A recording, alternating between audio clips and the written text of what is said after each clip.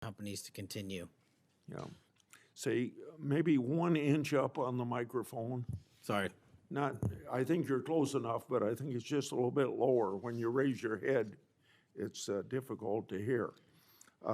Director Patel, since 2021, I've raised concerns about the Biden administration failure to properly vet Afghan evacuees.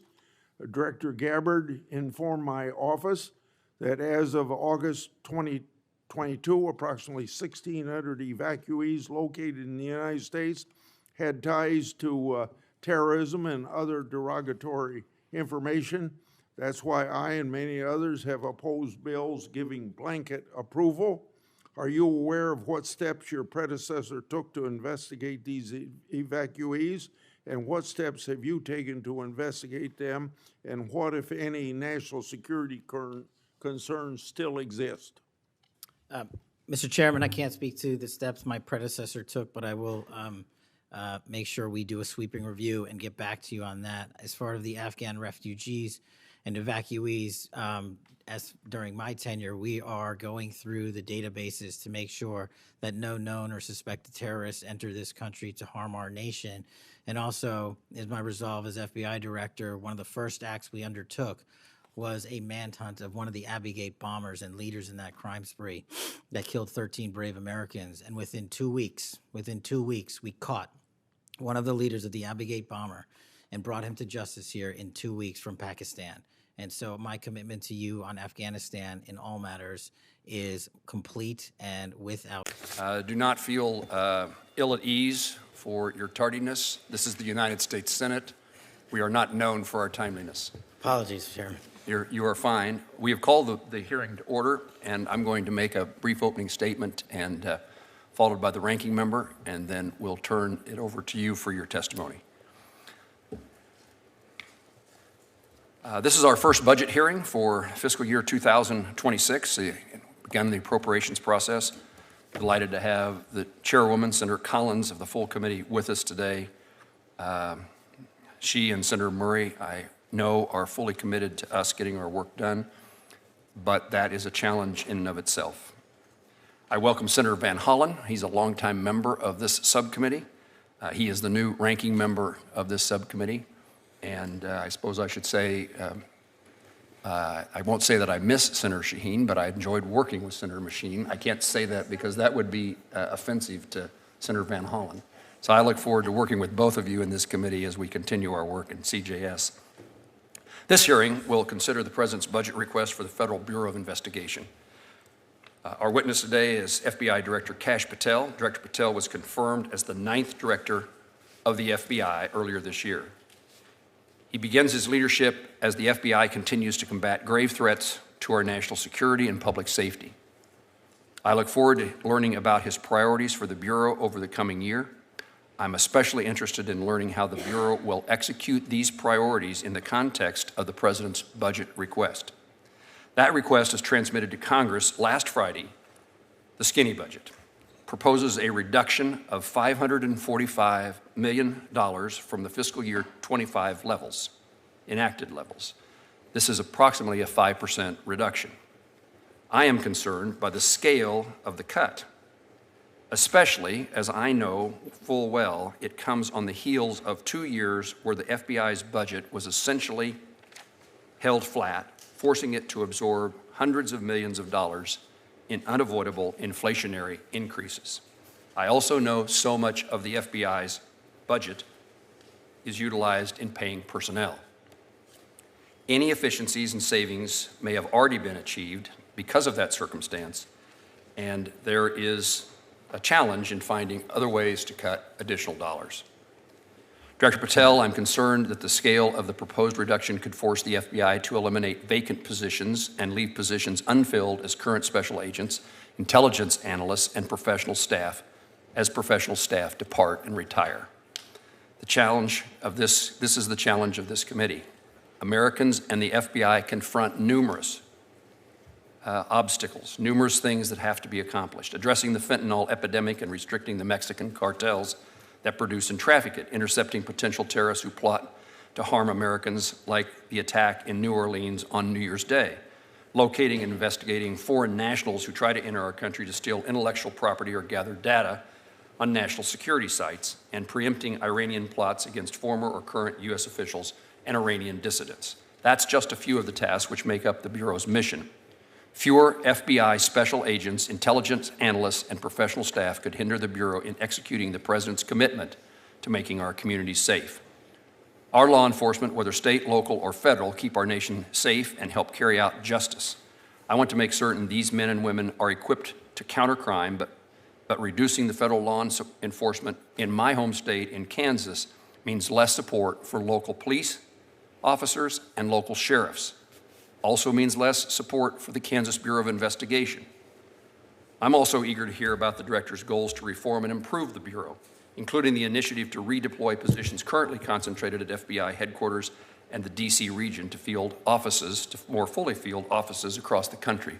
That seems to have appealed to me.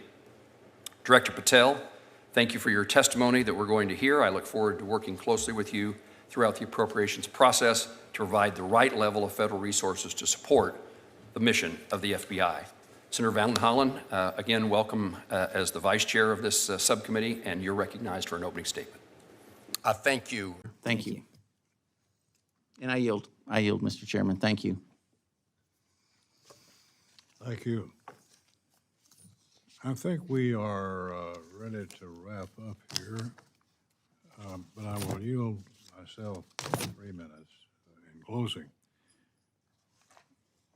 Mr. Director,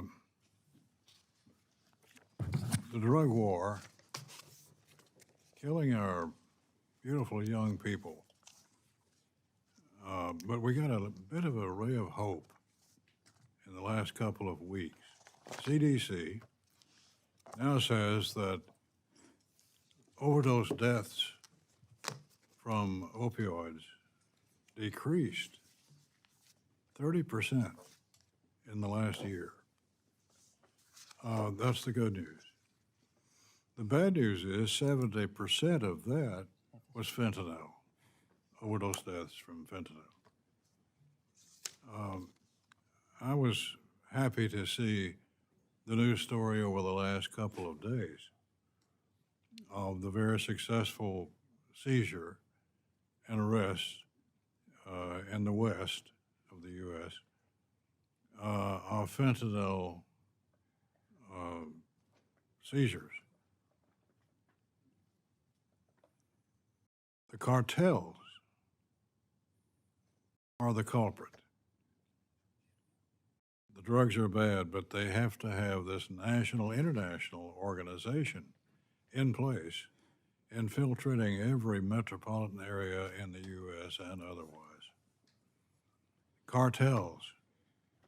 Tell us what you're doing or plan to do to get at the cartels and destroy the system that's bringing these poison pills home. That's just it, Mr. Chairman. So in the first couple of months since we took over, we just 1 month ago, extradited 29 Mexican national cartel figures out of Mexico. So what we're doing is going down there to Mexico and saying, if you're going to import drugs and kill our children, you're coming here to face American justice. And that was just one trip. We've had 3 since I've been in the seat.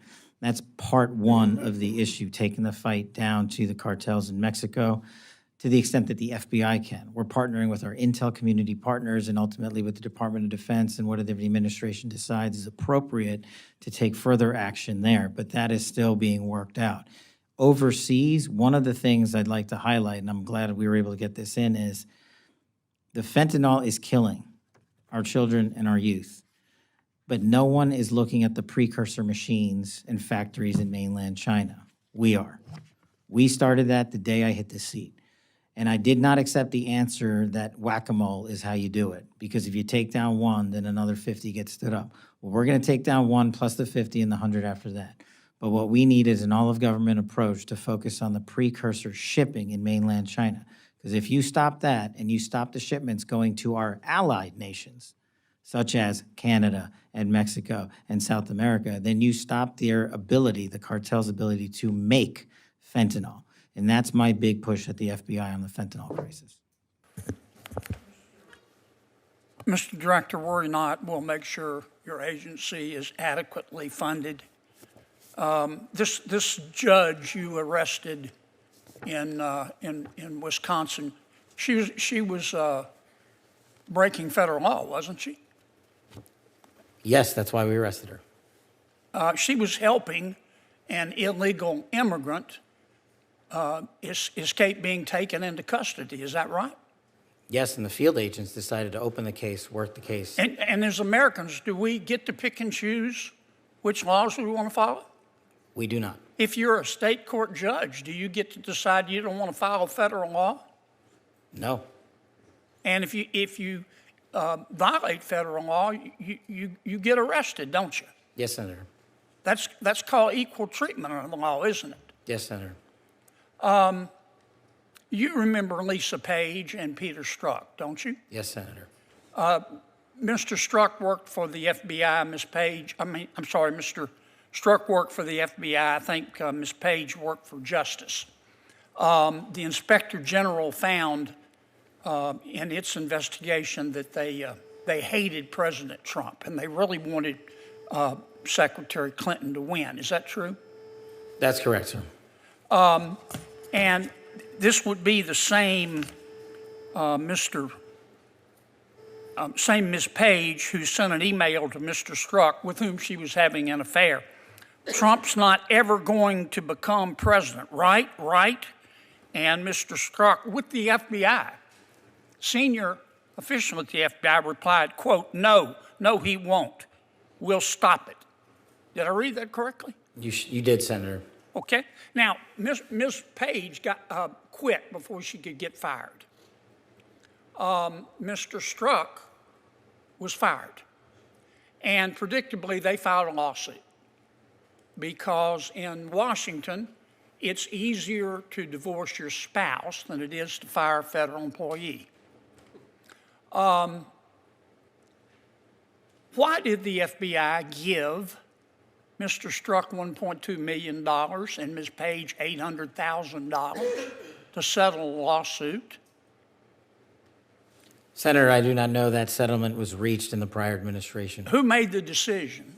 The prior Department of Justice. Who in the prior Department of Justice? The settlement for that kind of case can only come from the Attorney General, which would be Attorney General Merrick Garland. So the Attorney General decided to give Mr. Strzok $1.2 million and Ms. Page $800,000 after they were fired after actively interfering in the 2016 election. Is that right? My understanding is that was a settlement they agreed to. Pass me the sick bucket, please. The Hunter Biden laptop. In October of 2016, shortly before the election, the New York Post wrote a story that was widely covered talking about Mr. Hunter Biden's influence peddling scheme based on his laptop. A couple of weeks later, Secretary of State, soon to be Secretary of State, Antony Blinken, organized a group of 51 so-called intelligence experts. Had some real rock stars on the list. Jim Clapper, John Brennan, Michael Hayden, Leon Panetta, and they said, oh, no, the story in the New York Post is not true. It's based on Russian disinformation. You remember that? I do, Senator, as the lead investigator for Russiagate for the House Intel Committee. Yeah. The FBI had the laptop for 10 months, hadn't they? They did, Senator. So the FBI knew right before the election that it wasn't Russian disinformation, didn't they? And that was confirmed by the Inspector General's report. Yeah. Who at the FBI refused to let the FBI tell the American people the truth? I don't have that name in front of me, sir. Well, would you look? I will, sir. I'd like to know. I'd like a name, not a division. I'd like the name. Person with a brain and a beating heart. Yes, sir.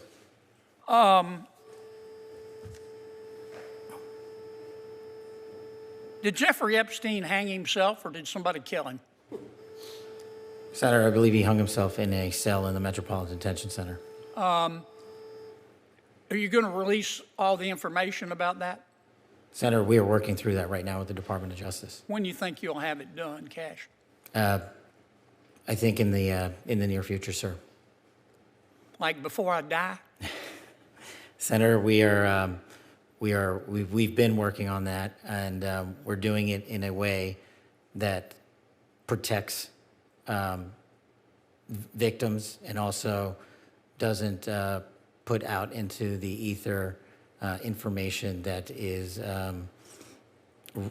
irrelevant for production of the public, such as CSAM. Thank you, Mr. Chairman. Senator Reed. Thank you very much, Mr. Chairman. Thank you, Director. As you're well aware, doers. Thank you, Mr. Chairman. I appreciate it. Director Patel, many of us had grown, increasingly alarmed at the sheer number of foreign nationals we're seeing caught spying on our critical infrastructure or, near sensitive sites in the country. One example is a Chinese national who's flying a drone, allegedly flying a drone over Vandenberg and taking pictures of the base. He was arrested in the San Francisco airport not that long after.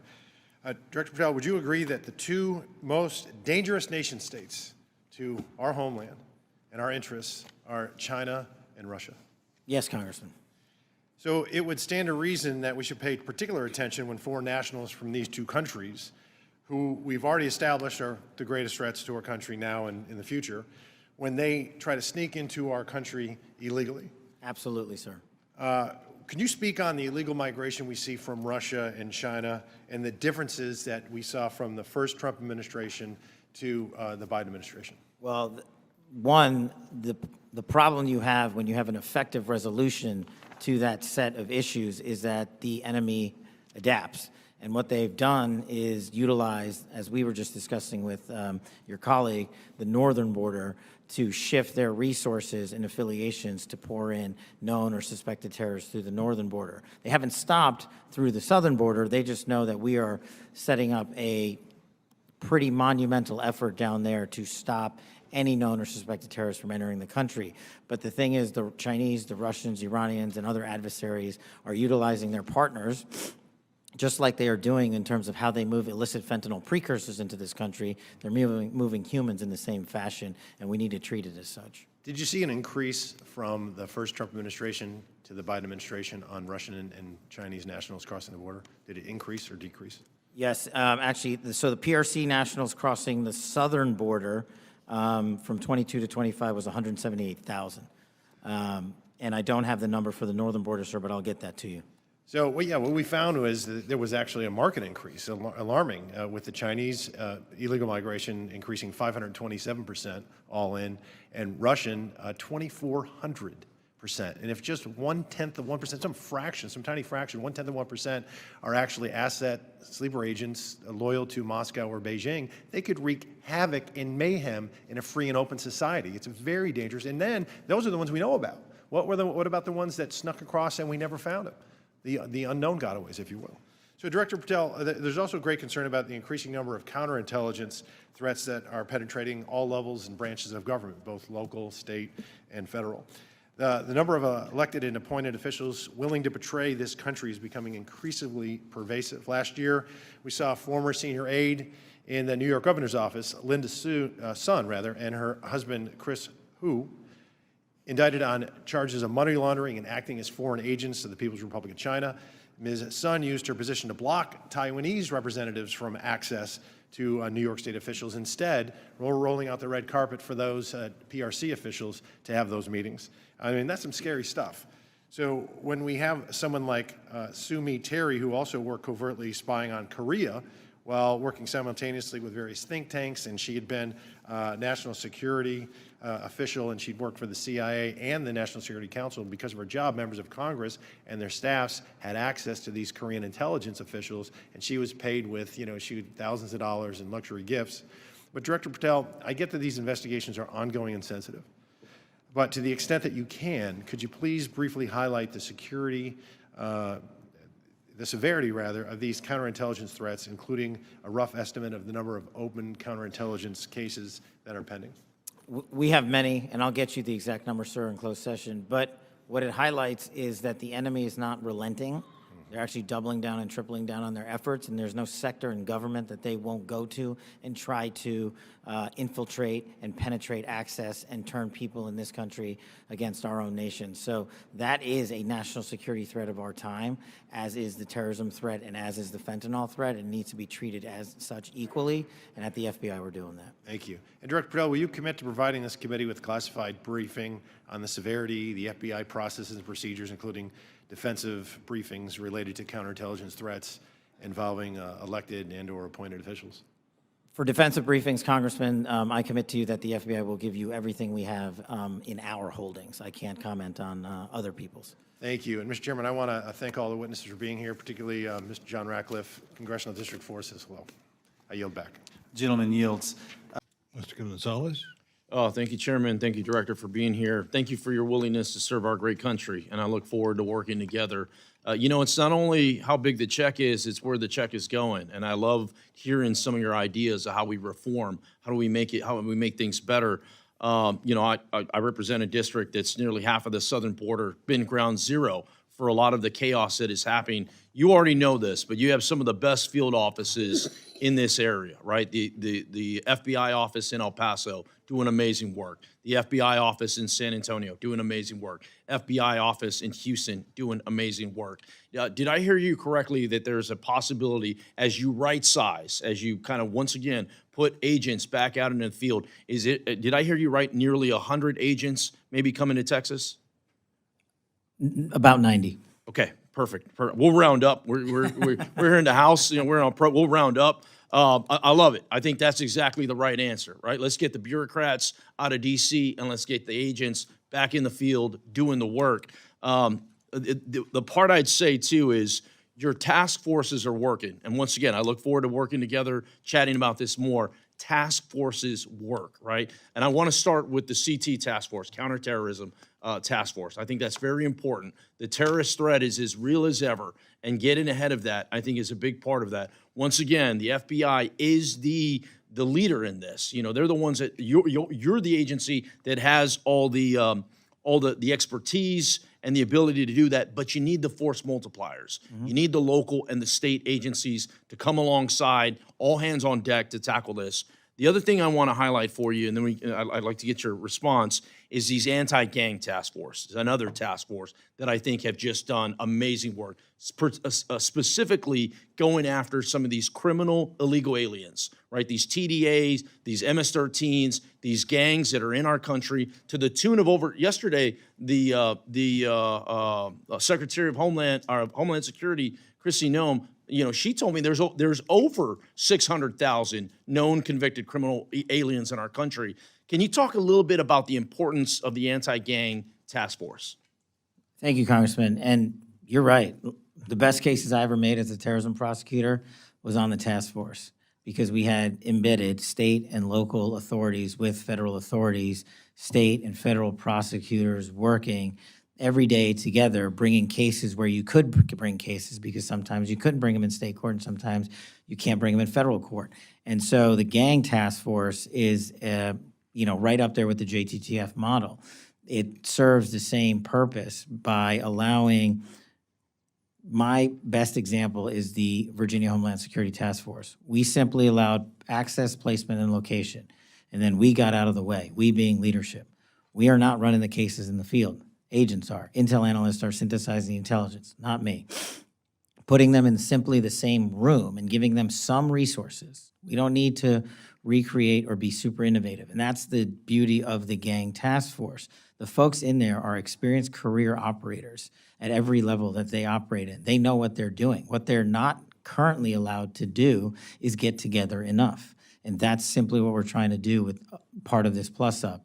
And again, and you're right, Congressman Ivey, we're not doing it overnight. It's a process that's going to take about a year if we get it right across the board because it takes time to transfer expertise, but at the same time, we're not going to gap expertise in headquarters. And just to be clear, we're not taking out the headquarters footprint. We're leaving a large footprint here still. We are just adjusting to the violent crime, and gangs are one of them. I'm spot on. I did a roundtable in San Antonio. We had FBI, we had HSI, we had ATF, we had local law enforcement, we had state law enforcement. I think that's more. We need more of that. We need to turn the volume up on that, and once again move some of the bureaucrats. The other thing, I represent a district it's larger than 30 states, right? And there's a part of my district. One of my counties produces more natural gas than anywhere else in the country. And I want to highlight something for you that has worked. And this is the Permian Basin Oil Theft Task Force.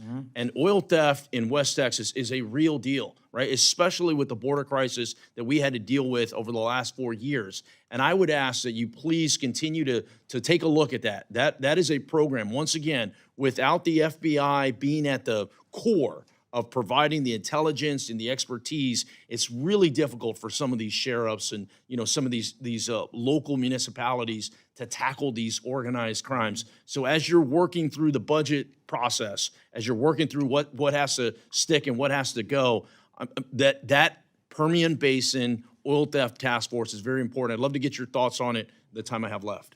Well, I'm slightly biased, Congressman, because I do some of my hunting out in the Permian Basin and out in the Glass Mountains, so I'm familiar with that just by a matter of being there on the ground a lot. But it's an example of not just your district, but if you go out into Idaho and you go out into Texas or Arkansas or California even, or where have you, the localized problems that the national level can't understand or comprehend cannot be comprehended or understood by putting more people in Washington, D.C. That's what I'm trying to accomplish. These folks have the expertise and the knowledge, and if we put them in the field with your experts, then they can relay back to us, hey, did you know about this big oil problem down in West Texas?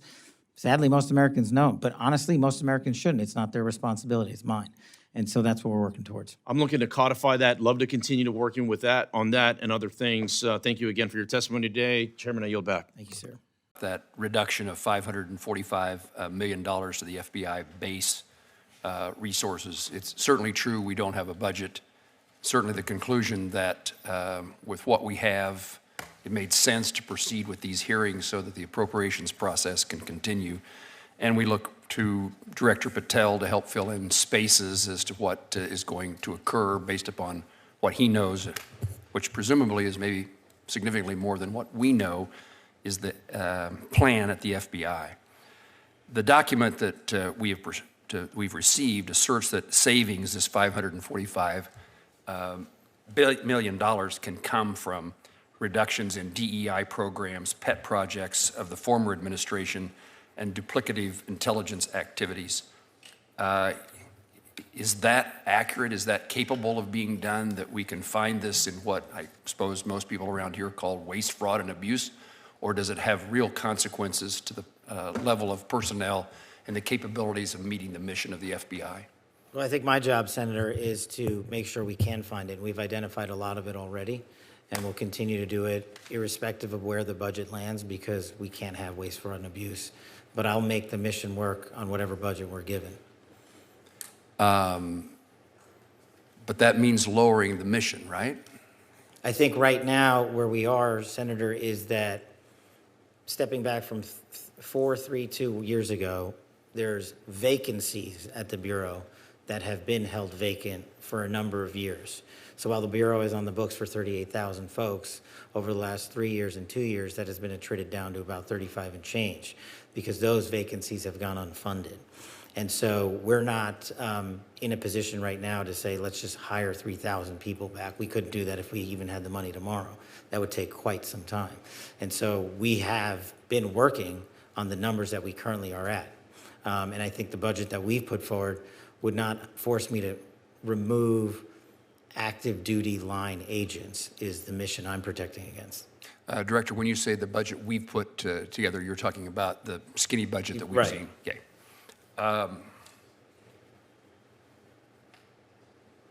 What more would you be able to do if you're able to fill those vacancies?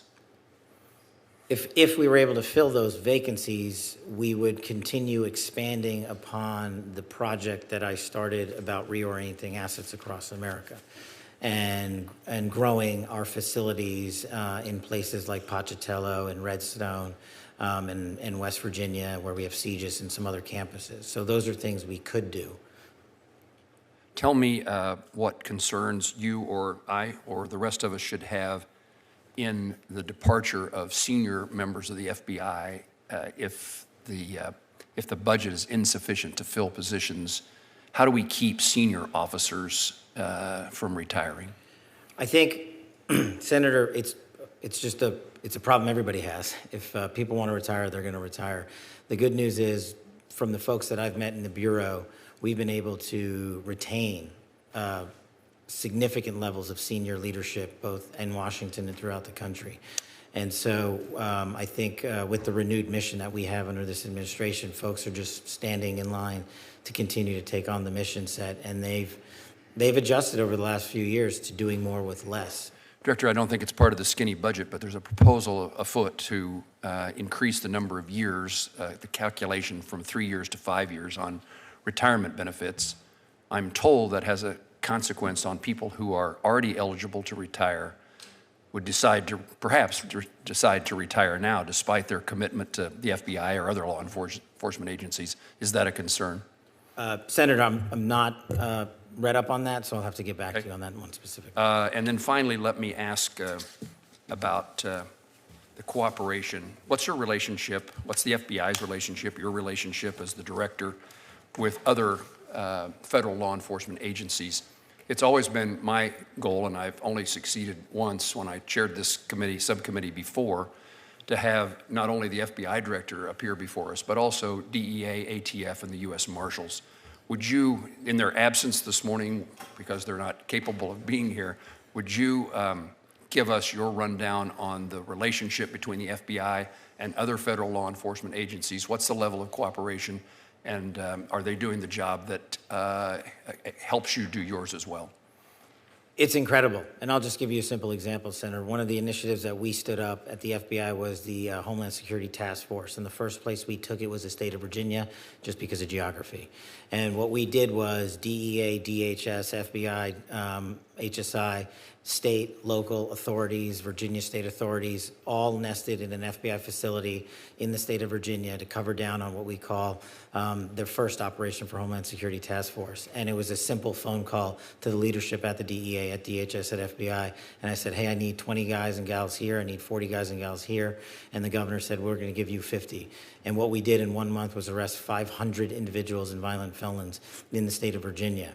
And that's, to me, speaks to the quality of the relationship we have across the interagency, and we want to take that model to other states across this country, and that's what we're looking to do. Thank you, Director. Senator Shaheen. Thank you, Mr. Chairman. That information is secure. Yes, sir. Thank you I'll very double much. check. Mr. Moore. I yield back.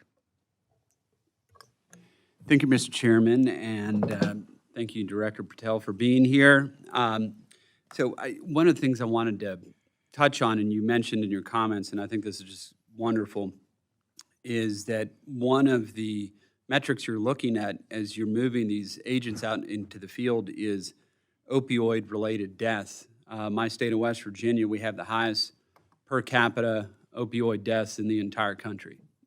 It's unfortunately not even close. And as you're moving these agents out of Washington and out into the field, I believe you recently toured our CGIS building there in Clarksburg, West Virginia, which I think is a great facility, which is in my district. And is that facility going to receive any additional FBI personnel? Thank you, Congressman. Yeah, touring CGIS was an incredible opportunity for me to understand what I don't think most Americans and most of the world doesn't.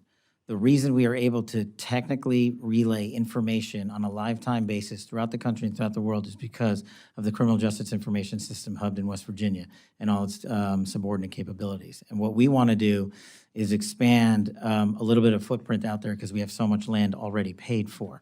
And so, yes, in my move to shift resources outside of Washington, D.C., I would envision going more, not just to CGIS, though. The state of West Virginia would also receive a plus-up of 8, at least, employees, should I get the budgetary requirements.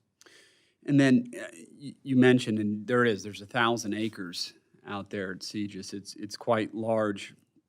Is there additional resources that you need to be able to build out there at CGIS? Well, unlike Unlike Congressman Strong and Redstone, I don't have a prior appropriation that began new building construction in OMB. So we would need that. We've got the space for it, we've got the footprint for it, and we have already the manning to move into it. And what we have is aging systems that are aging out in Washington, D.C. and the NCR that either would have to be upgraded here at a monumental expense or moved right out to West Virginia. And you wouldn't know this off the top of your head, but perhaps you could come back to us what that number looks like in terms of being able to expand that footprint, what that appropriation would have to be for you to be able to expand the footprint out there in Clarksburg at Segis. Sorry, I could get back to you on that in writing. Yeah, that would be great. So you said in total it would be it'd be 8 additional agents that'd be going to West Virginia, or Outside of Segis. outside of Segis? Yeah. And then how many additional at Segis? In Segis, we're looking to move in. The problem is almost every seat in Segis is filled. Oh, okay. So that's the issue we're running into because we've maxed out our spacing there. So to have a bigger footprint, we would just need new space. Okay.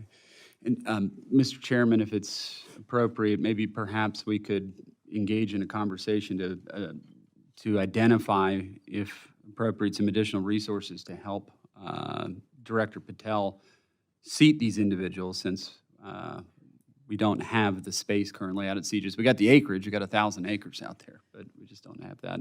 So maybe that's something you could follow up with the chairman. Yes, sir. Thank you, Mr. Chairman. Mr. Patel, welcome. Let me first of all say thank you. Thank you for saying yes when President Trump asked you to serve in this role. I think there are very few roles in all of government that are more important than Director of the FBI. And there are very few roles in all of government that are more in need of a fundamental change. You and I have both spent much of our adult lives working in and around law enforcement. And the loss of respect from the American people of the FBI and of the Department of Justice is one of the most tragic developments of the last 4 years. Both the Department of Justice and the FBI have a long history of being apolitical, outside of politics, of being faithful to and focused on upholding the rule of law and keeping the American people safe. And in many ways, the worst legacy, in my opinion, of the Biden administration was the complete politicization and weaponization of both the Department of Justice and the FBI, turning them into tools to attack the perceived enemies of the Biden White House. Now, you have been charged with going in and restoring integrity of the FBI. That is not going to be an easy task. But before you can carry out that task, and I am confident you will be confirmed and you will be in the position to carry out that task, you've got to make it through the gauntlet of the Senate Judiciary Committee. And my colleagues on the Democrat side of the aisle, who I don't know how many spots on Senator Tillis's bingo card have been filled, but it looks like he's playing blackout and they're all filled right now. But you will be and have been accused of just about everything they can. But I want to focus on what several Democrats have done recently, which is trying to blame you for the violence that occurred on January 6th, which even in the annals of ridiculous attacks, this one really takes the cake. So let's just focus on some facts. Let me ask you a question. What role did you occupy in the days immediately before January 6th? Chief of Staff of the Department of Defense. You were the Chief of Staff at the Department of Defense. Yes, sir. So to be clear, you were not rioting at the Capitol. No, sir. Okay. Where were you physically on January 6th? In the Office of the Secretary of Defense in the Pentagon. And what were you doing on that day?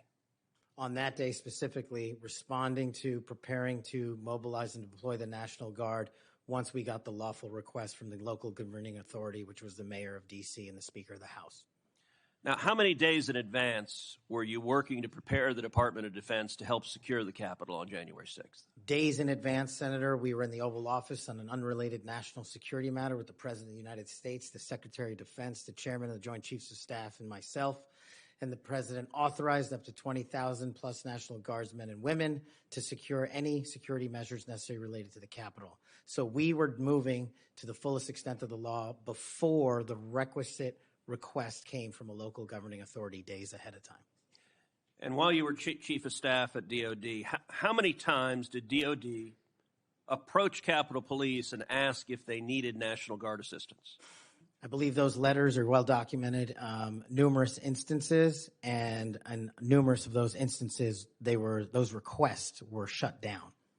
Now, am I correct that the Capitol Sergeant at Arms said assistance was unnecessary? That's correct, Senator. Who did the Sergeant at Arms report to? The Speaker of the House. That would have been Nancy Pelosi at the time. Is that correct? Yes, Senator. And would that also be Chuck Schumer, then the Senate Majority Leader? The Sergeant at Arms, yes, Senator, reports up there. Did Mayor Bowser, the Democrat-elected mayor in D.C., either request or allow National Guard assistance? She put in writing on the days leading up to January 6th a declination for National Guard additional support, and that letter is available publicly to the world. And just to speak English for folks at home, a declination meant she said no, don't send National Guard. Is that right? Yes, sir.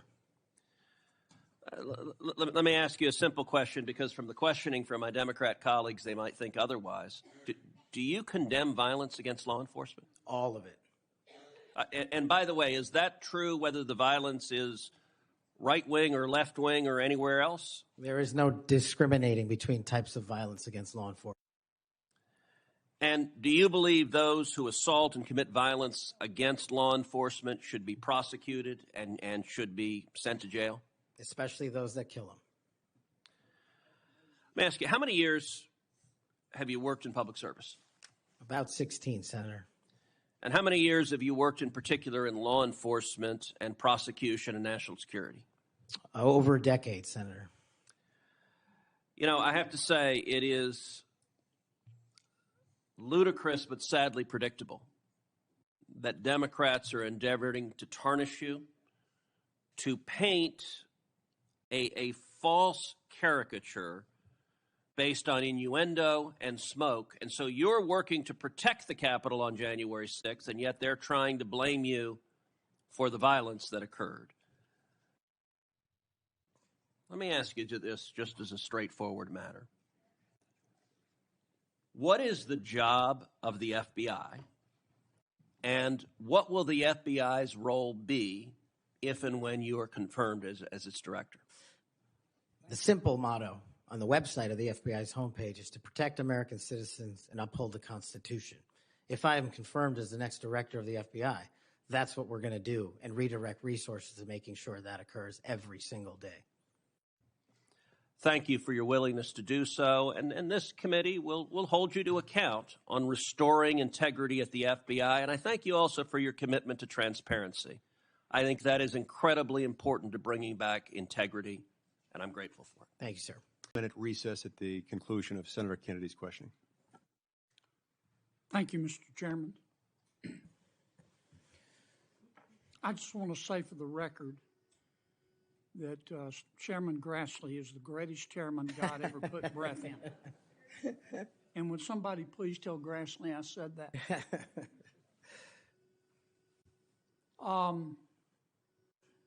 You've made a lot of people mad, haven't you, Mr. Patel? Seems so, Senator. You think maybe you've made the right people mad? As my FBI agents, the BRIC agents told me when I was running cases with them across this country and around the world, if you're not ticking off some people, you're not doing your job right. My colleague and friend Senator Durbin called you a conspiracy theorist. You remember that? I do, Senator. You were instrumental in revealing that the Trump-Russia election collusion hoax was a hoax, weren't you? Yes, sir. I was a lead investigator.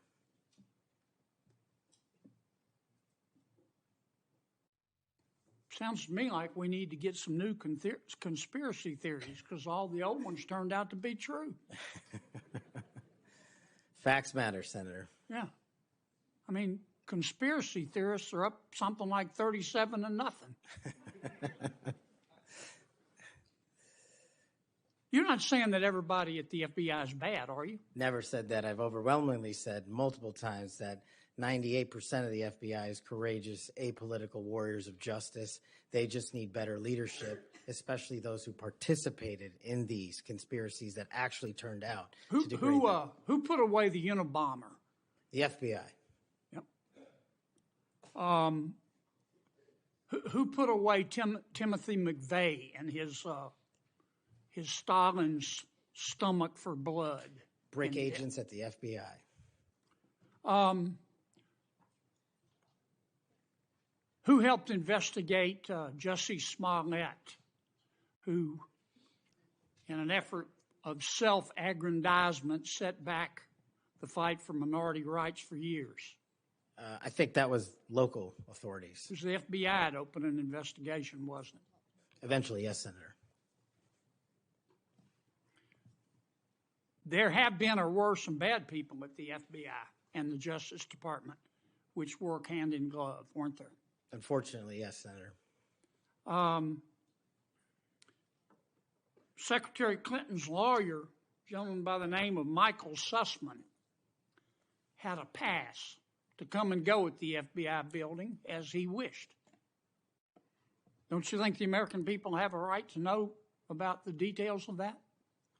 Not just that, but what a political party was doing with the secure compartmented information facility with direct access to the Federal Bureau of Investigation. Mr. Hunter Biden cheated on his income taxes.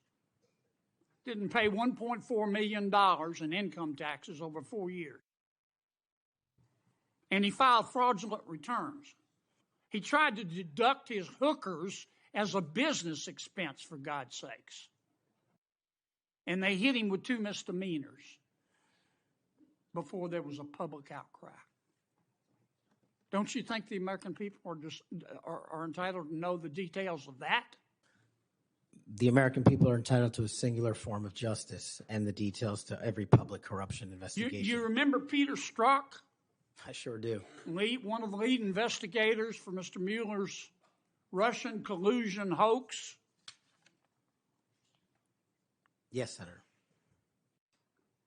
Do you remember when the Inspector General, not his colleagues, turned him in? Inspector General found that Mr. Peter Strzok said, quote, sent an email to his girlfriend, quote, just went to a Southern Virginia Walmart. I could smell the Trump support, end quote. Remember that? He did that while employed at the FBI while working on that investigation. Do you remember when the IG revealed another email by Mr. Strzok to his girlfriend? Mr. Strzok said, quote, I am riled up. Trump is a fucking idiot, is unable to provide a coherent answer, end of quote. You remember that? Peter Strzok said that. You remember when his girlfriend texted Mr. Strzok, quote, Trump's not ever going to become president, right? Right? And Mr. Strzok replied, no, he won't. We'll stop it.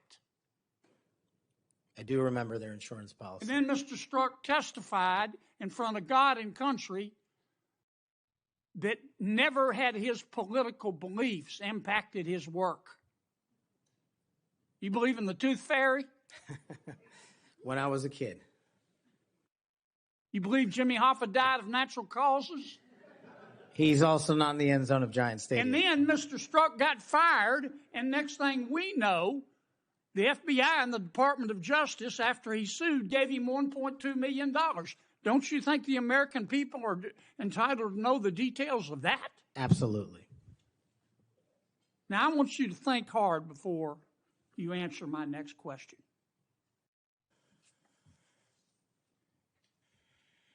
Do you believe in the adage, that two wrongs don't make a right, but they do make it even.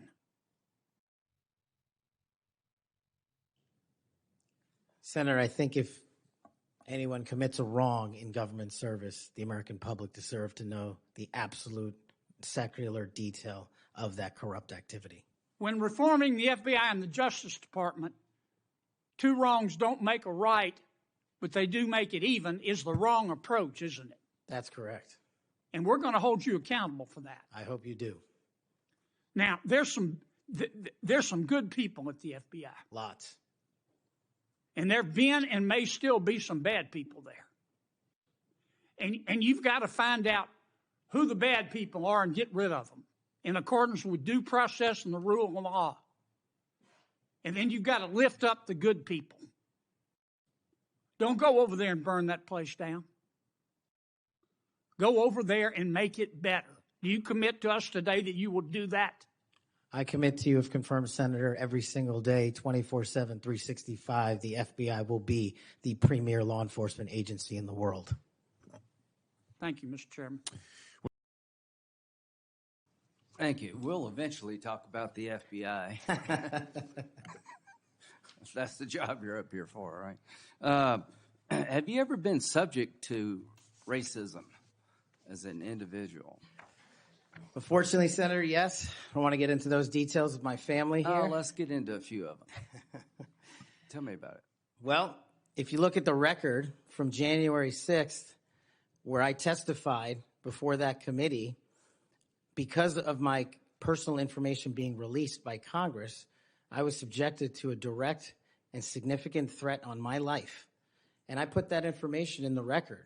I had to move. In that threat, I was called a detestable, and I'll apologize if I don't get it all right, but it's in the record, a detestable sand nigger who had no right being in this country. You should go back to where you came from. You belong with your terrorist home friends. That's what was sent to me. That's just a piece of it. But that's nothing compared to what the men and women in law enforcement face every day. And that's why they have my support. Okay. Growing up, were you subject to racism? Yes, sir. Okay. Now, I think the reason you're here has a lot to do with your work on Crossfire Hurricane. Are you familiar with that FBI operation? I am, Senator. So Senator Durbin mentioned the church report and the history of abuse, but he failed to mention Crossfire Hurricane. He failed to mention the Horowitz report. Wonder why? If you're waiting for these guys over here to figure that out, you're going to die waiting. So this is the Nunes memo. You work for Mr. Nunes over on the House side? David Nunes? Sorry? Are you familiar with this memo by the Foreign Intelligence Service Act abuses Yes. at the Department of Justice? Absolutely. Did you help write this memo? I did as a staffer. Okay, I'm going to put this in the record. Thank you. In this memo, you kind of dissected the abuses of Crossfire Hurricane, right? I did, Senator. And the Mueller investigation. So the Crossfire Hurricane investigators, two of them were Strzok and Page. Are you familiar with them? I am, Senator. Okay. It was opened up on July the 31st, 2016. And here's what Strzok said. And damn, this feels momentous because this matters. The other one did too. But that was to ensure we didn't F something up. This matters because this matters. So super glad to be on this voyage with you. That's to Page. And Page responds a couple of months later, he's not ever going to be President, right? Talking about Trump. Strzok, no, he won't. We'll stop it. Is it fair to say that the people in charge of investigating Crossfire Hurricane hated Trump's guts? Well, you don't have to take my word for it. That statement, along with the statements from the sources. Are during those that days operation. over in the FBI, you hope? Well, if they're not, they will be. Okay, good. You know who Carter Page was? I do, Senator. Do you know that the FBI secured warrants against him on 4 different occasions? Yes, Senator. Do you know that the information that they relied upon came from the Steele dossier? I do. Was it you that were able to find out that the Steele dossier was a bunch of crap? Yes, Senator, we followed the money and we exposed the fraud that was the Steele dossier. And the primary subsource was Igor Danchenko, right? That's correct, Senator. And he was actually a Russian analyst. That's right. Are you aware that in January he told the FBI that, let's see, what did he tell the FBI? Steele had no proof to support the statements, then it was just talk. The primary subsource explained to the FBI that his information came from word of mouth and hearsay, conversations he had with friends over beers, and some of the information were statements he heard made in jest. And he told the FBI this in January That's of right. 2017. And they got 2 more warrants after that. That's correct. Are you aware that the FBI had volumes of information that the Steele dossier was a bunch of bullshit and nobody ever told anybody at the top? I am, sir. We exposed Or it. they lied about being told. That's correct. So are you aware of the fact that the FISA court rebuked the FBI? Are you aware of the fact that an FBI lawyer went to jail because he misled the court by manipulating a email from the CIA? I am. Do you believe that Crossfire Hurricane was one of the most disgusting episodes in FBI history of a corrupt investigation led by corrupt people who wanted to take Donald Trump down? Yes, sir. You think that's why you're in this chair today, to fix that? I think that's a big Without Crossfire Hurricane, this guy wouldn't be here. And my friends on the other side, like pulling teeth, the Horowitz investigation, the Inspector General labeled this fraudulent at its core, mismanaged at its core, running stop signs. At every turn, they went forward when they should have stopped. The Durham report said it was obviously politically motivated. FBI agents were telling anybody and everybody that would listen, this is not reliable, this is not trustworthy, but they plowed on. And because of you and Trey Gowdy and others, we now know about this. Everybody who signed the warrant under questioning by me said if they knew then what they know now, they wouldn't have signed the warrant. Comey said that. Yates said that. Rosenstein said that.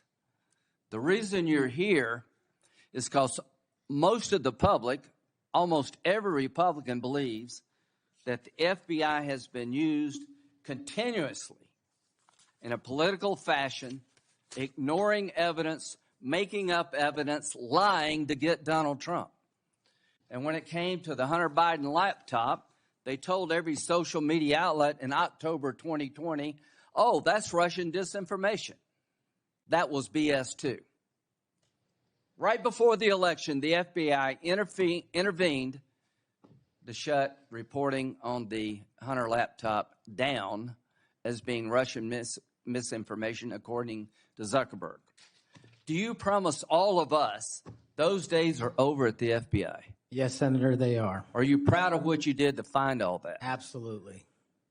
You think that's why you're here today, is to make sure that never happens again? The American people deserve just that. Thank you. Senator Whitehouse. Thanks, Chairman. Welcome, Mr. Patel. Senator Blackburn. Thank you, Mr. Chairman. And Mr. Patel, there is absolutely no doubt that you have the experience and the expertise to lead the FBI, and we welcome you here today. We are pleased that you are here. I've been listening to my colleagues across the dais and listening to their questions, and it has led me to one thing. Why are the Democrats so afraid of you? I don't know, Senator. You'd have to ask them.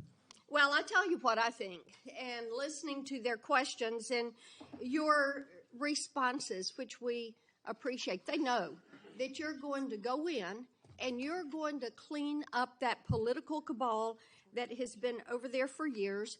You are going to reposition the FBI to its core mission. You stated that earlier in this hearing, and there will be no more political persecutions and no more 2 tiers of justice, and they have liked having 2 tiers of justice. They have enjoyed it, and it has helped them, they think, in their political mission. They've enjoyed targeting Catholics. They've enjoyed targeting parents.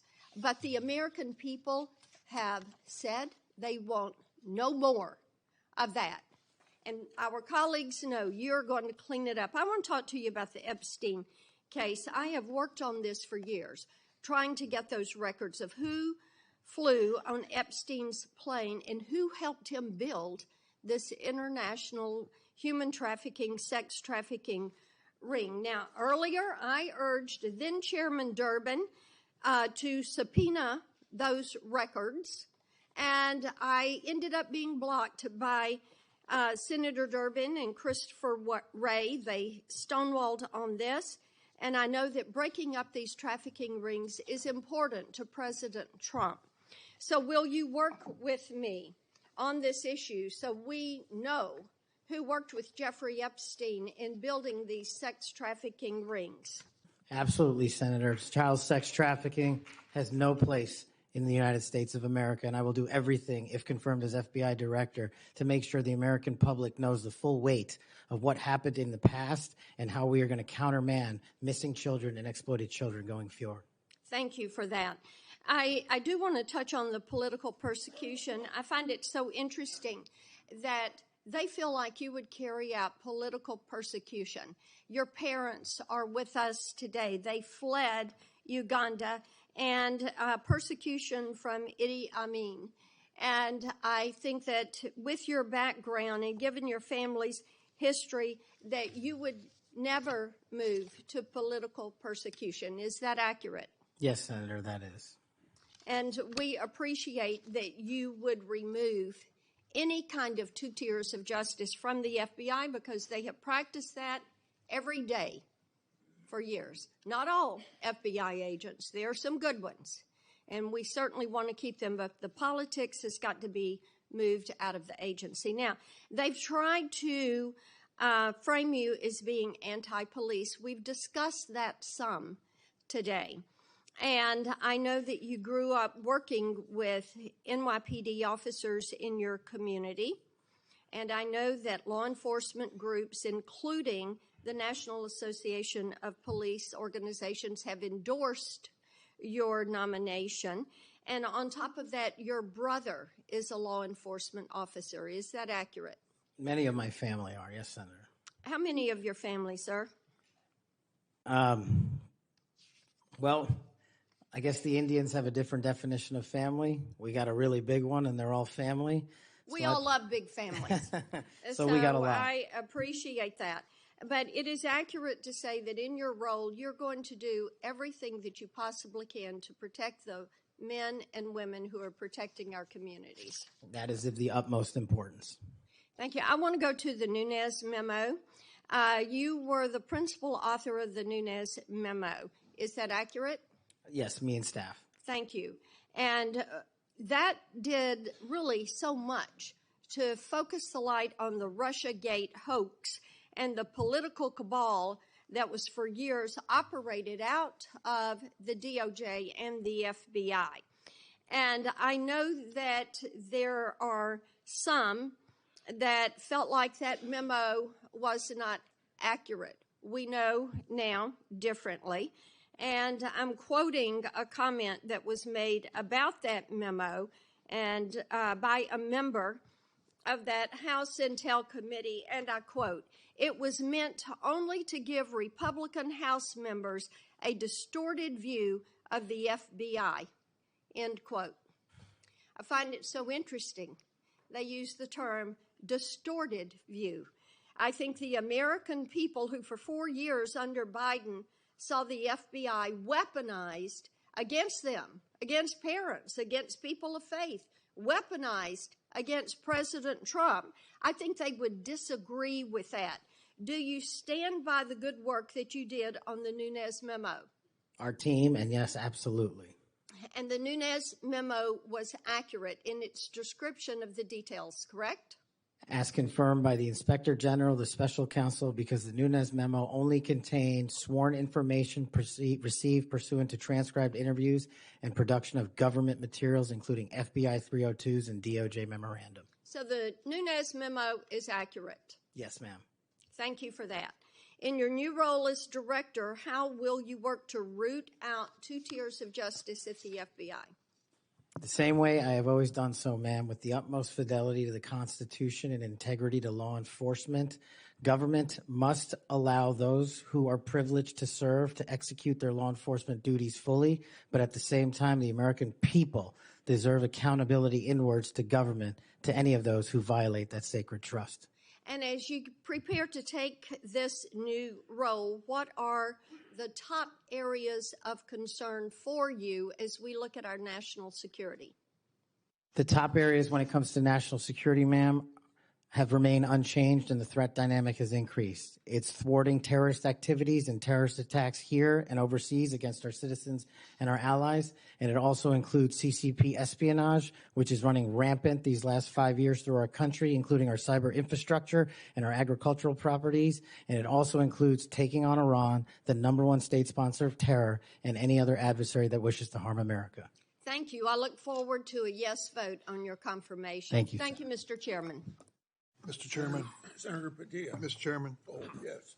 Since the senator from Tennessee. Senator Capito. Thank you, Mr. Chairman, Ranking Member, and thank you, Director Patel, for being here. I know on April 17th you traveled to West Virginia to visit the CGIS facility. I'm sorry I couldn't join you there. I had a conflict. But for those of you who are unaware, this is where all of the background checks, but also the fingerprint for purchase of firearms. And the numbers are quite staggering when you see how many applications are processed every month. I think it's amazing the work that they do out there. I would like to know, the employees out there really appreciated your visit. You've already mentioned that maybe some of the diffusing of some of the DC FBI would be going to, hopefully, into the Clarksburg facility. What was your impression when you were there? Or do they have the resources to do everything they need to do? There's a DOD facility right next door where they use information, share information. Just what was your general impression, and how can we get the resources there that they might need through this budget? Thank you, Senator. My general impression aligns with yours. I was wildly impressed with the work that's done out there. It's the unsexy work that the FBI does on a daily basis, whether it's gun background checks, national criminal information background checks. State and local law enforcement relies on us, and every time they have a traffic stop to call in and adjudicate the individual they're confronting, or when they're going to get a search warrant. We have about 1,000 acres out there, if I'm correct. Correct. It's a beautiful property. It is available for expansion. We are almost maxed out when it comes to how many people we can currently put there. We are putting some more folks there throughout this reorientation program. But, you can never have enough computer data being ingested. And what I'm working on specifically to improve CGIS, which will improve the work that happens in every single state, is the reporting in data cycle from state and local authorities. Because without that, CGIS doesn't work. It only works as well as with our state and local law enforcement. So I'm working on that to move to some of those folks and make sure that they are reporting in. But we would love to continue to expand the footprint there. Well, anything we can do there, I think the work they do is phenomenal, and I know it's been increased over the last several years because of the new requirements that we had in the School Safety Act to be able to look at juvenile records for the 18 to 21-year-olds, which I think has been a very successful effort and prevented several hundreds of people from obtaining a firearm that really should not be eligible for that privilege. So thank you for that. Drugs obviously is a huge issue in our state and our country. I know that when you mention the obstruction of child traffickers, everything's tied to drugs. It's the purveyor of the money. It provides the money for people to be able to traffic and abuse children. I mean, the drug, if you ask a local judge, how many % of cases do you have in front of you have some intersection with drug abuse or selling drugs? It's 80%. So I would encourage you to do everything, and you are, to do prevent the drug smuggling and working against the transnational criminal organizations. Are you finding when you got there, are you finding you have enough capacity to, it's such a far-reaching and daunting challenge. Do you have the capacity within this budget to be able to be as aggressive as you want to be? Ma'am, I think we do. What I am working on is changing how we apply AI to the ingestion of information we have. We simply cannot hire enough human beings to triage the data that's coming into systems like CGIS. We need to rely on private sector engagement to work with the FBI so that we can triage what is not useful and focus on what is. And I think that's what we're doing within our limits here. Let me ask you just a quick question. I don't know, I know you're in a constant hiring position because people leave, people retire. Maybe you're not hiring up to the 38,000 that you said, but you want to keep a steady flow here. Are you finding, I think law enforcement over the last several years really suffered from a lack of interest or even people weren't even applying for jobs in certain like Border Patrol and local law enforcement because of the besmirching of that terrific occupation of law enforcement and keeping us safe. What are you finding in your recruitment efforts? So in terms of recruitment's been a big focus, ma'am. Thank you for asking. Over the last couple of years, the average application pool per month for 1811's Federal Bureau of Investigation new agents per month was about 2,700. In the first 2 full months that I've been the FBI director, we have doubled that to 5,700 applicants per month, which is a record for FBI history. That's terrific. Thank you. Thank you, Senator Capito. We're privileged to have the ranking member, the vice chair of the full committee with us today. Senator Murray, you are ready. Judge Carter. Thank you, Mr. Chairman. Welcome, Mr. Patel. Glad to have you here, and I think you're going to do a great job in this new FBI. Given the Texas proximity to the southern border, what resources is the FBI dedicating to the counter cartel operations, fentanyl trafficking, and human smuggling network operating in coordination with foreign entities? Thank you, Mr. Carter. Thank you, Congressman. Excuse me. One of the things I mentioned during my confirmation hearing is the one thing I believe to be the underpinning of all violent crime, or at least the overwhelming majority of it in America, whether it's murders, gang violence, or sex slave trafficking, is narcotics. And narcotics, unfortunately, are pouring in not just on a border state, but every single state has become a border state. So to countermand that, we stood up the SBIC just next door in Arizona, the Southwest Border Intelligence Center. And the FBI's mandate there at the Counter Coordination Fusion Center is we have already sent dozens of agents and analysts out there to countermand the entire narcotics flow and interdiction process at the border. Specifically, when it comes to the state of Texas, sir, we will, if the appropriations process allows, augment the number of agents and analysts in the field and SOS support staff by over 85. That will cover down on every major city in Texas and allow us to cover down on the RAs in the outlying regions. So those places include Dallas, Houston, San Antonio, El Paso, but also the half a dozen plus RAs we have inside the state.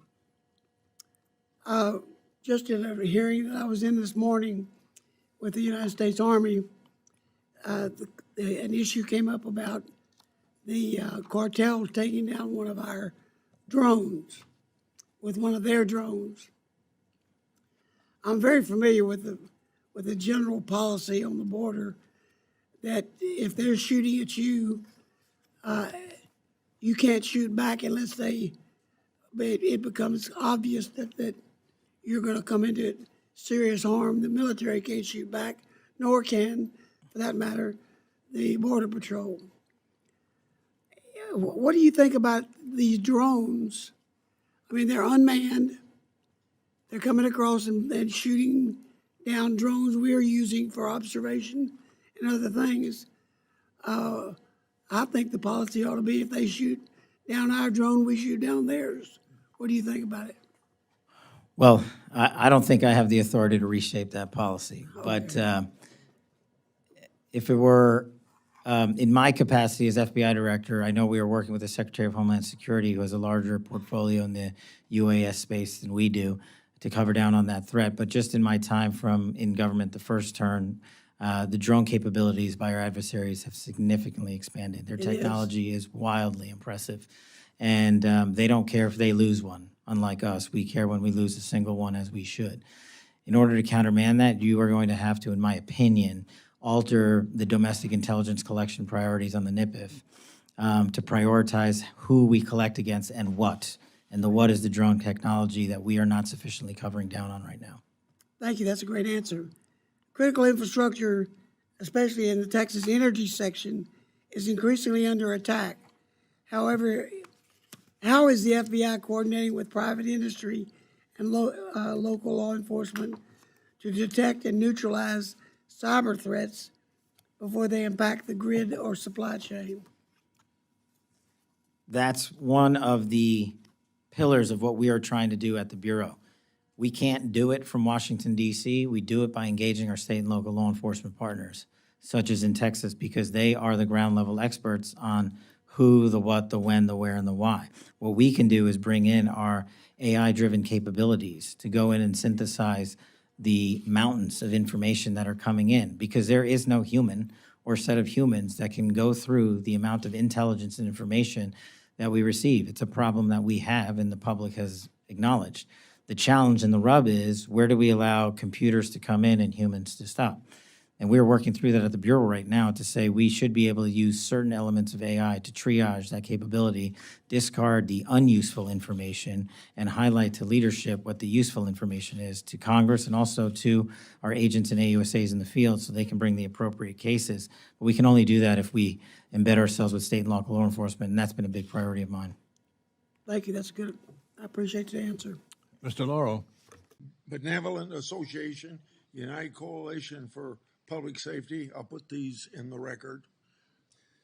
Senator Tillis. Thank you, Mr. Chairman. And Mr. Patel, thanks for being here. I want to thank my colleague, Senator Welsh, for being so measured and respectful in the way that he engaged with you. I just want to cover a few things, and I don't know if it'll take 7 minutes or not. I want to go back to the we versus I, since it was the last discussion. Other people may not have been paying attention. I've only missed Senator Booker's questions, but in your exchange with my colleague from one of my former states that I lived in, Louisiana, he repeatedly said you with respect to preparing a memo or documents, and you repeatedly said we. So you are somebody who's not like a lot of people around here that say I a lot, even though it was the we that got things done. So I, for one, appreciate how you focus on that. Now let's talk about how things change over time. I don't know if if the presidential candidate Clinton ever claimed that President Trump was legitimately elected. I know that Stacey Abrams never really, allowed or acknowledged that Governor Kemp was governor until the second time she lost. I don't know what's wrong with you simply saying that President Biden is duly elected. Now, I believe that Senator Welsh is asking for a legitimate reason, but most people aren't. Most people are going to say, now we got you. And now we're going to create a wedge between you and the president and other people by using that word that they can absolutely exploit. So you've answered the question. President Biden was duly elected. I don't have any problem with saying he won because I certified the election along with so many others on January the 6th. Now let me talk about January the 6th. Y'all may not know this. I don't know if it's public. I can't imagine why it'd be classified. This was the room that we retreated to on January the 6th. I was the last Senate member out of the chamber. I was actually approached by one of the vice president's details saying it's time to go. Part of it was because I was really angry and a little way wanted to fight, which was probably not a good idea. But what I saw, and what I saw for these people, and it's unfair to tell you to get up, order you to physically get up and turn around. It's a great tactic used frequently here in the committee, but you were right to engage the senator respectfully in a line of questioning. I looked at all the ones who were in the chamber on January the 6th, and they were heroes. I looked at the ones after I transcended down the stairs and went into the trains connecting the Capitol. Those heroes were bloody. They were bruised, and they were still holding the line, and we saw and heard people 50 yards away. Every one of those people in the Capitol, I've said, were thugs, and I don't apologize for it. They were either caught up in the moment and didn't do damage to a police officer, or they harmed a police officer, and I disagree absolutely and said it on the Senate floor with the pardons of people who did harm to the president. And I've had conversations with you that suggest that if you had been consulted on that, we'd have probably had a little bit different structure for the pardons, folks. This man understands what happens when the leadership of a law enforcement agency fails to protect their own.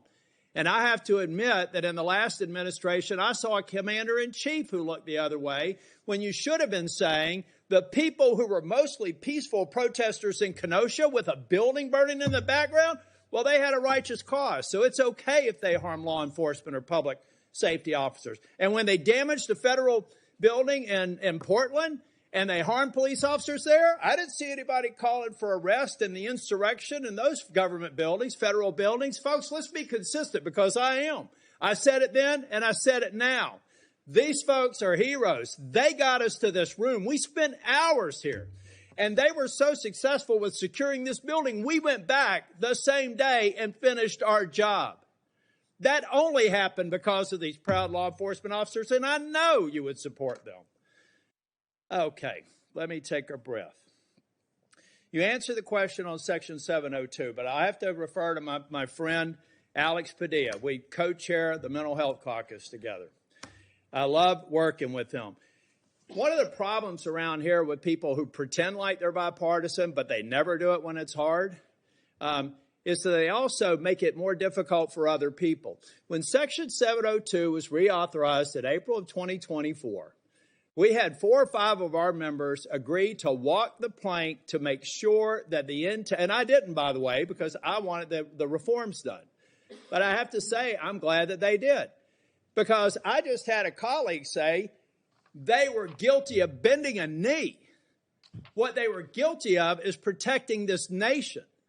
Now, were they happy that the reforms weren't done? No. I've heard John Cornyn say things. Mike Lee's got a lot of, Senator Lee, Senator Cornyn. They've got a lot of great ideas, and we should reform it. But that's what's wrong with this place, folks. We just had somebody here try and do an offhanded hit on people that, on a bipartisan basis, reauthorize something that's critically important for keeping this nation safe. So I guess the inference is, next time, don't do that. Be partisan.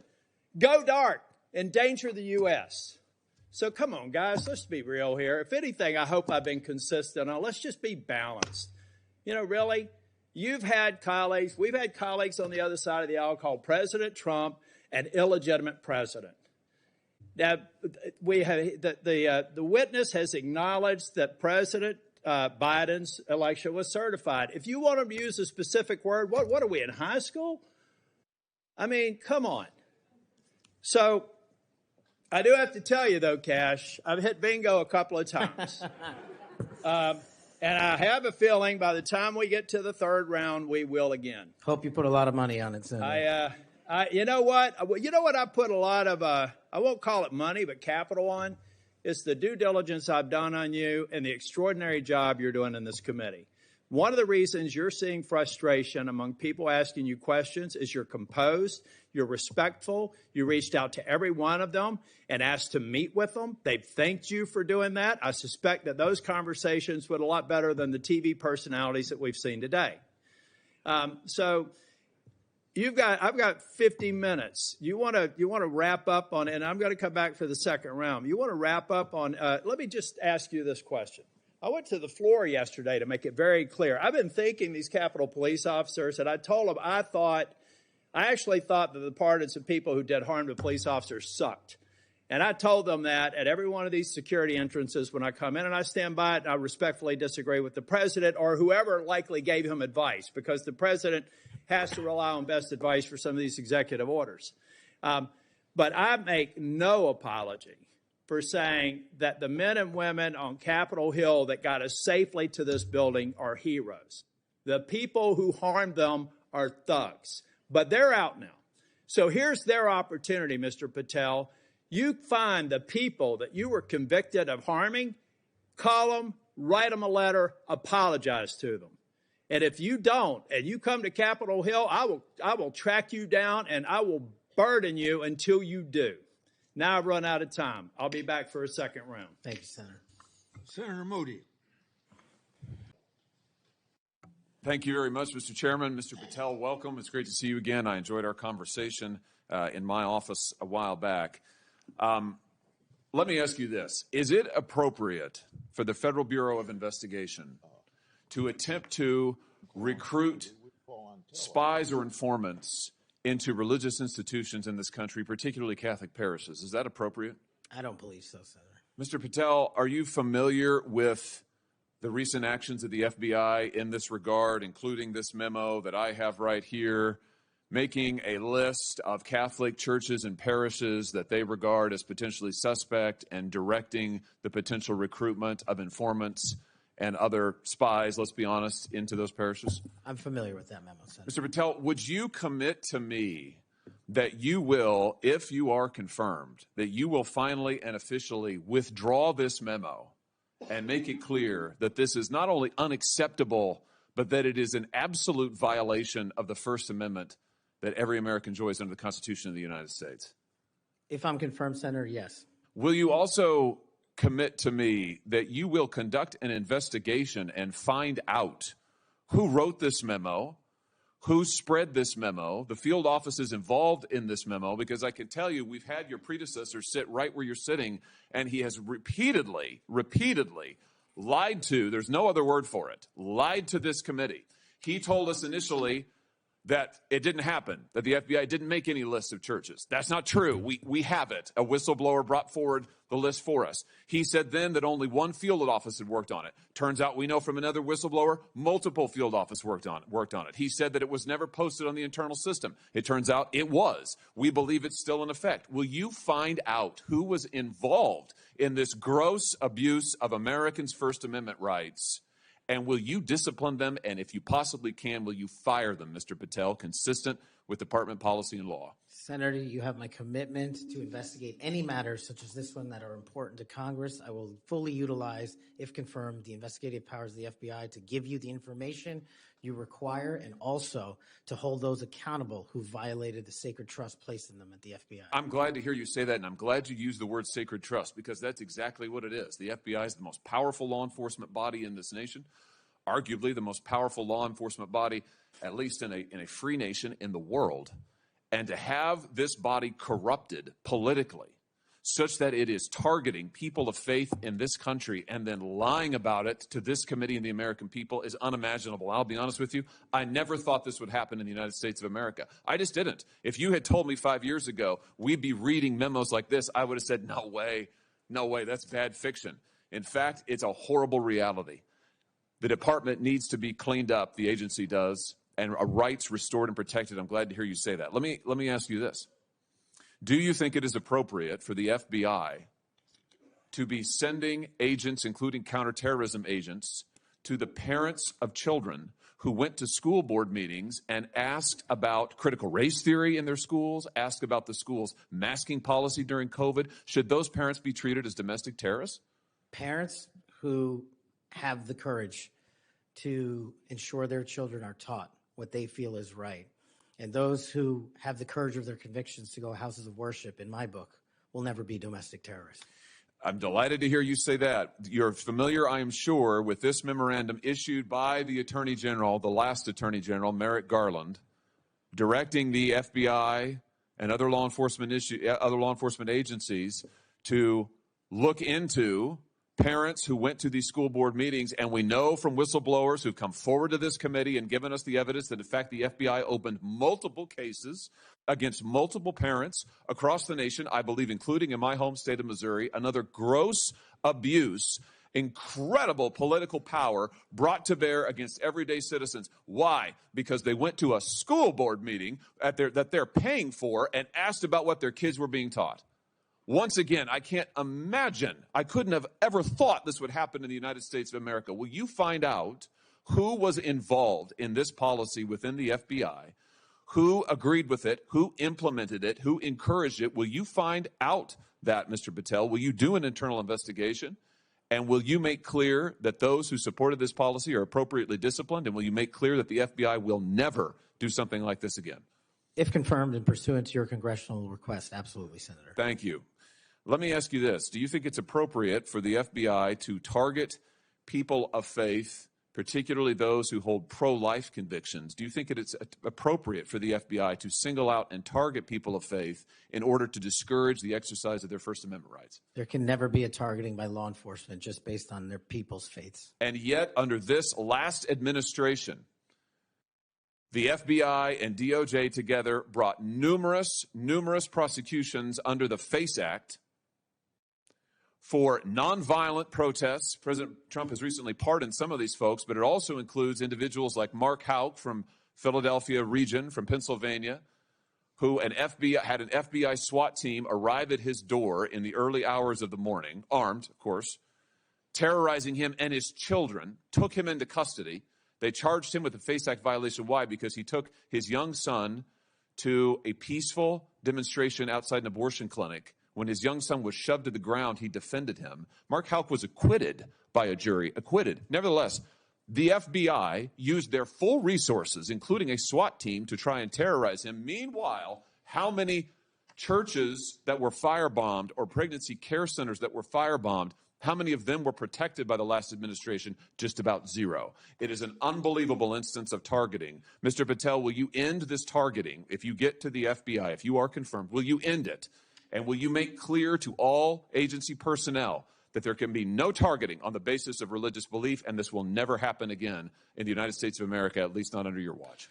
Senator, if confirmed, and it speaks to an issue we were talking about earlier, there will be no such targeting if I'm confirmed as FBI director. And the resources of the FBI, which are funded by the American taxpayer dollars, in the 7 minutes that you and I have been talking about, 2 people have died from fentanyl overdoses. 1 person has been shot to death in this country, and 3 people have been raped. The resources of the FBI will go to that mission set and that mission set alone, because America deserves a better brand of justice, and I'm going to give it to them. Fantastic. Here's my last question for you. Do you think it's appropriate for the FBI to try and pressure the largest technology corporations in the world, the most powerful corporations in the world, social media companies? Do you think it's appropriate for the FBI to pressure them to censor the political speech of everyday American citizens to try and violate the First Amendment? Is that appropriate, do you think, Mr. Patel? No, Senator.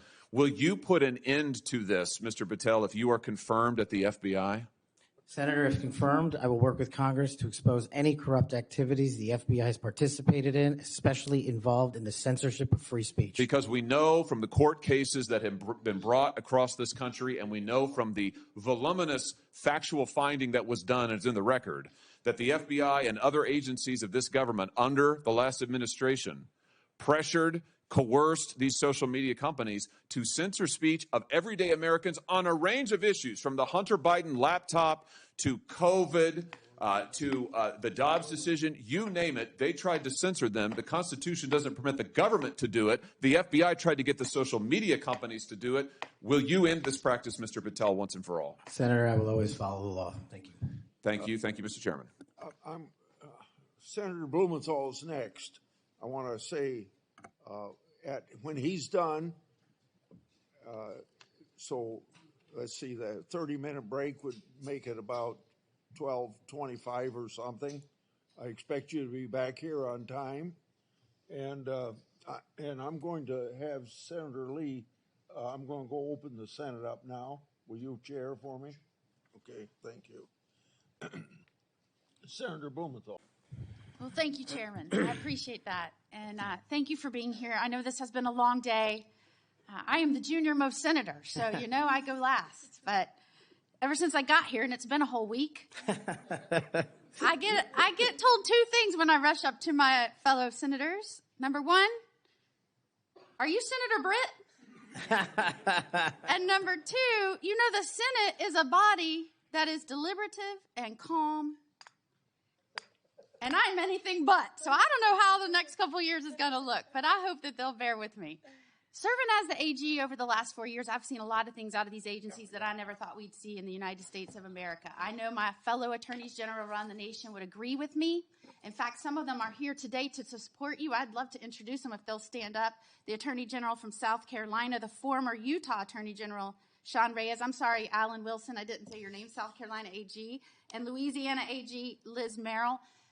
They joined me. Thank you for being here. They joined me in signing on to a letter supporting your nomination, and we did that while I was still the Attorney General over a week ago. They came here today to support you, and Mr. Chairman, I know that you've been referencing a lot of letters that you've been entered into evidence. I'd like this to be entered into the record. Sorry, I'm talking like a trial lawyer. With consent, please, sir. This is signed by 24 states' attorneys general that support the nomination of Mr. Patel. One of the things that I have been most upset about is watching federal agencies take more and more and more power and step all over the dual sovereignty of state and local law enforcement and investigations and prosecutions. I know you, like me, served in both the state criminal justice system and the federal criminal justice system. I was a federal prosecutor, a state judge, and a state attorney general, and I know you crossed over those jurisdictions. Do I have your commitment as the director of the FBI that you will respect dual sovereignty of the federal government, the FBI, to pursue its investigations of federal laws, and respect local and state law enforcement pursuing violations of their own laws, even when there may be overlap of investigations? Senator, not only do you have my commitment, if you may, for the first time ever, the National Sheriff's Association has endorsed the nominee to be the director of the FBI. 3,100 sheriff's deputies across the country have endorsed me for one reason, I think, primarily, because I'm committed to local level law enforcement in state jurisdiction. Washington, D.C. cannot fix the problems of this country, but everyday cops can and do it every single day.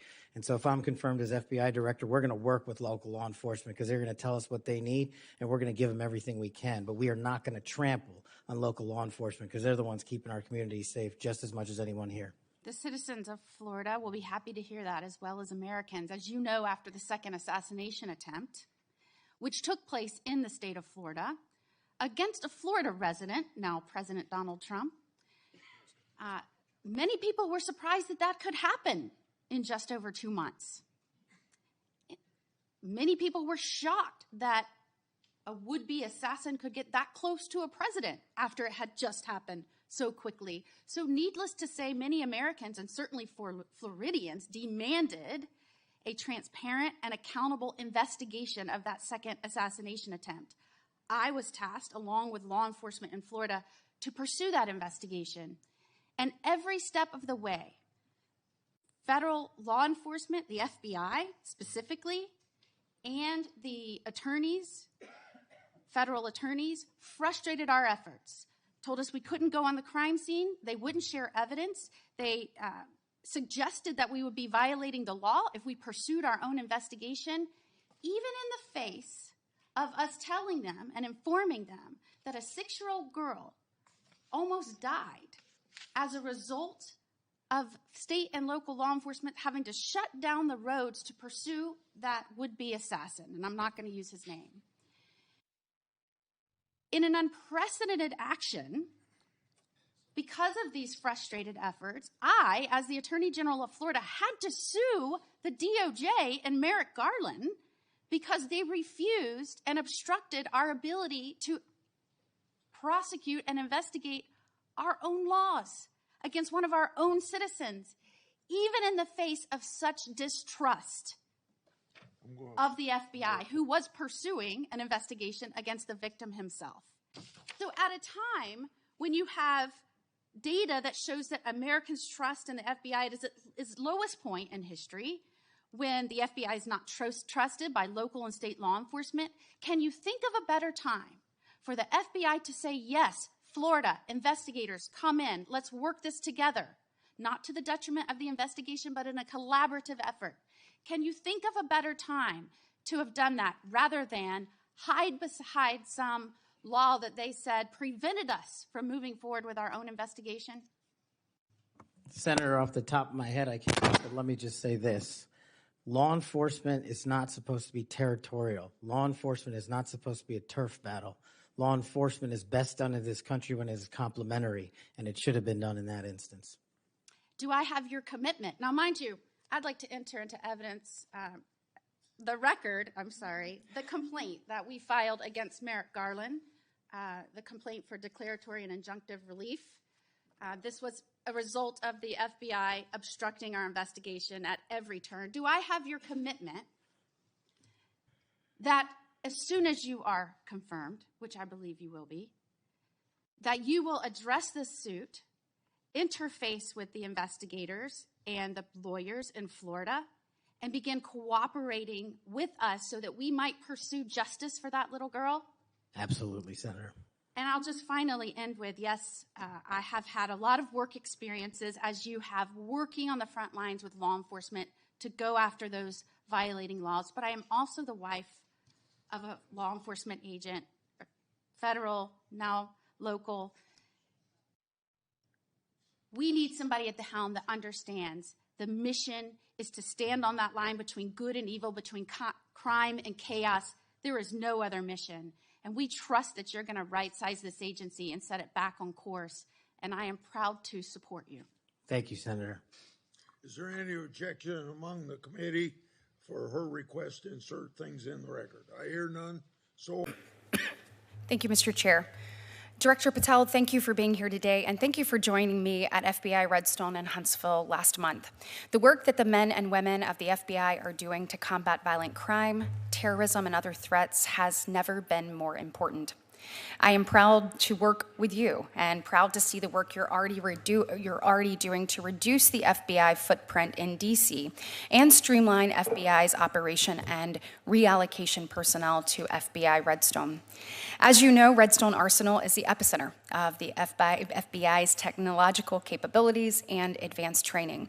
Fully leveraging Redstone Arsenal's cutting-edge capabilities sends a message to our enemies that the FBI and its leadership is back to prioritizing the pressing threats to our homeland. I am grateful that you not only made filling seats at Redstone an immediate priority, one of the first acts that you did as FBI director, but that you also made visiting it as well. While you were there, I know you got to see the Terrorism Explosive Device Center, better known as TDAC, or the Ballistic Missile Research Facility, the Improvised Explosive Detection and Synthesis Center, and we received a demonstration from the FBI's Counter-Unmanned Aircraft Systems. The FBI's presence on the ground at Redstone continues to grow. The FBI Redstone footprint is about 2,050 people. At least 1,800 personnel will transition down over the next few years as new facilities continue to open. So my question is simple. Can I have your commitment to ensuring strategic investment in Redstone will continue, and what do you need to make that happen? Thank you, Senator. Redstone's one of the jewels that the FBI has, and actually the deputy director is there all day today. It's our commitment to make sure the interagency, along with America, sees what we're doing and gets trained there, because the facilities you cited don't exist for the interagency anywhere else. We have them at the FBI. And so we need to continue the plans that you and your predecessors have laid out through the appropriations process to complete the buildings on the South Campus and to allow for more individuals to be there on a temporary and permanent basis, specifically the rescission and the O&M budgetary requirements, and then in the future, adding for the correct appropriation to complete what has already been initiated on the South Campus, including the plotting and mapping. Absolutely. And I think you would agree that ensuring our FBI agents and professional staff have the best training in accordance with federal law has to be a priority. I have seen you already begin to transform the FBI, taking it back to its original mission. You said in front of the Judiciary Committee during your confirmation, you wanted to let good cops be cops. You wanted to get back to protecting American citizens, and we see you doing that every day. It's important that the FBI be in a position, though, to continue to build out its capability at Redstone Arsenal. And as a senator from Alabama, I am obviously committed to making that happen.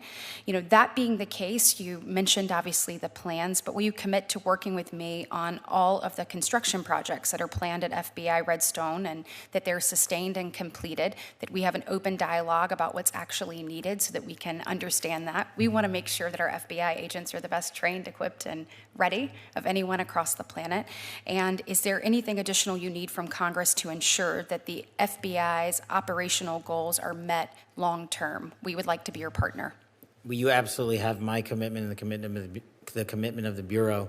And we are just going to need to continue to work together to make sure, one, people see what we're doing at Redstone, and two, the interagency requests that are now coming in from our partners at CIA, at DHS, at CBP to come there and train, and to also recognize the importance of facilities like the Bomb Technical Center, where every SABT in the country, every bomb technician is trained. It doesn't happen anywhere else. That's right. We don't need to reinvent the wheel. It's already there.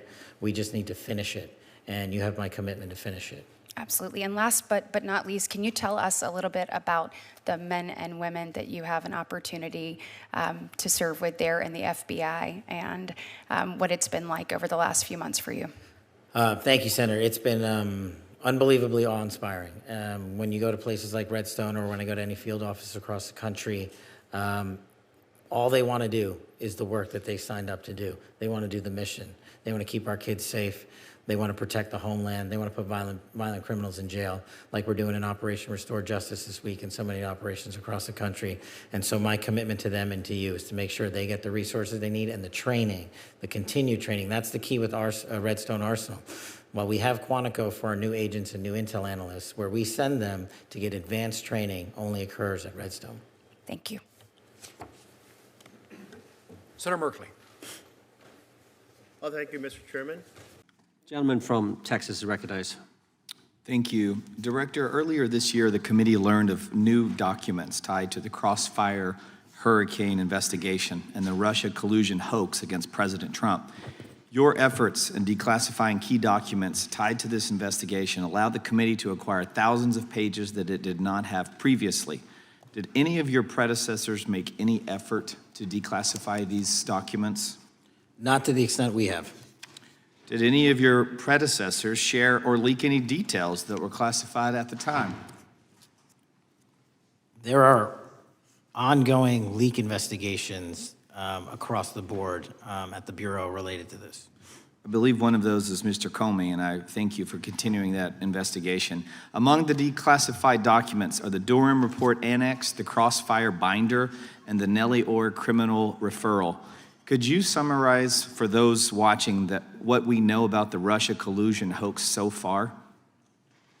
Well, sir, I think the record will speak that the Russia collusion matter was perpetrated by a political party to go overseas and obtain information from a foreign intelligence asset, only to have that information, which was demonstrably false, turned over to the FBI, who walked into a federal FISA secret court and asked for a secret surveillance court order and lied to the federal court, and we know that because someone was convicted of it, and only to surveil the political opponent. So that is a massive scandal. We helped expose it.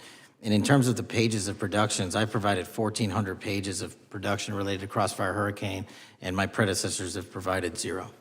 I appreciate that, and I appreciate your courage and commitment to declassifying these important documents for our review, and hope that you'll continue with this commitment. Can we expect to see more declassification efforts regarding the Crossfire Hurricane and Russia collusion hoax? Yes. Thank you. I yield the remaining balance of my time to Chairman Jordan. Oh, I thank the gentleman for yielding. And Director, that's when it all started, right? The whole Russia, that's when it all began. And then it was Mueller, then it was impeachment, then it was Jack Smith and Fonnie Willis and Alvin Bragg and you name it. But it all started then. And that's why I think the gentleman from Texas wants to make sure we get all the information there. And I want to go back to when it was changed. We talked about this earlier. I just want to read to you what the CIA officer said to the House Permanent Select Committee on Intelligence. Quote, Brennan refused to remove the dossier, and when confronted with the dossier's main flaws, he responded, yes, but doesn't it ring true? So that's what he initially said. And then when he was talking to this committee, he said the CIA was very much opposed to having any reference or inclusion of the Steele dossier in the intelligence community assessment. So on one hand, you got a witness who was there who said he refused to remove it even though he knew it was garbage. And then he's, on the other hand, telling the committee, no, we didn't want anything to do with it. It shouldn't have been a part of the intelligence community assessment, which we know it was. You know it was. You found that. Those are two entirely different stories. I think Mr. Brennan has some explaining to do, frankly, what happened there. And I think you said earlier that this whole thing, and I think you said to Mr. Gooden, this whole thing is being looked at as part of this grand conspiracy to undermine the president, whether it's Comey, Brennan, Clapper, former head of the Intelligence Committee, now senator from, whoever it is, that's all being looked at. Is that accurate? Yes, sir.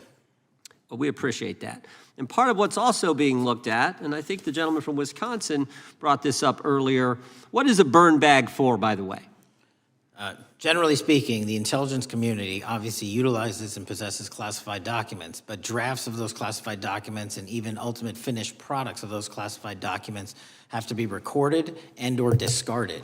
And if they are discarded, the only way we do that, the hard copies, is we literally put them in burn bags that are identified specifically for that purpose, and there is a very exact courier system in which those burn bags are obtained and the material inside is destroyed.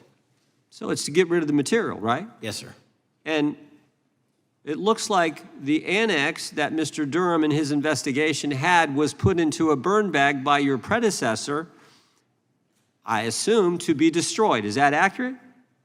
Without getting into the stylization of the evidence, anything that's put in a burn bag is for purposes of destruction.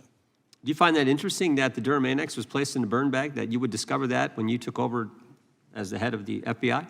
We found a lot of information in a lot of burn bags. Well, we appreciate you finding that. We'd like to know a little bit more about that, and we look forward to that information coming forward. And I appreciate the gentleman yielding. With that, we now recognize the gentleman from Colorado. Thank you, Mr. Chairman, for holding this hearing. Thank you, Director Patel, for being here today.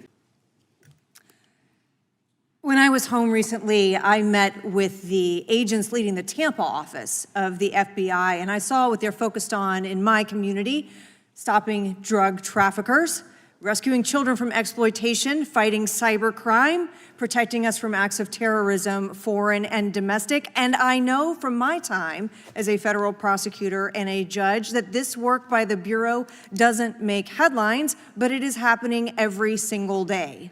At the top, accountability is necessary, transparency is critical, but today we've seen an effort not just to diminish, but to distort the work of Director Patel and the agents he leads. If we really care about transparency and about truth, then what we owe to the American people is this reality: that thousands of dedicated professionals at the FBI wake up every single day thinking not about themselves, but about this country, and keeping every single one of us and our children safe from harm. And Director Patel, I would like to hear from you the facts about what the FBI is doing and your efforts to fight crime. Director Patel, isn't it correct that since January 20th, 2025, the FBI has made over 25,000 immigration-related arrests, including 350 members of Tren de Aragua and 195 members of MS-13?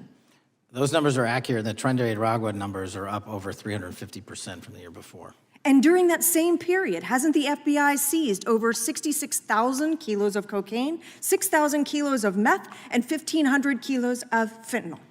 Not to be nitpicky, but it's 89,000 kilos of cocaine and 7,300 kilograms of meth.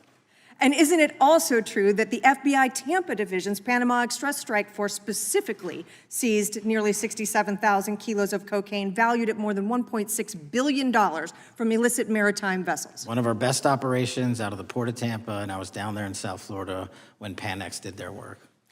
Director Patel, since October 7th, 2023 Hamas attack, the FBI has been a co-leader of the Joint Task Force October 7th. Isn't it correct that this task force is actively working to bring justice for victims and to prevent terrorist infiltration at our borders? Yes, ma'am. Since January 20th, hasn't the FBI arrested 59 foreign intelligence operatives for spying or smuggling dangerous material into the United States? Yes, we have, and that's on track to be more than 25% than ever before. And the FBI has also been leading operations against major cyber threat actors, including those from Russia, China, Iran, and North Korea. Isn't that right? A 17% increase from year to date last year. Director Patel, the FBI's child exploitation task forces continue to investigate predators who target children online and across our communities. How significant is that threat today, and what results have you seen under your tenure in bringing these offenders to justice? We have, under Operation Gray Skull, dismantled dark web units that are operating online, not just in the United States, but across the world, to do our children harm. We have taken into custody more suspects than ever before on those who seek to harm our children. That is what the men and women of the FBI do, and that's what they're going to continue to do. Those are the real results when you let good cops be cops and when you let us get on these platforms and expose them to the public and show them the harms of these predators on these online gaming systems and social media systems. And we need more help from Congress to allow us more authorities to do that work. The FBI laboratory manages the Combined DNA Index System, or CODIS, which compares over 25 million DNA profiles and aids more than 125 investigations each day. Director Patel, why is this important to law enforcement nationwide? All of law enforcement relies on our CGIS operation out of West Virginia.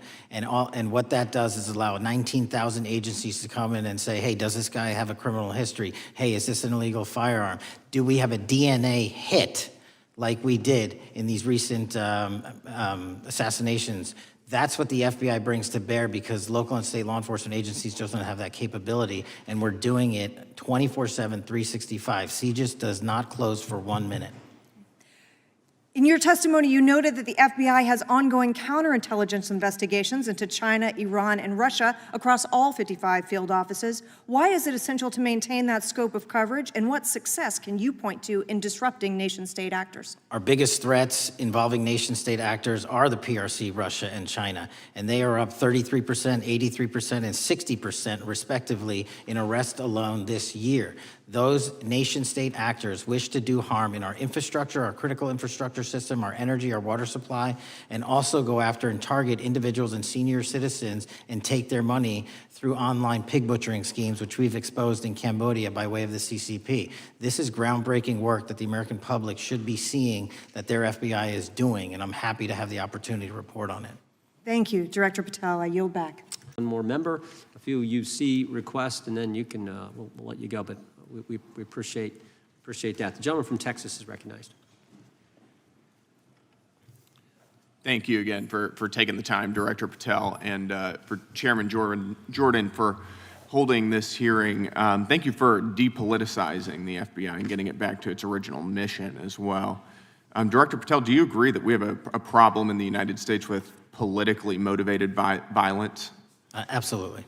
And I very much agree. I think we can all agree that political violence is wrong, it's evil, regardless of which side it comes from, and that we can all adamantly and vehemently reject it, or we certainly should. But one of the things that we've noticed recently is that affinity and tolerance for political violence is not equally distributed on both sides of the aisle. In fact, right now, social media is filled with leftists who are cheering on the murder of an iconic conservative political figure, Charlie Kirk. And it's not just random people on Twitter doing this now. There's a YouGov poll released just a few days ago, which stated that 25% of those who identify as very liberal believe that political violence can sometimes be justified. That's far too many, is it not? It is. That number is far too many. One is far too many. That's right. Only 3% of very conservatives said the same thing, and we can agree that 3% is far too many. But there's an astounding difference between 25% on the left accepting and tolerating political violence and 3% on the right. I would hope that our colleagues on the other side of the aisle would also recognize that there is a systemic problem on their side of the aisle with tolerance for violence against people with whom they politically disagree, that there is a cultural rot on their side of the aisle that needs to be addressed desperately. Would you agree with that? Yes. One of the more astounding aspects of this is that it's not just people. This comes from the very top, from their political leaders. Just a few days ago, a member of Congress of this body, Ilhan Omar, shared a video on her social media account about Charlie Kirk's murder, and I'll quote what it said. It said, "Charlie Kirk was Dr. Frankenstein, and his monster shot him through the neck." In other words, Charlie had it coming to him. The words that he said naturally led to his assassination. I mean, that is a reprehensible thing for a member of Congress to say, to suggest, to promote in any capacity. And there are people across this country who are losing their jobs for far less than this. And that, by the way, is a just response to acceptance and tolerance of political violence. It's amazing to me that the political left today, who were the originators and the cheerleaders of cancel culture, now have the backbone to attack conservatives for defending their assassinated friend. But there's a key difference here.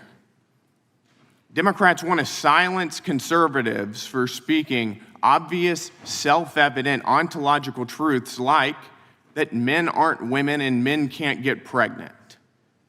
That seems pretty basic. That seems like a basic truth that we should all be able to agree on.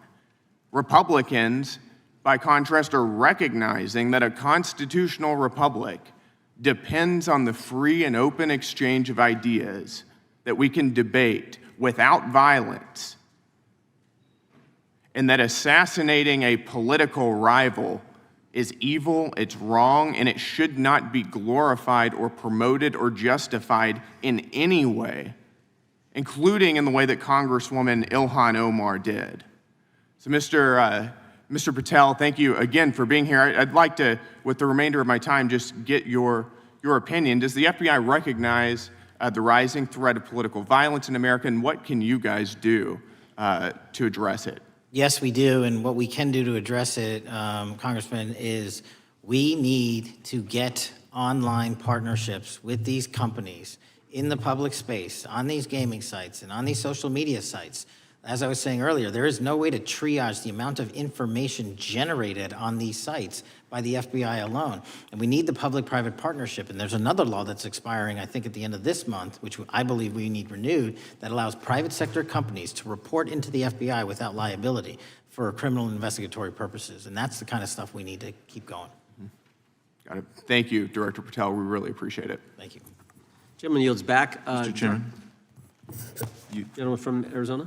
I have some UCs. Gentleman to state his request. Spying on parents at school board meetings. No, sir. Is the FBI still targeting Catholics? No, sir. Is the FBI still spying on President Trump? I don't believe so. Is the FBI still censoring Americans? No, sir. Is the FBI still targeting Americans for shopping at Cabela's or purchasing Bibles? Nobody is targeted for their faith. Is the FBI still targeting Americans who are pro-life? Nobody is targeting anyone for their Is beliefs. the FBI still cooking the books on crime data? The crime data is real. Is the FBI still purging agents for conservative viewpoints? No one at the FBI has asked their viewpoints on politics. Is the FBI still labeling the Betsy Ross flag, the flag of the American Revolution, a hate symbol? No. Well, maybe that's why you've been able to, what was the number? 23,000 bad guys you've arrested, a huge increase from the same time period in the previous administration. I think you said 1,400 predators, 4,000 children rescued. Were those the facts? 4,700, 35% increase on children rescued. Yeah. And you got the guy to Abbey Gate? We got the Abbey Gate guy. We had a guy from the 4th District of Ohio who lost his life there serving our country. We appreciate that. Maybe when you're not focused on politics, you can actually do what the FBI is supposed to do. Go get the bad guys, right? That's what the men and women of the FBI do. Director, did John Brennan lie to Congress? Let me just read a couple things, actually, before you answer that. 2 years ago, we had Mr. Brennan in for an interview, and I asked him, how'd you learn about the dossier in December of 2016? Mr. Brennan replied, I received a copy of it from the FBI, and the CIA was very much opposed to having any reference or inclusion of the Steele dossier in the intelligence community assessment. That's what John Brennan told the United States Congress. 7 weeks ago, the Director of National Intelligence told us this. John Brennan lied and denied using the dossier in the intelligence community assessment because he knew it was discredited. CIA officer told the House Intelligence Committee Brennan refused to remove it, and when confronted with the dossier's main flaws, he responded, yes, but doesn't it ring true? John Brennan lied to us? Mr. Chairman, I won't stylize the evidence. What I will say is that the intelligence community assessment, those that created it and any individual involved with it, is an ongoing investigation. There's an investigation into what took place in December and January of December 2016, January 2017, when this whole thing started, this grand conspiracy. That is being investigated, is that right? That has been publicly announced by the department. That's been announced by the department. Did Chris Wray hide documents from this committee? You would know better than me, sir.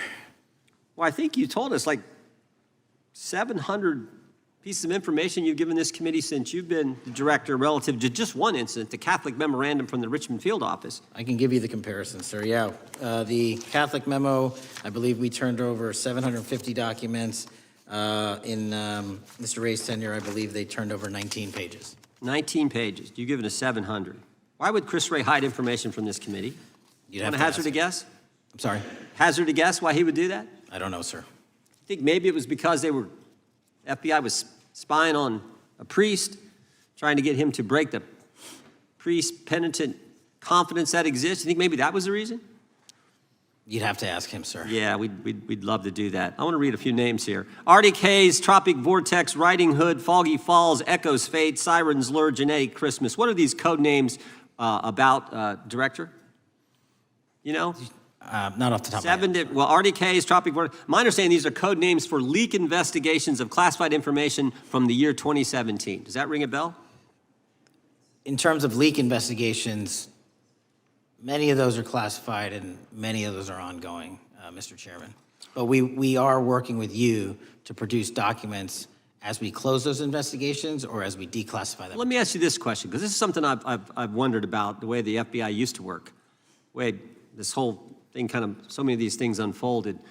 Seems to me you had all these people in government leaking information that then gets reported in the press, there's a story written about it, and then that article is then used to further the investigation and move forward with what they want to do. Did that take place back in 16 and 17? That's the exact scenario that took place in the FISA application for Carter Page and the rest of the Trump campaign. And that is frightening, because that's what the CIA is supposed to do in foreign countries. It's not supposed to happen to Americans, but it did, didn't it, Director? Yes. And not just any Americans, it happened with the President of the United States. Is that accurate? Yes, sir. Yeah, and you were the key guy in helping expose that. And I think our country will be forever grateful for what you did to let the country know that was going on involving Americans, which is not supposed to happen, and not just, again, any American, but the President of the United States. Wyoming's recognized. Just very quickly, Director Patel, thank you for being here, for your service to this country, and for the transparency that you have brought to the FBI and for the American people. Transparency that was absolutely non-existent in the Biden administration and FBI. I believe that you might have been asked earlier about whether you had had an opportunity to visit with any of Epstein's legal counsel. Were you asked that question earlier? I think so. Okay. One of the legal counsels or legal fixers for Mr. Epstein was Stacey Plaskett, the Democrat delegate to Congress from the Virgin Islands. So perhaps for those on the other side who are interested in talking to Jeffrey Epstein's attorneys, they could sure visit with one of their own colleagues. I want to focus on something that I think is very important that has not been addressed enough today, and that is related to the consequences of the Biden open border.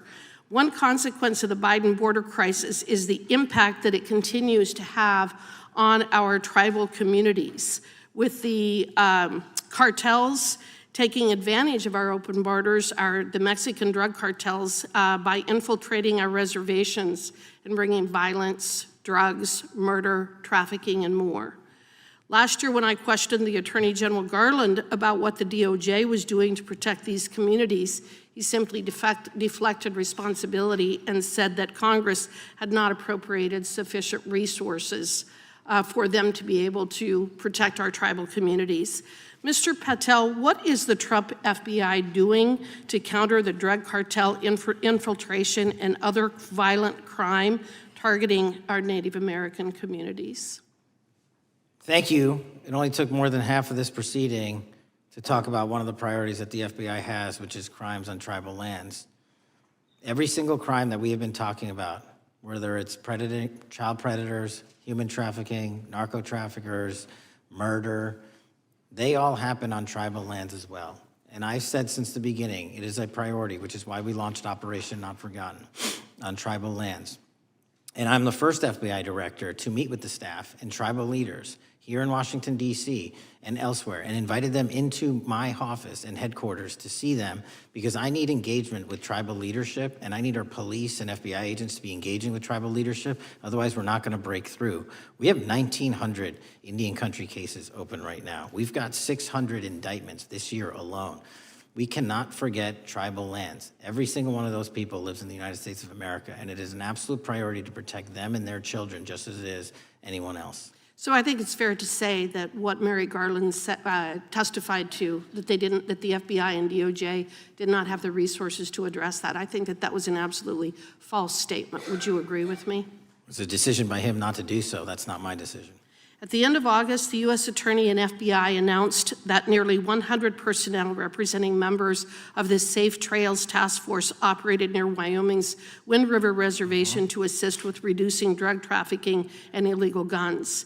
Director Patel, you have routinely stated that it is your mission to partner with and strengthen local and state law enforcement partners. How does the task force and other FBI efforts bring tribal law enforcement into this process? The major problem with tribal lands is the sheer tyranny of geography and the amount of coverage that they have on land versus the personnel they have to do it. So what we've done is constantly surge resources to tribal lands across this country on a 30, 60, 90-day rotating basis, reporting back to us saying who needs more. And what we found is that most of these lands can be assisted by our counter-UAS program, our drone capabilities, and we're gonna do it because what's happening is the Mexican drug cartels are literally flying overhead, dropping their cargo, their narcotics onto this land where no one's looking, and then it's being disseminated to children, to youth, to adults on that land and killing them. And we gotta stop it before it gets dropped off.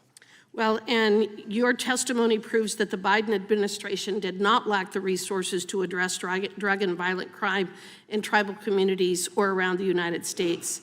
It instead expended and wasted these resources investigating parents, Catholics, we now find out Turning Point USA, the RNC, and Republican organizations, rather than protecting our Native Americans by closing the border. Is that fair? I think so. Wonderful, thank you. And I do appreciate the work that you've done in this regard. I was previously the chairman of the subcommittee on Indian and Insular Affairs with the Natural Resources Committee, and safety and security on our reservations and for our tribal members has been one of our priorities, one of my priorities, and I very much appreciate the work that the FBI has done. Let me know if there's anything else I can do to help you, and with that, I yield back. I will, ma'am. Gentlelady yields back. The gentlelady from is recognized for 5 minutes. Thank you, Chairman. Thank you, Director Patel, for being here today. I wanted to talk a little bit about the assassination of Charlie Kirk and the FBI's subsequent investigation. I know it's really sensitive, and you know, you can make the call as to whether or not, obviously, it's something that you can respond to, but I think it's still fresh on many people's minds. I want to congratulate you and Utah law enforcement for the work you did in identifying the suspect and apprehending him. According to public reports, and I think this is what maybe it's, I still have questions about, and maybe the public does. According to public reports, the alleged shooter arrives on the Utah Valley University campus nearly 4 hours before the shooting. Was that your understanding? Is that kind of... I'll let the public reports reflect themselves. I don't have the exact timeline. Okay, so we don't have any idea kind of his prep or how he set up or how he utilized that time when he first showed up on campus? All of those are being currently investigated through our cell phone analysis and through our witness interviews, and the state of Utah has now announced charges seeking the death penalty against this suspect, so we're a little limited in what we can continue to say. Sure, I understand. And the suspect, like you referred to, is then captured on security footage jumping off the roof of the alleged shooting location, the Losey Center. Do we have any idea how the suspect got up on the roof in the first place? I think for members of Congress, especially after Butler and Pennsylvania, it's just unimaginable that there could be some type of security breakdown prior to an event of that size where somebody could access a rooftop. So not commenting on the case, but having gone to the crime scene and walked the steps that we believe were taken, the roof was actually readily accessible through an exterior stairwell, so anyone could have gotten on it. Okay, okay. The suspect flees on foot to kind of this wooded area where he drops the rifle, wraps it in a towel, and then proceeds to his staged vehicle and basically drives home. So do we have any idea what the towel was about? Was it used later to identify a place where the firearm was left, or do we? What we can tell you is the towel, there was a screwdriver found on the rooftop, which DNA was collected off of, and the towel was found wrapped around the firearm in question in a wooded area next to the campus. All have been processed for DNA. And then, according to the suspect's roommate, there were allegedly messages on instant messaging platforms, specifically Discord, suggesting the towel may have been used to identify that weapon's location. So the public reports have suggested that the shooter acted alone. Do we still believe that that's true? Do we have any idea as to whether or not those Discord messages led us to believe that the shooter may have had help in any way or assistance? I can only speak to the FBI's investigation, and our investigation is ongoing, and we are interviewing any of those individuals involved in that chat and other individuals in the area. Very good.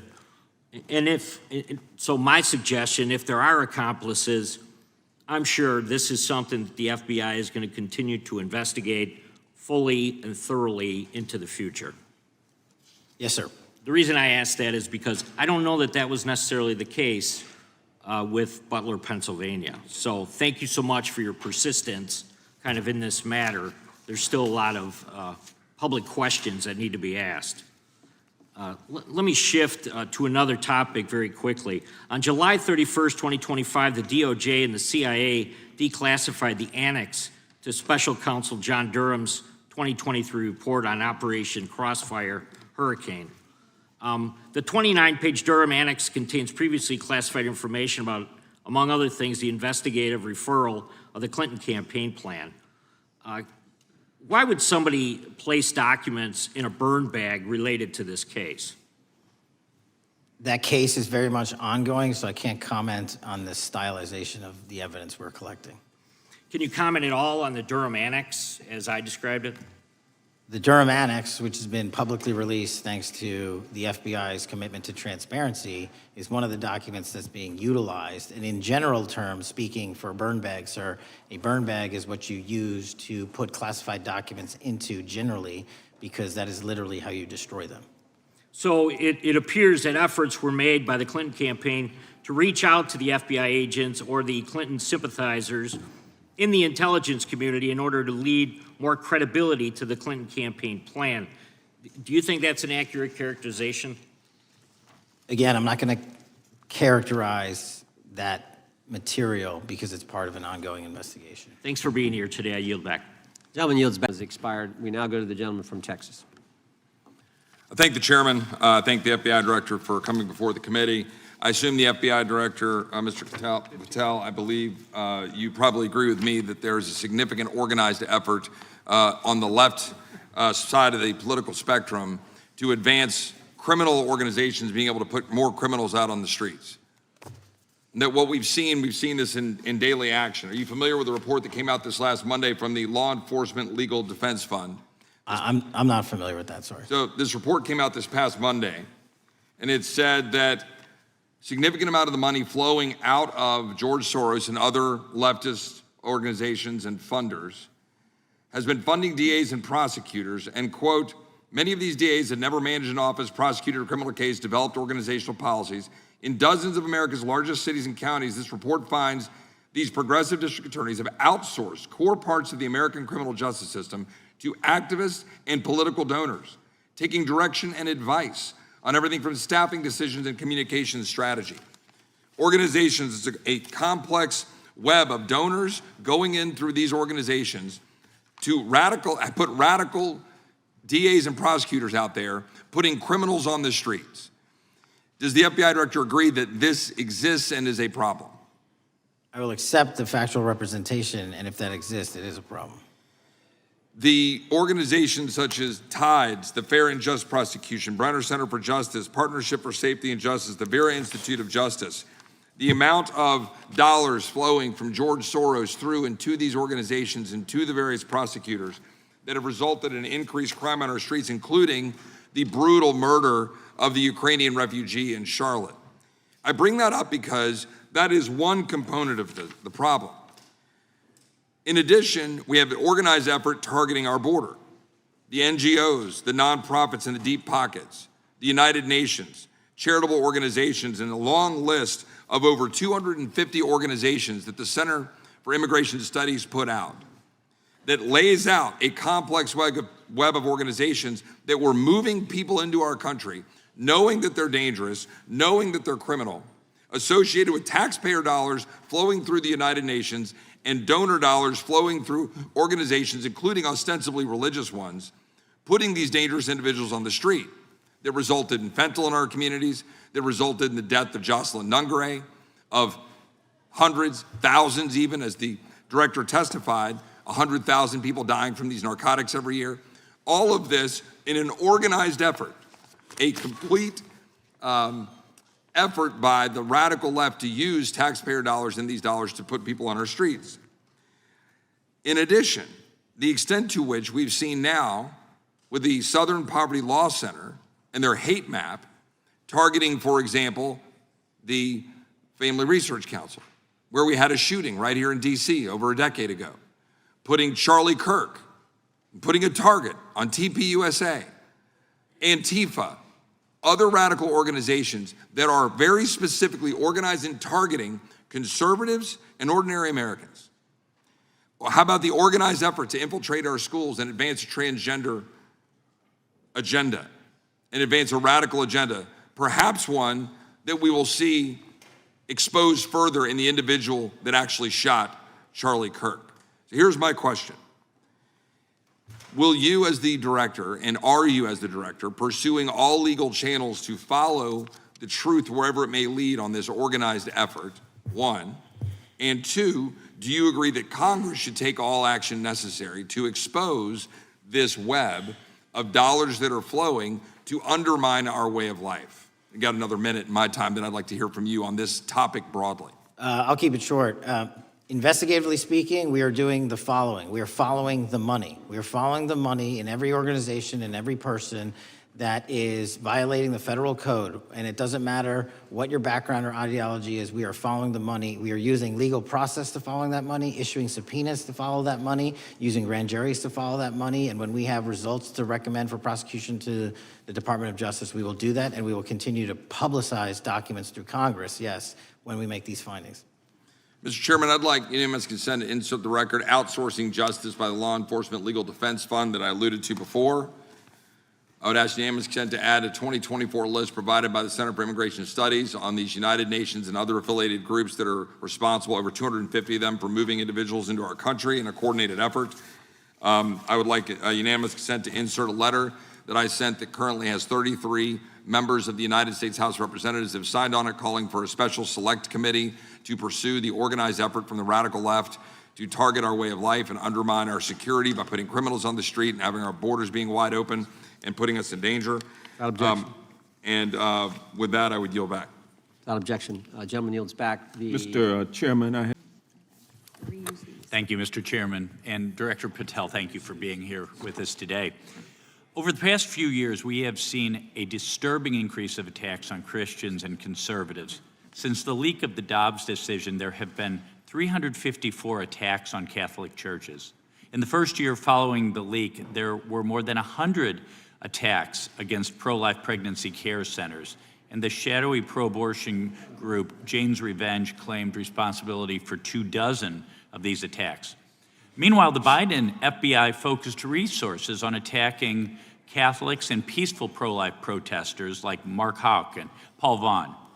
Many of these attacks on Christians and conservatives were coordinated or praised by dark leftist cells who lurk on the online chat rooms of Reddit, Discord, and game sites. This is a war room for Antifa and violent transgender activists. There have been essentially no incidents of violence by Catholics, pro-lifers, or parents at school board meetings, but there have unfortunately been multiple shootings motivated by leftist and transgender ideology, including recent attacks in Nashville, Colorado Springs, Denver, and Aberdeen. Worse, the targeted violence reached a boiling point this past month. A few weeks ago, an anti-Christian transgender terrorist murdered 2 children and injured 17 in a shooting at a Catholic mass. And last week, while we were sitting in this committee room almost to the hour, Charlie Kirk was assassinated by a 22-year-old who appears to have been motivated by leftist and transgender ideology. As you confirmed yesterday to my Senate colleagues, he may not have acted alone, and you testified that in his online chat room of more than 20 trans ideologues that you were aware, I believe you said many more, many were aware of and possibly complicit in the assassination. Director Patel, in light of the increased violence emanating from the far left, is your FBI investigating this violent trend of anti-religious, Antifa, and transgender-driven violence? All of it across the board is being zealously investigated, no matter what your motivation or bias is behind it. Very good.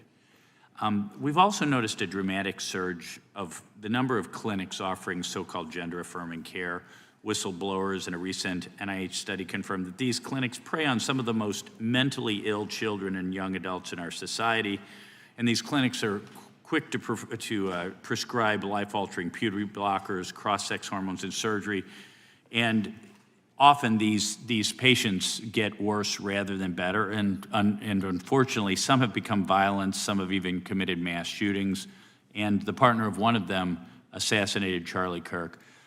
Director Patel, is the FBI looking into the role that these gender clinics may have in the recent attacks in making these mentally ill individuals violent? We're looking at the entire spider web for any of these attacks, be it Denver or Charlie or where have you, and that's why our investigations are ongoing. We don't have a final product yet. One of my Democrat colleagues, as an aside, mentioned, quote, the federal takeover of our cities. And I don't know whether my Democrat colleagues, for some reason, liked Washington, D.C. better when it was more dangerous and more violent, when there were more robberies and carjackings and murders and rapes. But what has the crime picture in Washington, D.C. looked like since the so-called federal takeover? 2,100 arrests, 37% decrease in violent crime, same time last year, 60% decrease in gun crimes, 74% decrease in carjackings, and 53% reduction in homicides in Washington, D.C. in the last month alone. Very good. And I thank you so much for your testimony. I know it's been a long day, so I'll give you a little break and yield back the rest of my time. Gentleman yield? Yes, yes. Director Patel, what's a 302? It's a report, the number of the report, whenever an FBI agent goes out and interviews someone. And are you familiar with the 302 where the FBI agent interviewed the whistleblower who's come forward and talked about the former chair of the Intel Committee here in the House pushing staff members to leak classified information? Well, I'll just read from it. Staffers were instructed to use, this is from the 302, interview this person. Staffers were instructed to use any sources that had developed within the United States intelligence community to gather information, which would then be made public through the media in order to compel public opinion. You familiar with that? I am. Yeah, and that's how they played the game, wasn't it? Leaking information, classified or otherwise, true or otherwise, to create this public opinion to compel action to undermine the president. Is that accurate? I believe so. Just one other point I would make from this. This witness also said in the 302 that the agent recorded that the witness provided the interviewing agents with copies of both his handwritten notes and an email. So he gave them the stuff he wrote, and at the actual time this was taking place. That's all in the 302, right? Yes, sir. All right. Mr. Chairman. Mr. Chairman. Gentleman from Missouri. Mr. Chairman, I would like to submit for the record an article From The Hill, massive crime drop in D.C., city sees zero murder week, dated August 25th, 2025. And I'd also like to submit for the record an article from the New York Times dated April 18th, 2025. Man who set fire on Shapiro's mansion cited treatment of Palestinians, police say. Yeah, thank you. Without objection. Consent request. Gentleman's recognized. So I've got 4 documents I'd like to introduce into the record. The first one is Jeffrey Epstein's 6 story played out for years in plain sight. And Acosta is quoted in here saying, I was told Epstein belonged to intelligence and to leave it alone. The second document is entitled, What Epstein's Bodyguard Warned About His CIA Connections. The third document is from Fox Digital. It's titled, Epstein's Private Calendar Reveals Planned Meetings with Obama Admin Official, CIA Chief. And the last document is Wall Street Journal article that highlights Ehud Barak's 36 meetings with Jeffrey Epstein. He was the former Prime Minister of Israel and head of military intelligence for Israel. It may have held that title when he met Epstein, and then, yes. Without objection, the gentleman will hold for a second. The gentleman from Maryland is recognized. Thank you, Mr. Chairman. Just one UC request. This is Judge Engelmeyer's decision from August in U.S. versus Epstein, stating the government's 100,000 pages of Epstein files dwarfs the 70-odd pages of Epstein grand jury materials. Without objection, the gentleman from Kentucky is recognized for 5 minutes. Thank you, Mr. Chairman. Director Patel, I watched some of your Senate hearing yesterday when Senator Kennedy asked you, you've seen most of the files, who, if anyone, did Epstein traffic these women to besides himself? You replied, according to the transcript, there is no credible information that he trafficked them to anyone else. You also said somewhere in the hearing and here today that the problem is that the case files are constrained by limited search warrants from 2006 to 2007, and that the non-prosecution agreement hamstrung future investigations. Those constraints only apply to Southern District of Florida. They do not apply to Southern District of New York, the location of the 2019 sex trafficking indictment, which produced many things, including a series of FD 302 documents. According to victims who cooperated with the FBI in that investigation, these documents in FBI possession, your possession, detail at least 20 men, including Mr. Jess Staley, CEO of Barclays Bank, who Jeffrey Epstein trafficked victims to, victims including minors, such as Virginia Roberts Giuffre, may she rest in peace. That list also includes at least 19 other individuals, one Hollywood producer worth a few $100 million, one royal prince, one high-profile individual in the music industry, one very prominent banker, one high-profile government official, one high-profile former politician, one owner of a car company in Italy, one rock star, one magician, at least 6 billionaires, including a billionaire from Canada. We know these people exist in the FBI files, the files that you control. I don't know exactly who they are, but the FBI does. Have you launched any investigations into any of these people, and have you seen these 302 documents? Sir, I have asked my FBI agents to review the entirety of the Epstein files and bring forth any credible information. And we're working with Congress not only to divulge that information and produce it to you, but any investigations that arise from any credible investigation will be brought. There have been no new materials brought to me launching a new indictment. So is the loophole here, or is it your assertion that these victims aren't credible, that the 302s maybe didn't produce credible statements that rise to a probable cause? It's not my assertion, sir. It's the assertion of 2 different United States attorneys' offices from 3 separate administrations who investigated those same materials in lifetime. Are the 302 documents in the FBI's possession? They reviewed all that, yes, sir. And so have you reviewed those 302 documents where the victims name the people who victimized them? If I personally know, but the FBI has. So how can you sit here and in front of the Senate and say there are no names? I said I named one today. I said we are not in the practice at the Department of Justice FBI of releasing victims' names. That is not what we do. We are also not in the habit of releasing incredible information. That's not what we do. But multiple authorities have looked at the entirety of what we have. Okay, I got to move on here. Were you present when the AG had the White House event when she released the binders to the social media influencers? I was, yes. So if you're willing to meet with social media influencers who stood to benefit from the sensational and sad stories of these victims, will you meet with the victims as well? The FBI will meet with anyone who has new information. Will you personally meet with them? The FBI and the professionals who are handling the cases will.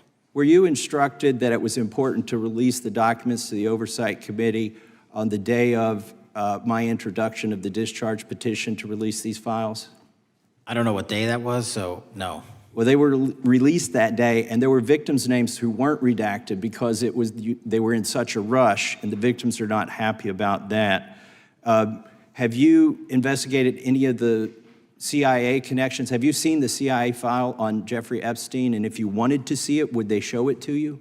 Well, I can speak for the FBI, and that's presuming there's a CIA case file. And I've reviewed everything that the interagency, not I, the FBI, that was provided to us.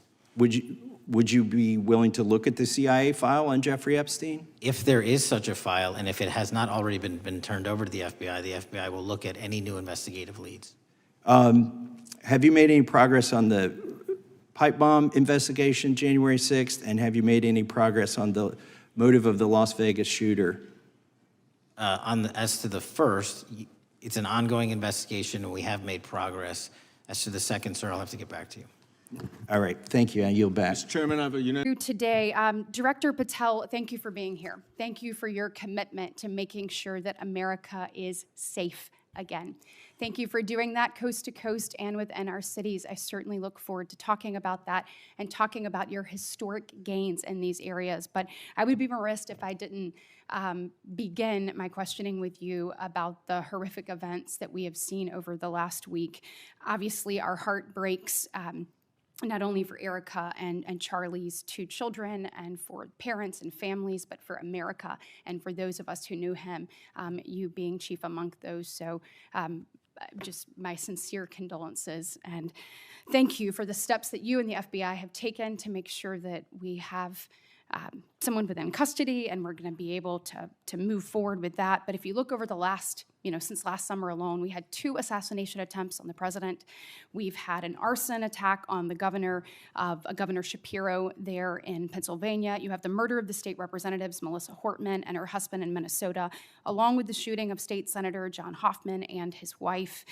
Several anti-Semitic attacks, several attacks on Christians that were noted by Senator Hawley.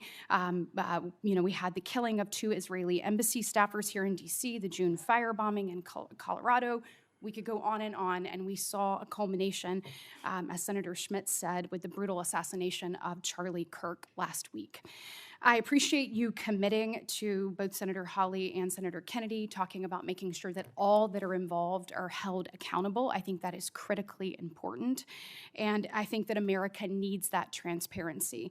I want to read you some words of Vice President J.D. Vance. He said, "If we want to stop political violence like what happened to Charlie Kirk, we have to be honest about the people who are celebrating it and the people who are financing it." My question to you is, in light of Charlie's murder and all of the things that we have just referenced and have been talking about today, what steps is the FBI taking to more aggressively crack down on those who promote, encourage, finance, fund these types of engagements and this type of political violence?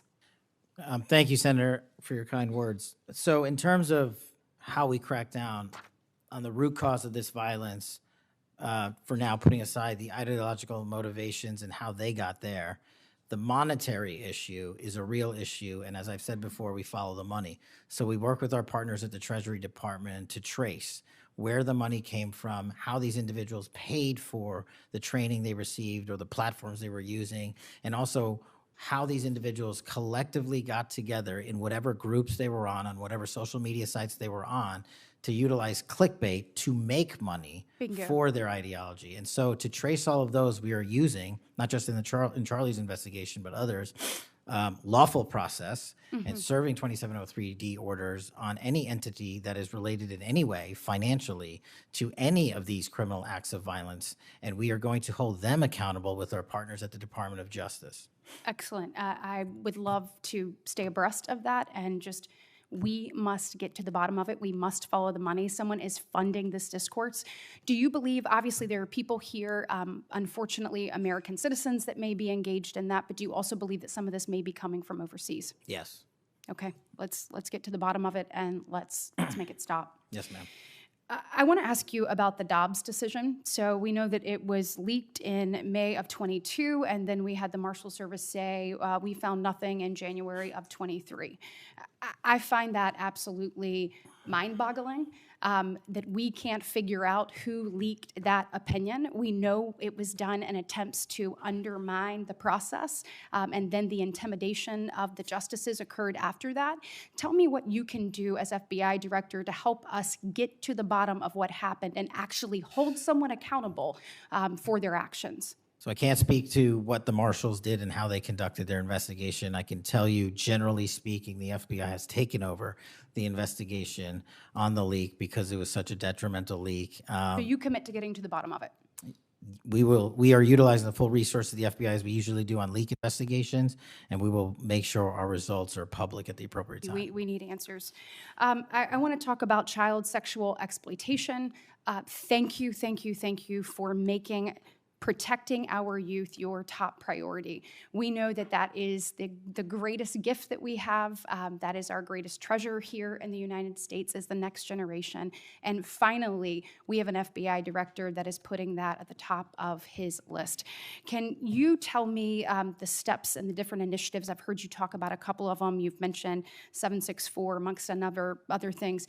Tell me what you're doing, and specifically, I want to know about when it comes to sextortion. So as a parent who is raising children right now, teenagers, and you're looking at what's happening, whether people are snapping photos and then what's happening online, I have had a number of parents sit in front of me telling me terrible, heartbreaking stories about their children ultimately taking their own life because of being blackmailed. I want to know, what steps are you taking to get to the bottom of that and to absolutely end this? If this were happening in a storefront, Mr. Director, that store would be shut down, no matter where it was, coast to coast, and yet we continue to allow these things to happen, and we've got to have a more targeted approach when we're looking at this. And so what are you doing to protect children, and specifically sextortion? So in our VCAC initiative, our Violent Crimes Against Children is our umbrella enterprise operations hub for things like Operation Enduring Freedom and Operation Not Forgotten and Operation Justice. And in things like that, those are producing the results that I told you about. 1,500 child predators arrested, 300 human traffickers arrested, 4,700 children identified and saved, a 35% increase from year to date last year alone. But specifically on your sextortion question, Senator, that is a problem that we are seeing explode on generative AI in private sector and social media companies. And what we're doing is engaging with NCMEC, the National Center for Missing and Exploiting Children, because this one stat alone should probably cause great pause. They have seen a 1,325% increase in generative AI leading to sextortion and child sexual abuse. That cannot be countermanded by the FBI alone. We have embedded people at NCMEC and have a great partnership with them. But what we need to do is what we did in the month of May, and we're doing it over and over again. We arrested 400 individuals in 1 month in 1 month search. Wow, These individuals have prioritized. The agents and intel analysts have never left that mission. They're doing multiple missions at the same time. That's what the FBI is called upon to do day in and day out, and we won't stop doing two things at once. But we need help from social media companies. We need help from the private sector and the internet service providers that allow this generative AI to be hosted on their platforms. We have got to get a resolution on that with our partners in Congress and the private sector. Well, we are definitely committed to working on that. I know the people up here, so you let us know what tools you need, and I know we've got several ideas that we look forward to pushing forward. In my remaining 2 minutes, I want to talk to you about your historic results when it comes to crime. In particular, we've seen here in DC just a total transformation. You mentioned earlier 60% down in gun crime, 70% down in carjackings. You said 50% down in homicides, to name a few. We have a success story, and we appreciate President Trump's leadership on on all of this. We have a success story in Alabama where the Alabama Law Enforcement Agency, so ALEA, they just marked their 1-year anniversary of the Metro Area Crime Suppression Unit.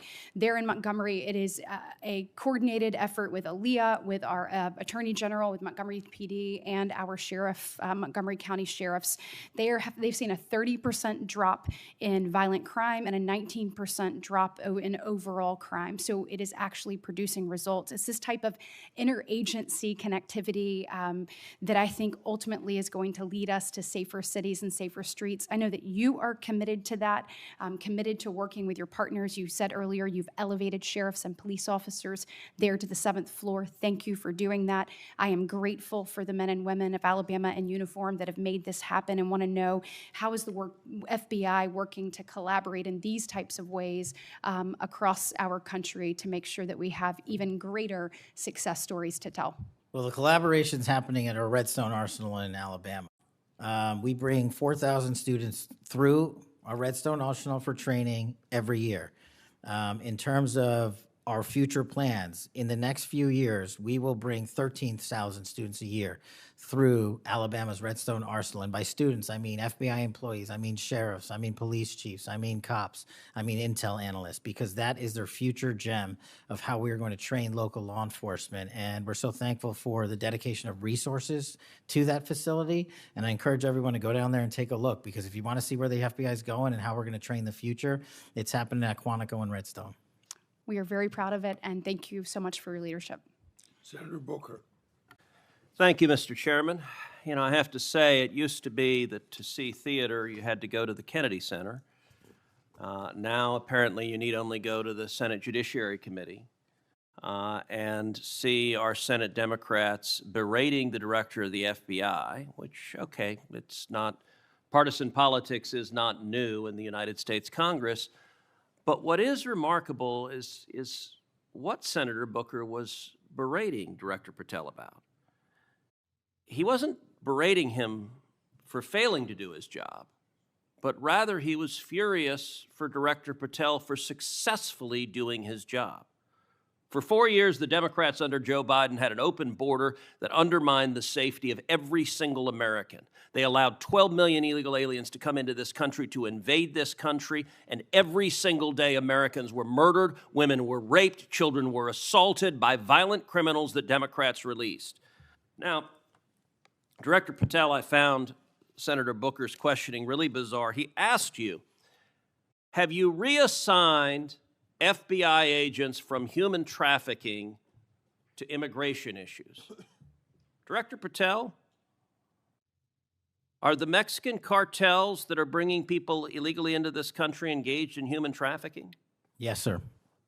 What the hell does it mean to reassign someone from human trafficking to immigration? The greatest human trafficking in the world has been over the last 4 years at our southern border.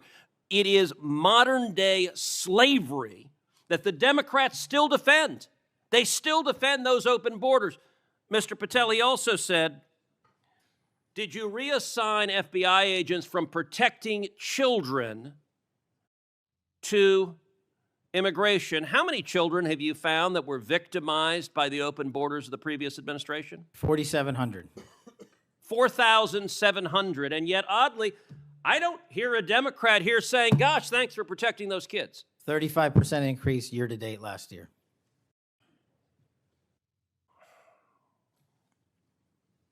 All right, I want to shift topics. And I want to shift topics to what happened last week. Charlie Kirk was assassinated. He was assassinated because of his political views.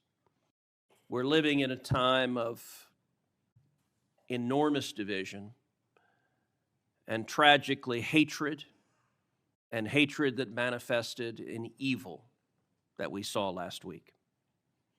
Now, the FBI, working in concert with state and local law enforcement, apprehended what appears to be, in all likelihood, the murderer.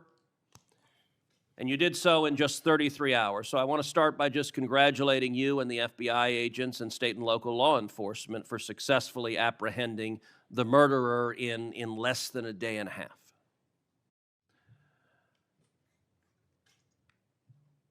In the wake of that assassination, we have seen far too many people on the left celebrating the assassination. We've seen Democrats, we've seen activists cheering it on. We've seen, tragically, teachers in high schools, teachers in elementary schools, university professors cheering on the murder of Charlie Kirk. You and I both knew Charlie well. He was a good friend. He was an extraordinary man.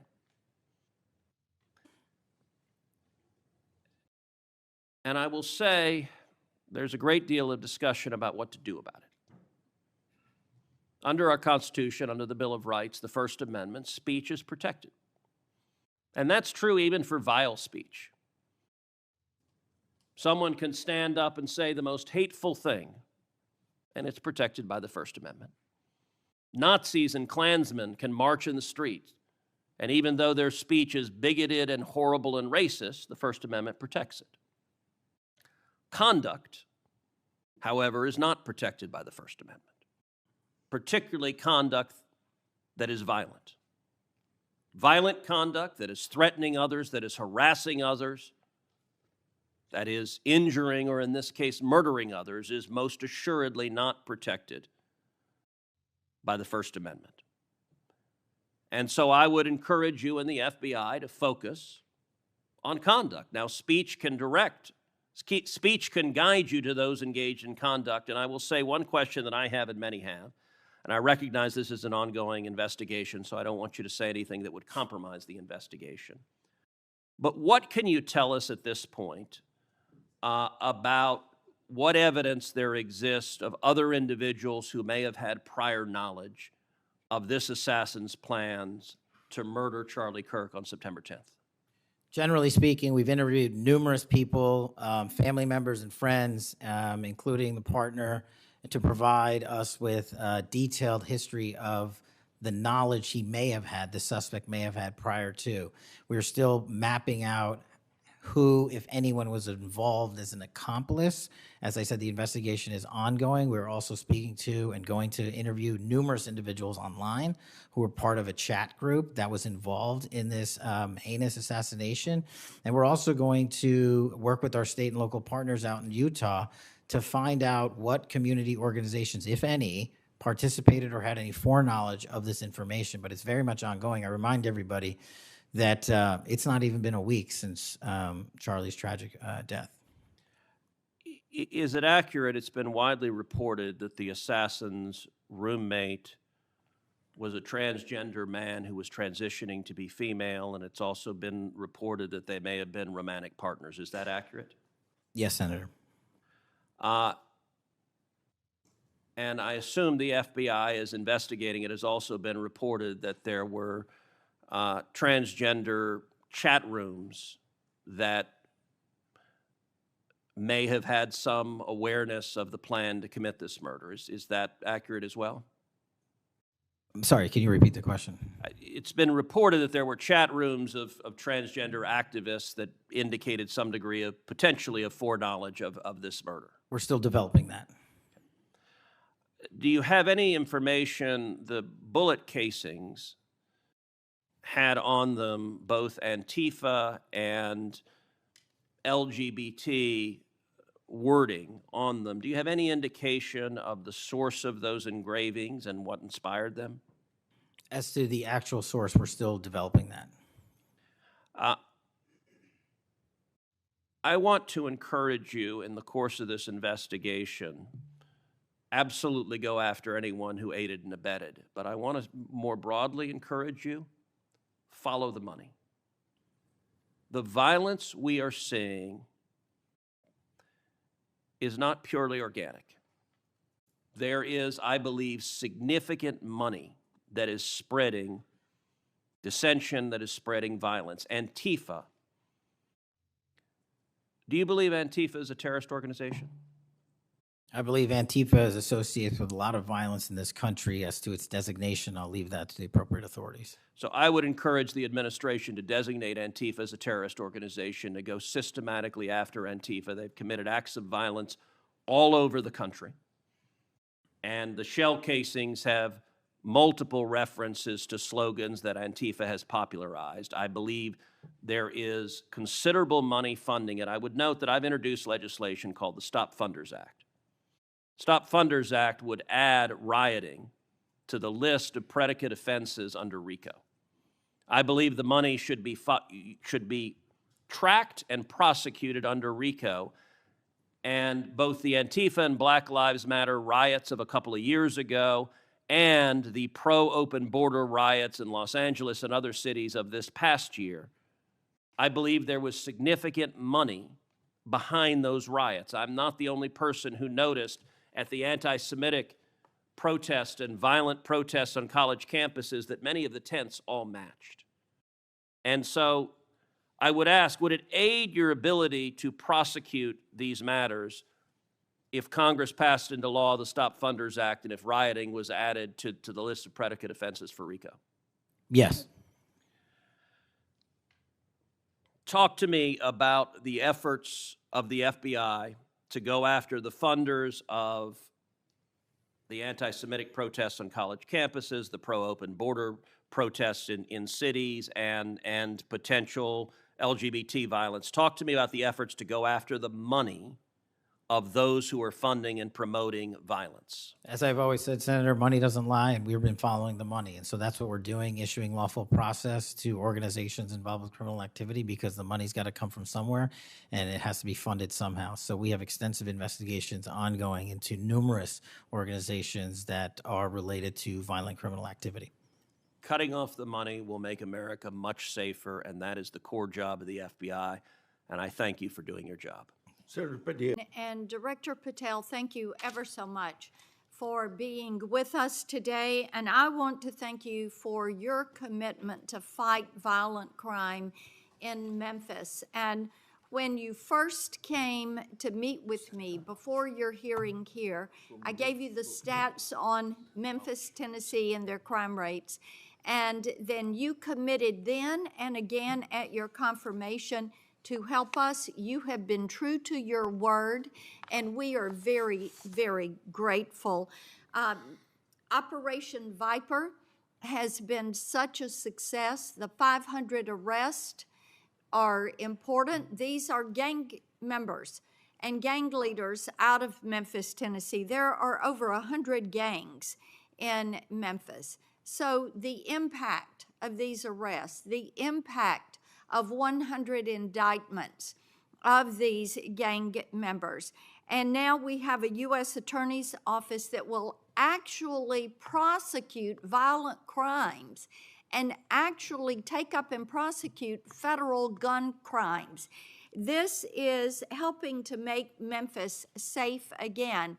And yesterday at the White House, to have the president announce the second phase of this with bringing in the Guard, and we've got ATF and DEA and the U.S. Marshals and Homeland Security, and the work that you and General Bondi and the President have done is so appreciated by the people of Memphis, Shelby County, West Tennessee, and I am ever so grateful for the work you've done. You know, one of the things, as we talk about Memphis and what a vibrant and wonderful historic city it is, it's important to realize Memphis is one of the logistics hubs in our country.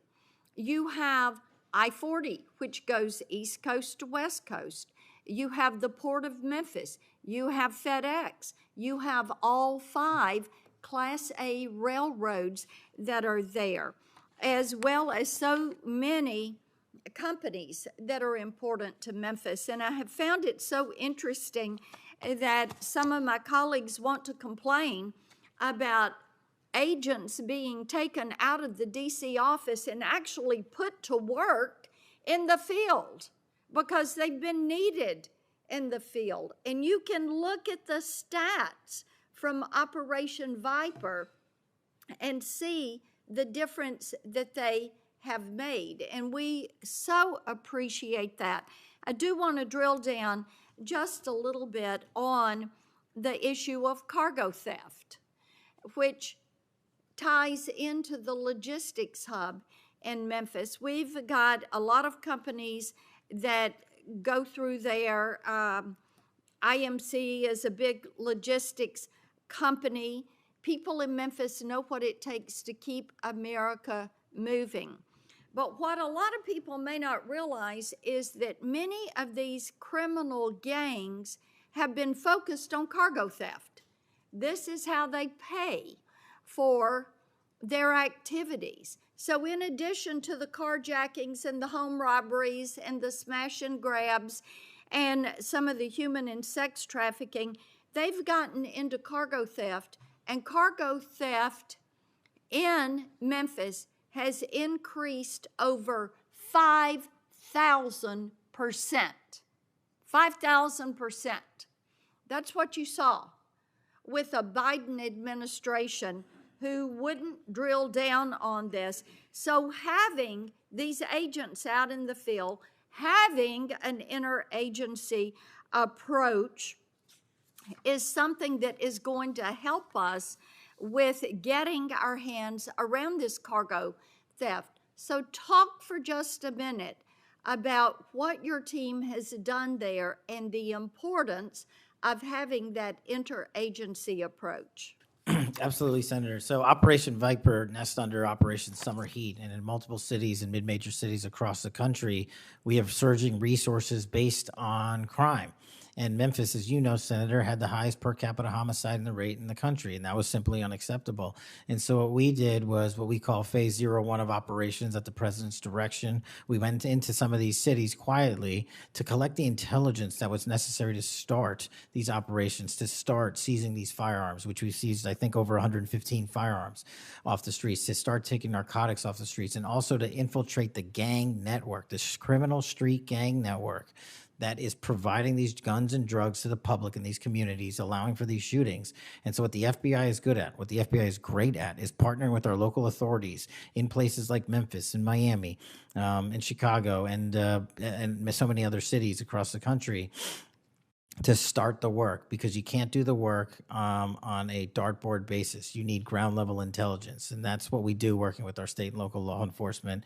And the results, I think they said over 100 indictments federally just in this 3-4 month surge, and now we're going to go in there with more resources to finish it. And we are grateful for that, and I think it's so important for my colleagues, what we have seen in Memphis. You mentioned something very important. Your agents go in and they go in quietly. There was no press conference. There was no fanfare. You went in there to work. And very importantly, you gathered the intel. Who are these gang leaders? Where are they? Figuring out who was doing what, and then setting up the process to apprehend these individuals. And it requires infiltrating those networks and having that data to work from so that you are working in partnership. And as I have talked with elected leaders in Shelby County and Memphis, as we have talked with those in law enforcement, they have been so grateful to have this support and this additional education that comes, because local police are learning from your agents when they are learning how to track these gangs and infiltrate these networks. We know that phase 2 of this operation is going to kick off. The Guard is going to be there to support the Memphis Police Department to help them kind of catch up, because they still have a lot of people on their board. They know who they are, where they are, what they're doing. They want to apprehend them and bring them forward.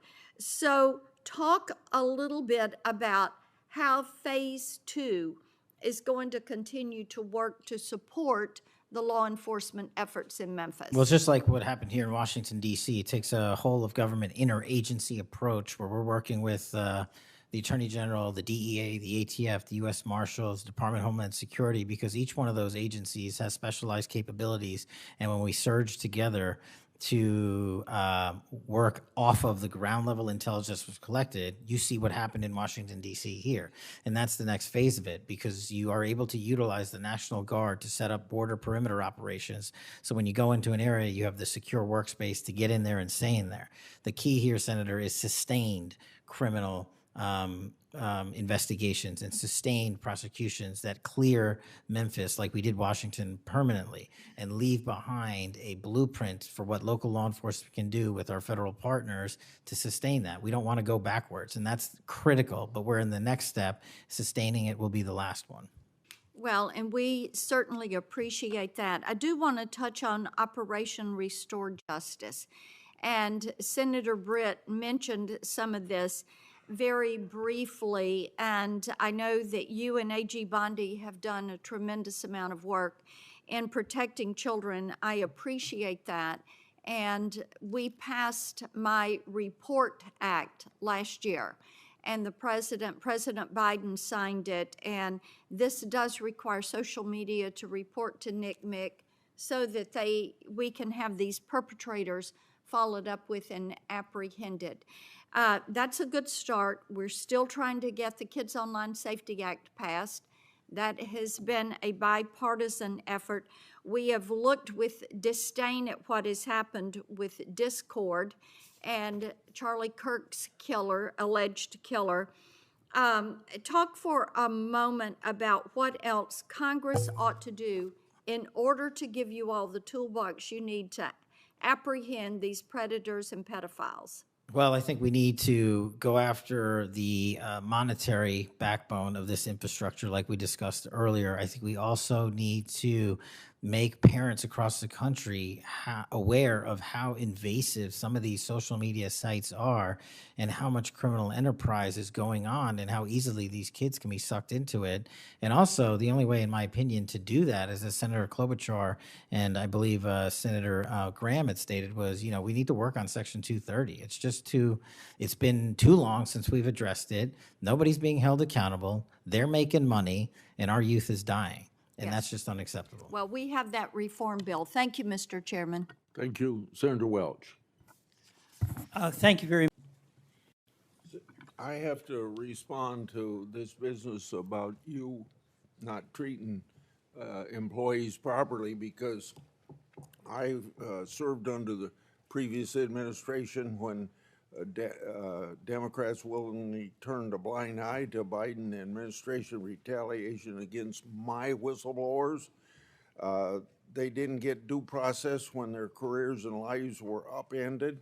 I'm talking about people like Dina Perkins, Jeffrey Veltri, Timothy Dunnan were removed from their positions. Several whistleblowers were reported that they targeted FBI employees for their political beliefs by suspending and revoking security clearances. One FBI whistleblower said that Perkins, Vetri, Dunnan, and other FBI leaderships were, quote, responsible for what happened to me and my family, ensuring that they no longer work at the FBI isn't retribution, it's responsible leadership. Another whistleblower that is a registered Democrat said they spoke out against abuses in security clearances processes committed by FBI senior leaders, particularly Veltri and Perkins.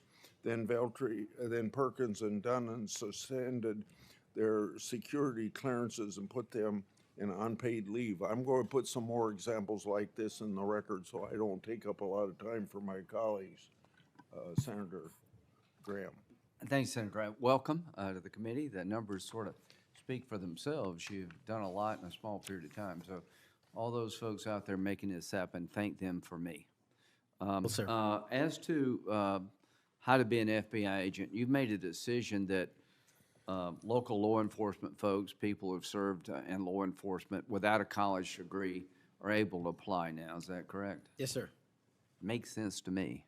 So experience out in the field might be as valuable as a college degree, believe it or not. Venezuela. We're blowing boats out of the water in the Caribbean because they're connected to international narco-terrorist groups. Is that correct? Yes, that mission is being led by the Department of Defense, sir. Okay. What legal authority do we have to do that? Sir, I would defer the questions on legal authority to the Attorney General and the department. Fair enough. Do you believe that Maduro runs a narco-terrorism state in Venezuela based on? I believe based on the intelligence and prosecutions and investigations we are currently running, a large portion of the cocaine that exits out of South America, its origination point is in Venezuela, and using transshipment points through Haiti, they're using the navigable waterways in the Caribbean to the end state delivery, which is the United States of America, and we will hunt down every single one of those narco traffickers with the authorities. There's some actual indictments of Maduro as an individual for being involved in that. Is that correct? Senator, I think you're referring to the DEA indictment on that one. Right. So I guess the point is, would it be fair to say that Venezuela is a good candidate to be labeled as a state sponsor of terrorism under U.S. law? Senator, from my perch, we will provide the intelligence necessary for anyone who meets the threshold to be a state sponsor of terrorism, and this administration has I expanded think it. they are, so we'll be going down that road. China, on a scale of 1 to 10, 1 being nothing, 10 being great, how is China helping with the fentanyl problem here in the United States? Under this administration, we have taken, as I highlighted the Cincinnati case, the precursors are the problem. The fentanyl is the end state that kills American citizens. Well, the precursors are made in China, right? They're made in China. And so for the first time in a decade, I had a call with my counterpart in the MPS, the Ministry of Public Services, to attack the precursor chemical companies and have those chemicals labeled. Too early to rate the success? We have indicted multiple businesses in China. We've also cut off the transshipment points of those precursors. They switched. Once we got on their track about their delivery routes to the Mexican drug cartels directly, they started going to India. We called the Indian authorities, and they shut down those transshipment points. So we're continuing to work with our partners So China overseas. is helping, would you say? They are starting to help, and we are hoping, under this administration's leadership, we can get more of their Let me help. know, in the coming months if that continues, because if they are helping, that's a good thing. Yes, I think sir. we need to celebrate the breakthrough. If they're not, that would be a bad thing. So after the assassination of Charlie Kirk, there seems to be one refrain from everybody, and that's about the effect of social media. Do you believe that social media is one of the instruments radicalizing America and inciting violence? Well, it's not. My belief is based on the data, and the data shows that social media is wildly out of control when it comes to You're radicalizing. dead right. So what did you just say? This guy's the FBI director. He says that social media is wildly out of control. Now, free speech, we all agree with that, but you can't yell fire in the theater, right? Yes, sir. Free speech doesn't allow you to go online and groom a child for sexual. No, it does not. Okay, free speech doesn't allow you to go on the internet and basically incite somebody to kill another person, right? Absolutely not. So if it's illegal offline, it should be illegal online, agreed? Whatever the law is. Yes, sir. Just because you're online doesn't give you a get-out-of-jail-free card. No, sir. So if a parent is worried about a child being bullied on a website, what rights do they have under U.S. law? We have to balance the rights, as you said, Senator, of free speech versus those that encroach Is there upon any violence. law that can shut down one of these sites for bullying children or allowing sexual predators on the site? We are able to attack certain sites on the dark web.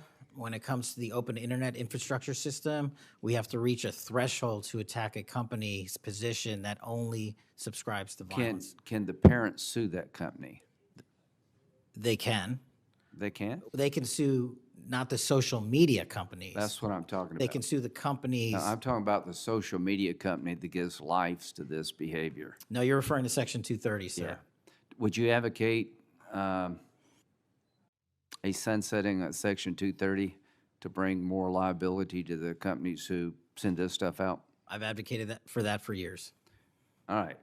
We need to do this, folks. These companies are taking content that it makes you sick, that could get you killed, get you poisoned, and there's nothing we can do about it under our law.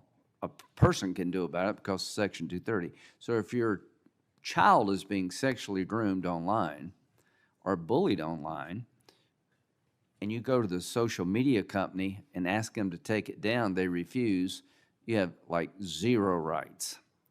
How many images of sexually exploited children are purveyed every year on social media sites? The number is astronomical, and Senator, if I can just add one step to that analysis. Please. It's not just what's on social media that is quote-unquote real. It's the introduction of artificial intelligence and Right. generative AI that is creating even more child sexually abused material and even more sexually violent acts online and mimicking people. Would you say that the way social media is structured today, really no accountability, 36 million images in 2023 of sexually exploited children, that this is a public health hazard? It is. Would you say that it's a mental health problem, particularly for younger people? It absolutely is. Do you agree that some of these sites are designed to be addictive?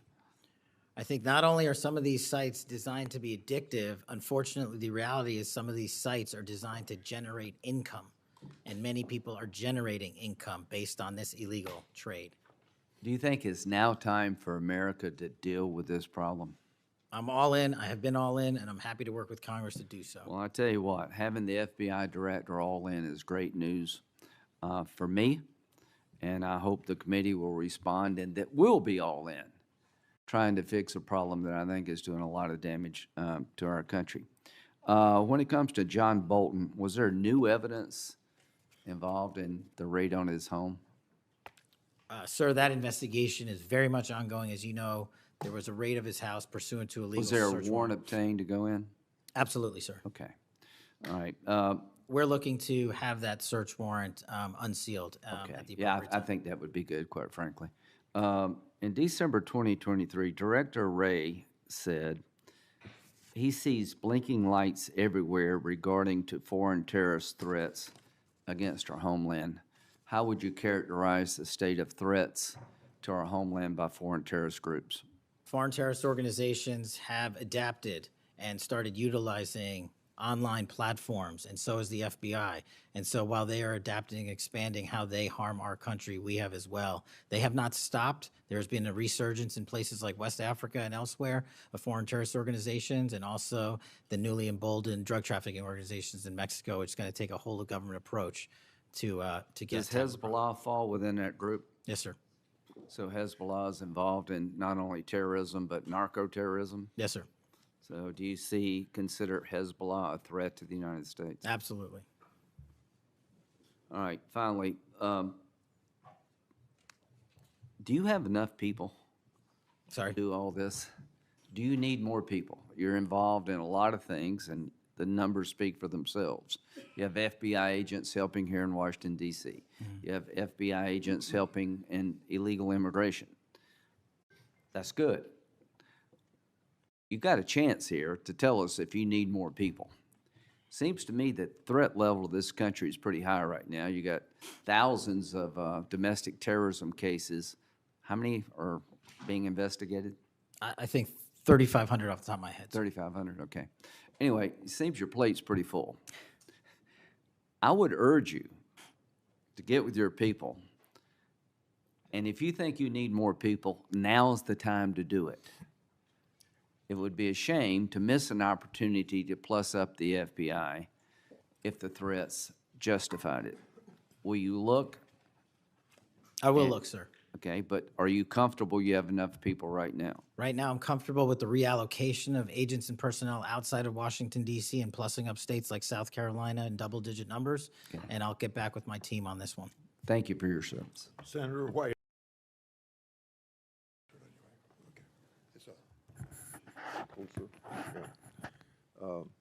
I've observed whether it's Republican or Democrats want a yes or no answer, that the witness and the senators talking over each other. So I thought what I'd do this time, rather than have that happen, if there's something you don't get a chance to answer because of the demeanor of a Republican or Democrat senator, before we, when we get done with that questioner, I'd give you a chance to fill in if there's something you didn't get a chance to say. Since 2019, I've sought greater transparency about Jeffrey Epstein and the government handling of the matter. I've continued to investigate during this Congress. Director Patel, was Jeffrey Epstein an intelligence asset for the United States government or the foreign government? And if so, which agencies or governments? Mr. Chairman, I can only speak to the FBI as the director of the FBI, and Mr. Epstein was not a source for the FBI. Okay. Would you commit to providing my office with all classified, non-classified records relating to the Epstein matter? I will commit to providing all records I'm legally permitted to do so under the court orders.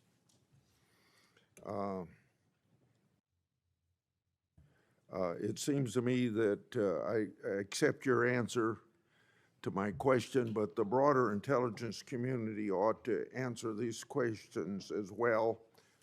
Victims deserve an answer.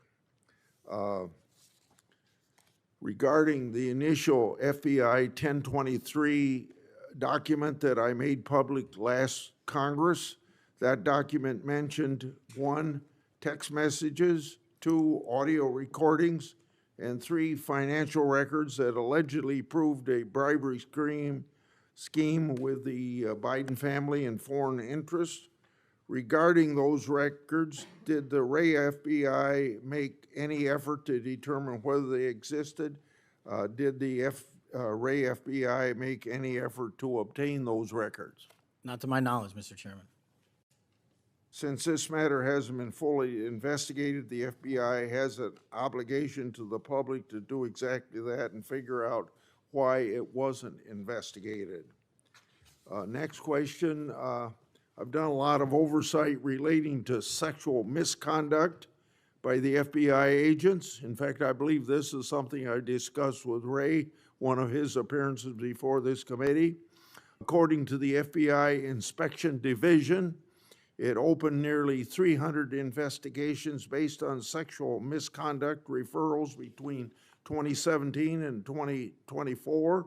According to whistleblowers, the Biden-Ray FBI totally dropped the ball on this question.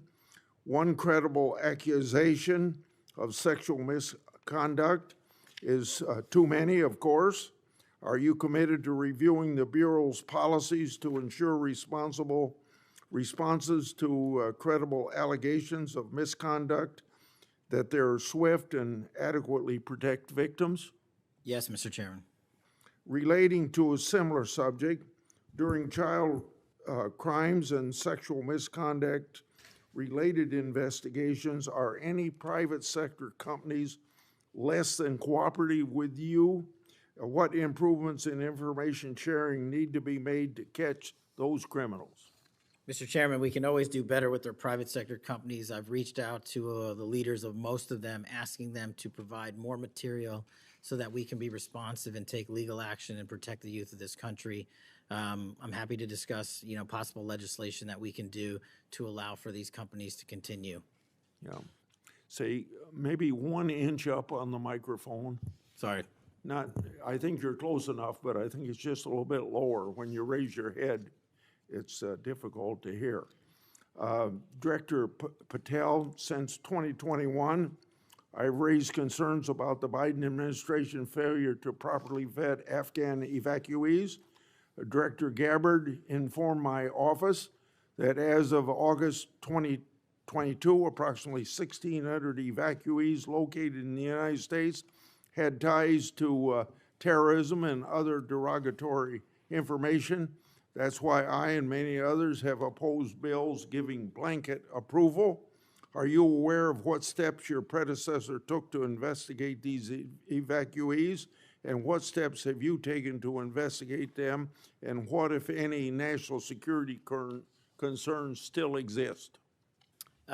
Mr. Chairman, I can't speak to the steps my predecessor took, but I will make sure we do a sweeping review and get back to you on that. As far as the Afghan refugees and evacuees, as during my tenure, we are going through the databases to make sure that no known or suspected terrorists enter this country to harm our nation.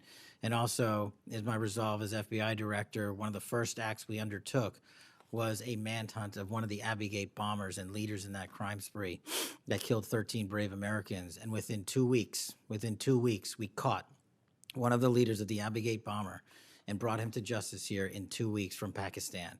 And so my commitment to you on Afghanistan in all matters is complete and without border.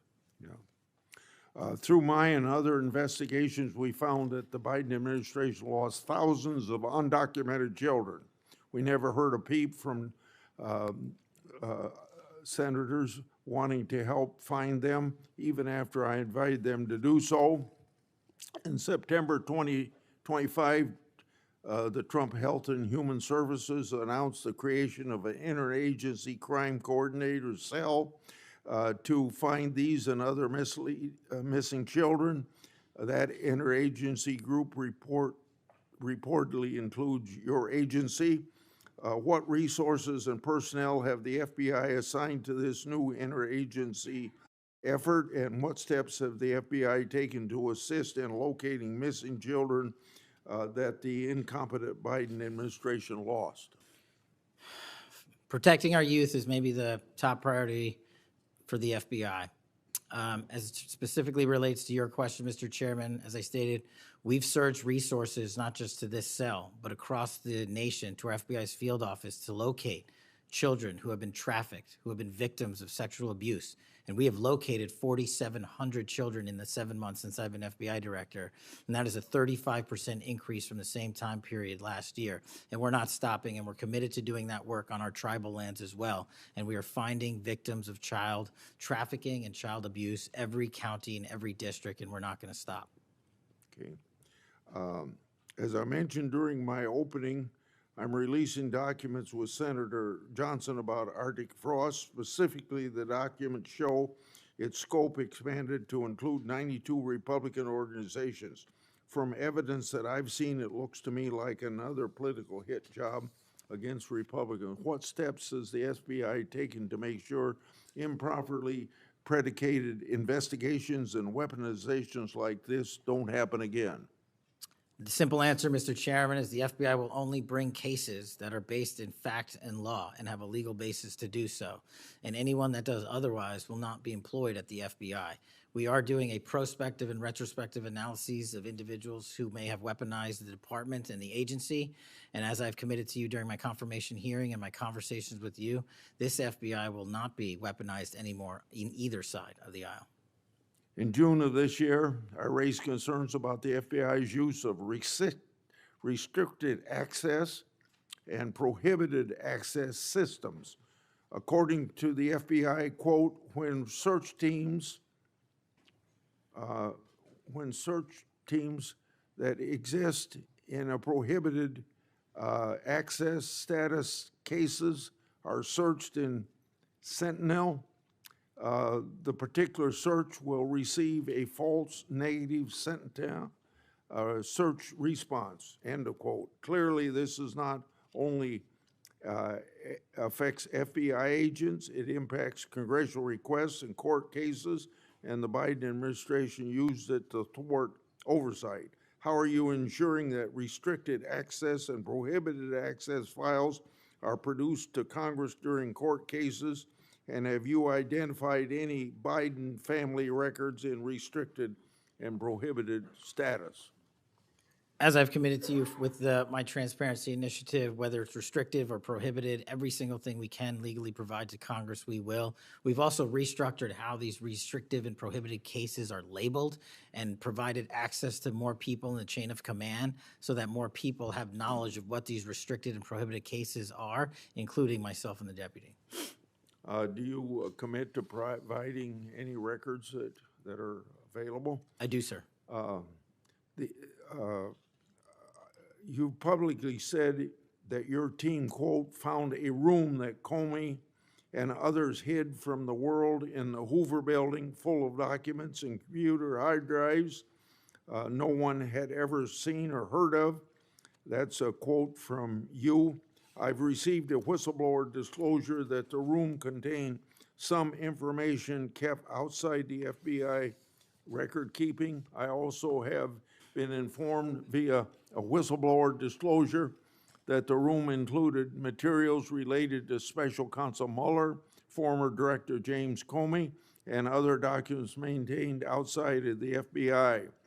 Has the FBI now reviewed and analyzed those records? Has the FBI properly recorded the documents? And these records are clearly responsive to my as well as my colleagues' congressional requests. What steps have you taken to ensure all responsive records are produced to Congress? That has to be my last question.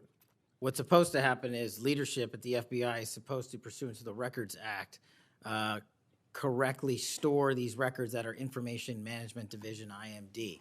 In this room, we found a plethora of hard drives, computers, hard documents, soft documents that were not so recorded, a voluminous amount of information. So we are continuously processing that information. So A, we subscribe to the Records Act and commit that those records will be kept permanently at the FBI.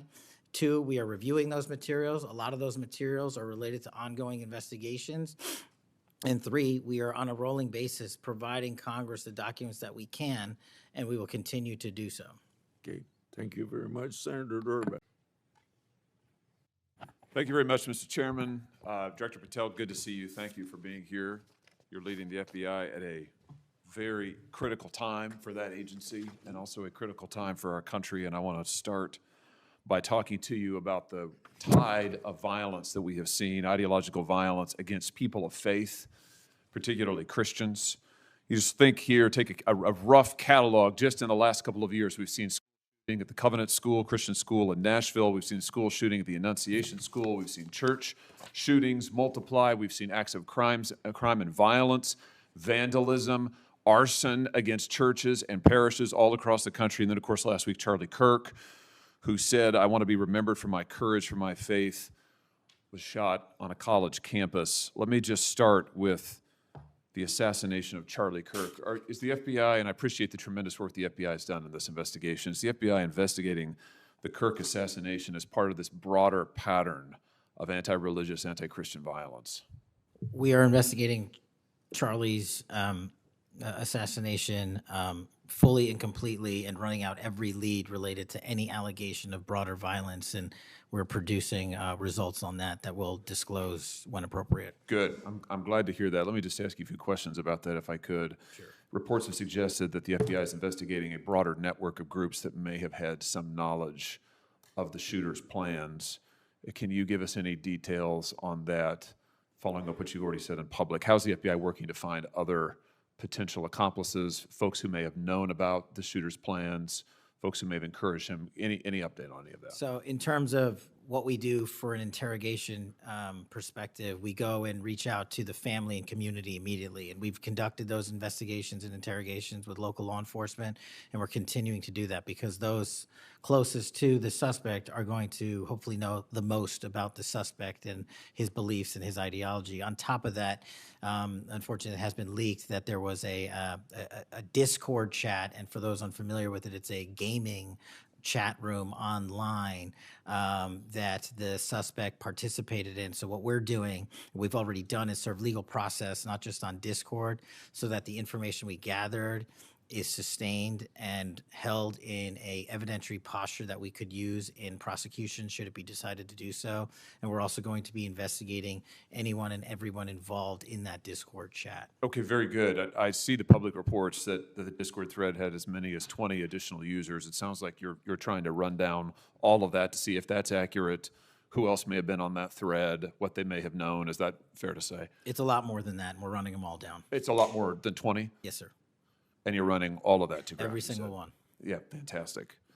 Let me just turn to the broader question here of anti-religious, anti-Christian violence. Let me just give you a few stats that I'm sure that you're all too familiar with. Every person of faith in America certainly is. Major report this past year found that there have been over 400 instances of hostility against churches in the United States in the year 2024. Those included arsons, bomb threats, shootings, and firearm incidents. Another organizational report found that there were 500 attacks on Catholic parishes alone. So that number, 415, that's all Christian churches in 2024. Another organization found 500 separate attacks on just Catholic parishes since May of 2020. Of course, we have the Covenant school shooting, the Annunciation school shooting in Minnesota, where 2 children were shot dead as they were praying in a pew. Here's my question. What is the FBI doing to take on this rising tide of violence that seems to be motivated by anti-religious hatred? Specifically, sir, we have 60 anti-Catholic hate crime incidences reported to us that are being investigated. Publicly, I can tell you we have 5 hate crime investigations with anti-Catholic bias ongoing currently in the states, in the cities of Kansas City, Louisville, Houston, Nashville, and Richmond. That's what I can say publicly, but any ideologically based attack against any faith, as a man of faith myself, will not be tolerated, and the full resources of the FBI are committed to all of it.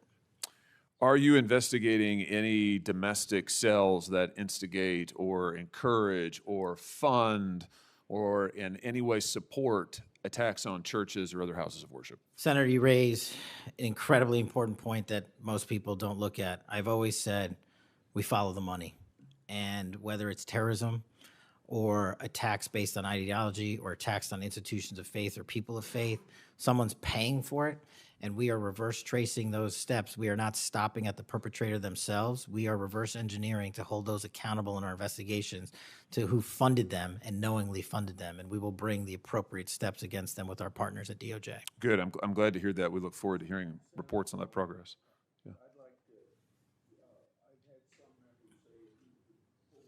Sorry about that. Let me just ask you this in the same vein, Director. Since the Dobbs decision, the FBI has advertised $25,000 rewards for information on attacks on abortion clinics. Will the FBI similarly offer rewards for information on attacks of houses of worship? Yes, when it is appropriate. The rewards are any reward, whether it's an attack on a house of faith or on a homicide or whatever, is determined by a group within the FBI, but we will work with them to make sure that rewards of monetary value are put out for all ideologically based attacks. Good. You just rattled off some statistics, which I was glad to hear, about the number of investigations you have open, the incidents you're tracking against Christians, against houses of worship. Let me just ask you if you consider designating a senior official as a liaison to houses of worship, to Christian and other religious organizations, to publish metrics on investigations and arrests related to church attacks, church threats, vandalism, arson, et cetera. Will you set up a system for liaising and then reporting so that everybody can see, this committee and the public can see just how many attacks we're talking about, just what the level of threat and violence is and what the FBI is doing to combat it? Senator, you're speaking my language. The private-public sector partnership on this specific issue, just like the other ones we've talked about, is equally transformative to finding those involved in these criminal activities. And with your assistance, I would ask you if you're able to identify someone who's an expert in that area, we will work with them. We will take their information because as great as the FBI is, we're only as good as the information we can get, and we don't have the reach that the private sector does in some of these areas. Very good. Happy to help on that. Let me ask you about something specific to the FBI, because sadly, as you know, the FBI, when it comes to anti-religious animus, has been part of the problem before you got to this agency. And I know that you remember the infamous memo generated by the FBI that attempted to recruit informants in houses of worship, in particular in Catholic parishes.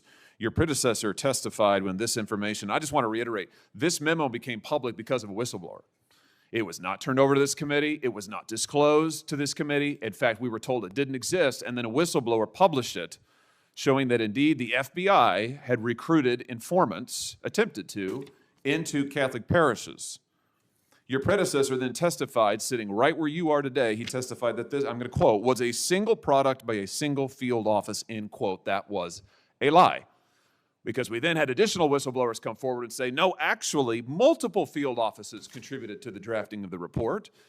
And indeed, there was a second anti-Catholic memo that the FBI generated. And indeed, those memos were distributed to over 1,000 FBI agents across the country. You know all of this. You and I talked about it when you were here for your confirmation hearing back in January. I just want to follow up and see, have you been able to determine how this memo got written and distributed? How is it that the Federal Bureau of Investigation came to be recruiting informants in Christian churches in this country? Senator, we did dig in, and we are doing our investigation simultaneously with Congress. And just to put it in perspective, we've provided 700 documents on the Richmond Catholic Memo specifically to this committee, whereas my predecessor provided 19 pages. And not only that, but we looked into how the source recruitment structure at the FBI was conducted during this time. And we made adjustments and permanent fixes to ensure that sources are not put into houses of worship unless there is an actual ongoing criminal or international terrorism threat. We will not use sources at this FBI to investigate and cull information just for the sake of culling information in houses of worship. Has anybody been fired for this?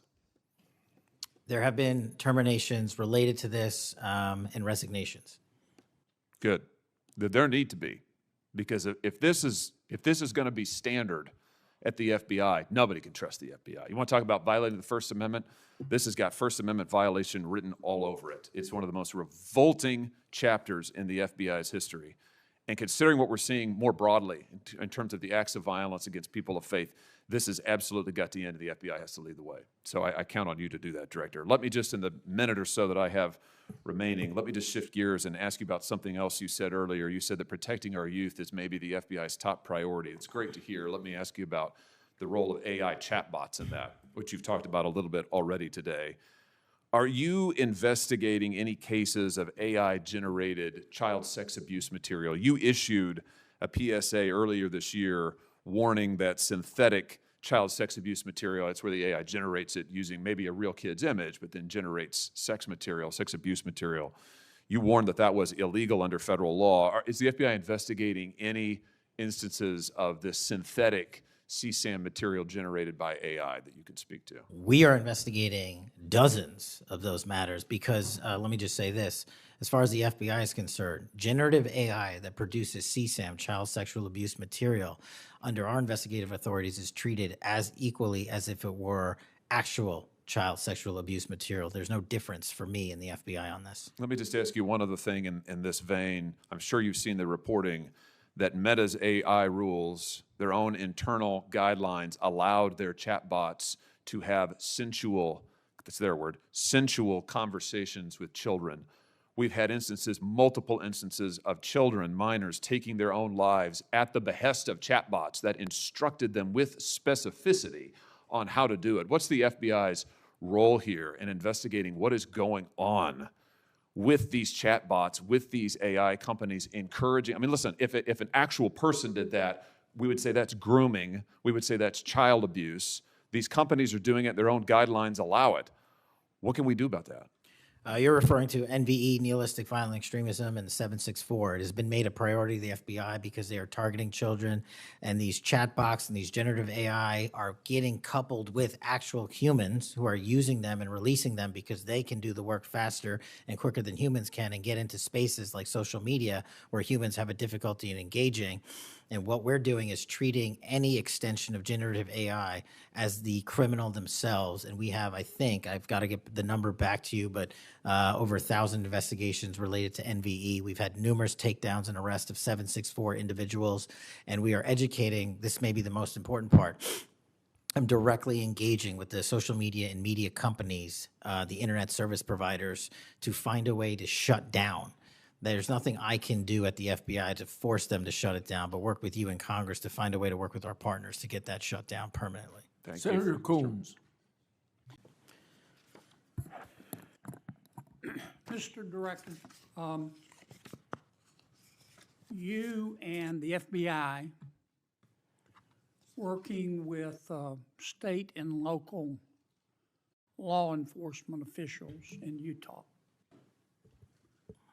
have caught the assassin of Mr. Charlie Kirk. Is that right? We have a suspect, yes, sir. And you did that within 48 hours, did you not? 33 hours. 33 hours. Congratulations.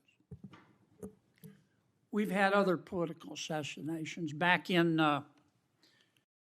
June, an assassinated Representative Melissa Hoffman Mr. Hoffman, Senator John Hoffman, and Mrs. Hoffman in Minnesota. You and the FBI and Minnesota state and local law enforcement officials caught the assassin within 48 hours, did you not? I believe that timeline's correct, Senator. Congratulations. Sometimes we miss the forest for the trees. Good work.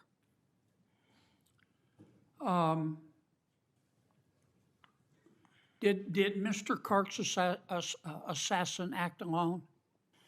As I've said since the beginning, Senator, it is very much an ongoing investigation, and I can't speak to the state charges. That's for the state to address on their own, but we are providing them with the same investigatory findings reporting the department. And as I noted to Senator, I believe it was Cornyn or Hawley, that there are a number of individuals that are currently being investigated and interrogated, and a number yet to be investigated and interrogated specific to that chat room. So we are very much in our ongoing posture of investigation. So others could have been involved? Yes, sir. Okay. I asked you this last time you were here. Kash, you remember Mr. Peter Strzok and Ms. Lisa Page? Yes, sir. They were, Mr. Strzok was an FBI agent. Ms. Page was an FBI lawyer. They were both very aggressive anti-Trump political activists who allowed their political opinions to affect their work at the FBI. Is that a fair statement? I believe their text messages and their testimony that was secured by the OIG and DOJ speak for themselves. In fact, Mr. Strzok and Ms. Page were having an extramarital affair, and at one point, Ms. Page texted Mr. Strzok, quote, "Trump's not ever going to be president, right? Right?" And Mr. Strzok replied, "No, he won't. We will stop it," end quote. Ms. Page resigned from the FBI. Mr. Strzok was fired. They promptly sued the federal government and the FBI and Justice Department for releasing their emails, which revealed all of this. The FBI settled that lawsuit for $1.2 million, gave Mr. Strzok $1.2 million cash, gave Ms. Page, who resigned. She wasn't fired, she resigned, she quit. Gave her $800,000. Who at the FBI made that decision to give them money? That settlement was reached in the Biden administration when my predecessor was the director. Who? Are you saying that Chris Wray did? The only people that can decide that settlement are the Attorney General in conjunction with the director and the administration. Okay, so you're telling me that Attorney General Garland and Director Wray decided to give them the money? Is Yes, that sir. right? Yes, sir. Okay. Now, when you took over the FBI, did you find instances of where, under the Biden administration, the FBI had weaponized the agency to push the political beliefs of President Biden? Sorry, the last part. When you took over the FBI, did you find instances of where the Biden administration had politicized the FBI to prosecute its political agenda? Well, I won't speak for other people. Haven't been a target of that weaponization, haven't been a staffer on the House Intelligence Committee, having had the Justice Department weaponized against me for making the findings and leading the investigation of Russiagate. I know what that feels like, and that's why as the FBI director, I'm committing to not ever have that ever happen again, but I'm also committed to fully investigating what was done, and that matter is still ongoing. So I assume, I take it your answer is yes. Yes, sir. And you're firing those people, is that right? Anyone that politicizes their job at the FBI will not work at the FBI. Okay. You've heard some of my colleagues either implicitly or otherwise suggest that you have politicized the FBI to prosecute the political beliefs of President Trump. Is that true? I don't know how that can be true when the stats that I cited, to include the 23,000 arrests, 6,000 weapons seized, 1,600 gang and criminal enterprise organizations, 4,700 children found and rescued, more enough fentanyl seized to kill a third of America. The men and women of the FBI are now on an apolitical mission, and this is why the numbers are historic in 7 Have you months. fired people because they voted for Vice President Harris? I don't ask people who they vote for, and neither does the FBI. Okay. But you've given people polygraphs, have you not? Many people in the FBI take polys. The FBI does that all the time. Yes, sir. Does it not? Yes, For sir. a long time, is that correct? Decades. All right. I want to ask you about the Epstein files. Have you seen the Epstein files? I have not reviewed the entirety of it myself, but a good amount. Would it be fair to say that Mr. Epstein trafficked young women, including, in some instances, minors, for sex to himself? That was specifically the allegations in the 2018 indictment in the Southern District of New York. Okay. Who else did he traffic these young women to?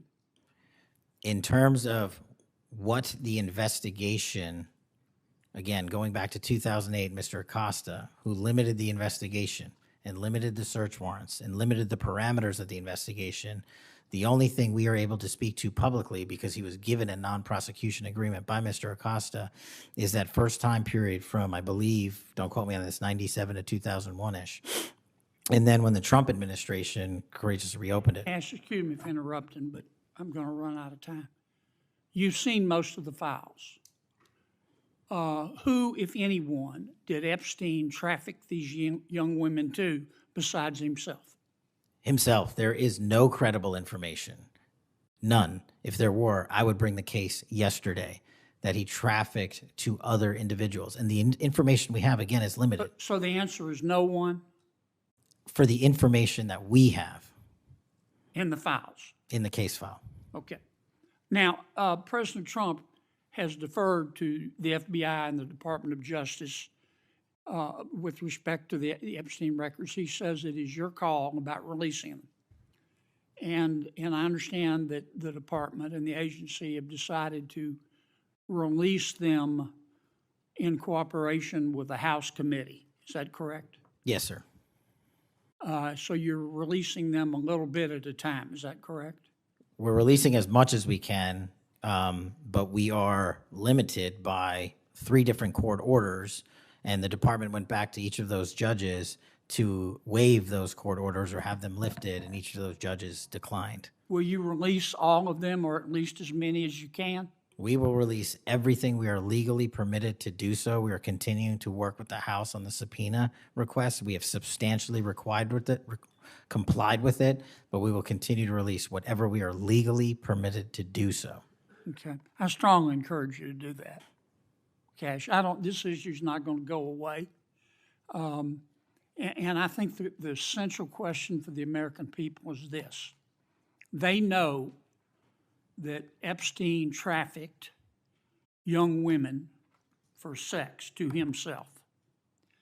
They want to know who, if anyone else, he trafficked these young women to. And that's a very fair question. I want to know that answer. And I think you're going to have to do more to satisfy the American people's understandable curiosity in that regard. Mr. Chairman, may I just respond to that? I agree, Senator. And what we have done, and just to remind folks, the Epstein case files existed in the 2 prior administrations, in the Obama administration and the Biden administration, and they didn't release anything. And there was President Trump in the first administration that renewed charges against Mr. Epstein. And I know it's a little complicated to understand, but what exists in the Epstein case files was a direct result of the limited search warrants from 2006 and 2007, which hamstrung future investigations because of the non-prosecution agreement. And multiple administrations had the opportunity to look at the entirety of that case file and recommend prosecutions against anyone that was trafficked under Mr. Epstein and anyone that participated in that trafficking. And the only person to bring charges was the prior administration against Mr. Epstein. Now, I am not saying that others were not trafficked and others were not involved. What I am telling you is that based on the information we have, and we have continuously and publicly asked for the public to come forward with more information. If there is, we'll look at it. But based on credible information, we have released all credible information, and the information that the Department of Justice and the FBI never releases is information on investigations that are not credible. And we don't release the names of victims who weren't credible, but in the same time, we don't release the names of victims who were credible. And so the information, that's by law. And so the information we are releasing now is historic, and it is also to the maximum capacity that the law allows. And I know that's not going to satisfy many, many, many people. But if they wanted it done right, then the investigation from its origination should have been done right, and he should not have been given a get-out-of-jail-free card to do jail on the weekends for 12 hours a day, and he should have been investigated fully for the entirety of his crime and criminal enterprise, not just from 1997 to 2001. Senator Blumenthal. Thank you, Mr. Patel. Thank you, Mr. Chairman. Director Patel, thank you for being here today. You'll recall well in January at your confirmation hearing before this committee, I raised the prospect of politically motivated retaliation, and you promised me, as you did other members of this committee, quote, every FBI employee will be held. Director Patel, thank you for being here. I've actually admired the way you've tried to keep your composure over the course of this. Kind of reminds me of an old Far Side comic that said the floggings will continue until morale improves. The last one I just coach you on, don't take the bait, because they're going to use that discussion between you and Senator Schiff, as you've suggested before, to raise money. Just sit down in the quiet confidence that you're doing a good job. Real quick, in less than 30 seconds, give me your resume again on why you're qualified for this position. Thank you, Senator. I served as a public defender and national security prosecutor. I tried over 60 criminal trials to verdict in state and federal court. I served as the lead investigator in the House Intelligence Committee and the counterterrorism expert there, unfolding the Russiagate investigation. I served as the head of counterterrorism for a presidential White House. I served as the deputy director of national intelligence at the Office of Director of National Intelligence, overseeing our 17 intelligence agencies. I served as a chief of staff to the Department of Defense and the Secretary of Defense, overseeing a $2 trillion financial equity flow, and also defending the homeland and providing for our no-fail mission. We could drill down in details, because I've studied that record, and I think you should be very proud of it. I just did that for the benefit of the liberal media that just keep referring to you as a podcaster, I think, and I appreciate you giving me that resume. It's a good body of work. It's why I supported your nomination so strongly when you were before this committee. Really quickly, too, on the events of last week and the sad death and assassination of Mr. Kirk, I seem to recall that Mr. Zinn, I think, was the first person of interest. He was reported to be saying, I shot him, now shoot me, or something to that effect. Would that have more or less, and your job is to calm the tensions, right? There were people running all over the building. People are afraid over there. Could it be that because you were in possession of some of that information that maybe you did just characterize as getting our man, that maybe that's what led up to it, if those facts are correct? What led me to that is to eliminate subjects, but also we were in a period with inside of 24 hours where we didn't know who the shooter was. Well, that's why I asked, because people are forgetting that this man was reported to have been saying, I shot him, now shoot me.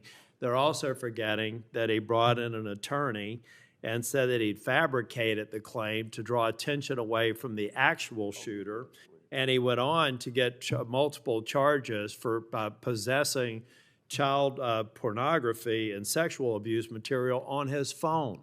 So I'm just saying that it just seems to me that in the moment, maybe you should have used different words, but I can't imagine that the amount of time that we've spent on that subject in the hearing today. But I think it's because they're really worried that they're another punchline to an old joke.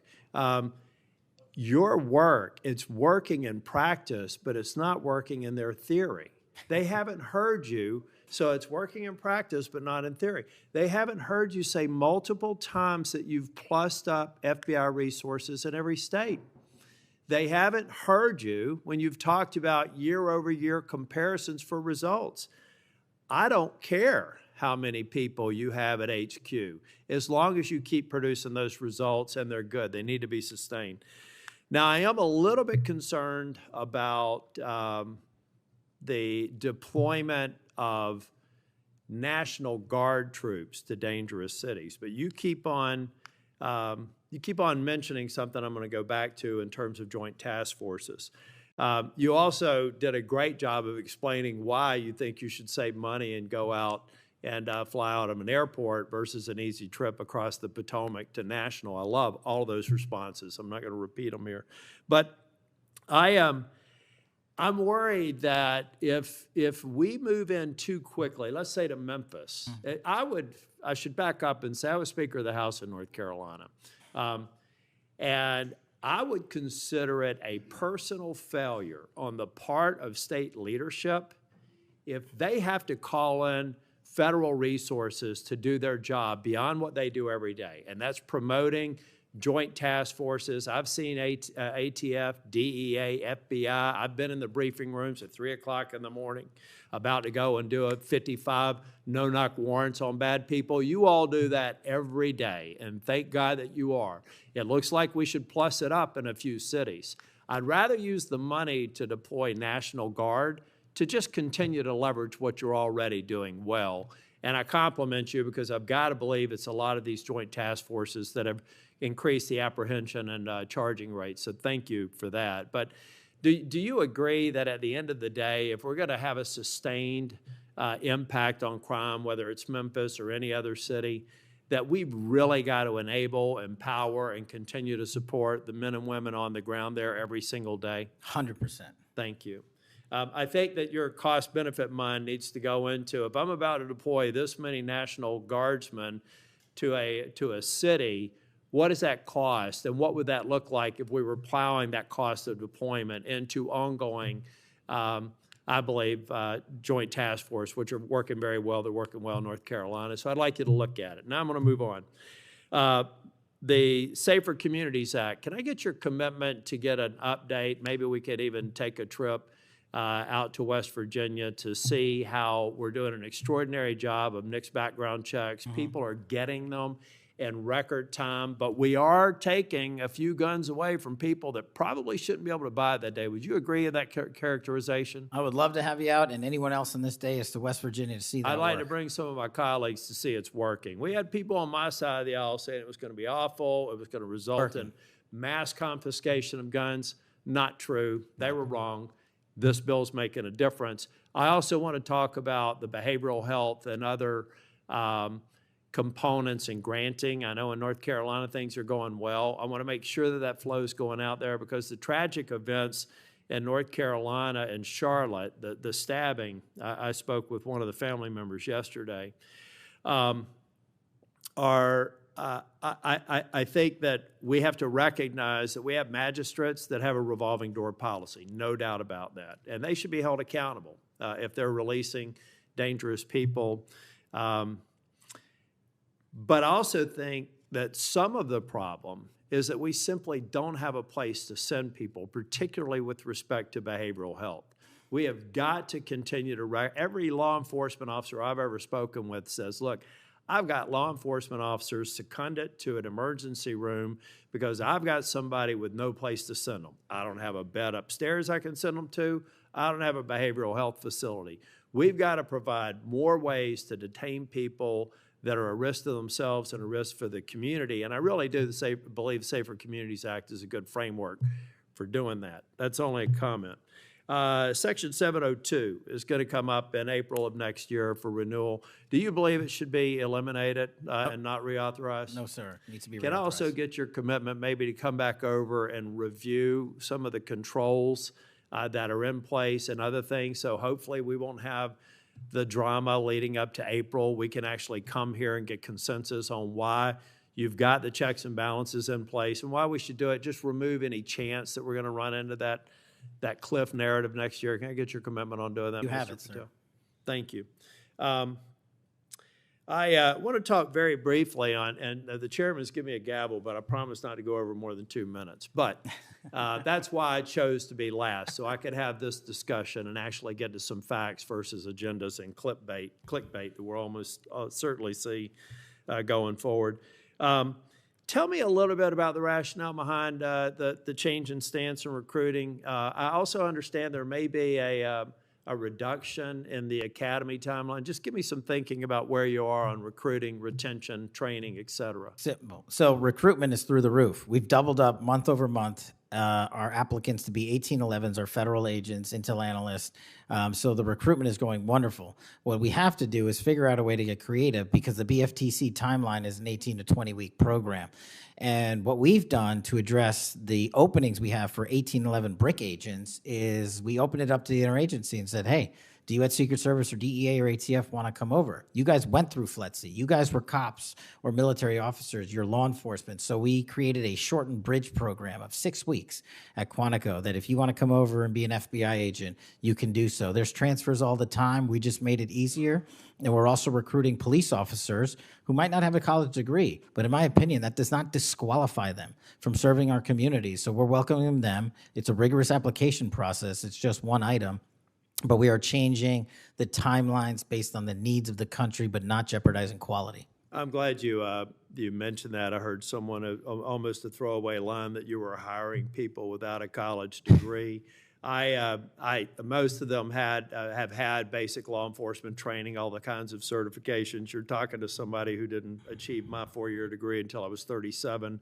I'd like to think that I brought some things to the table, and I think that those people, the mere comment, I think is inappropriate for somebody considering this to think that they're a lesser person because they don't have a piece of paper.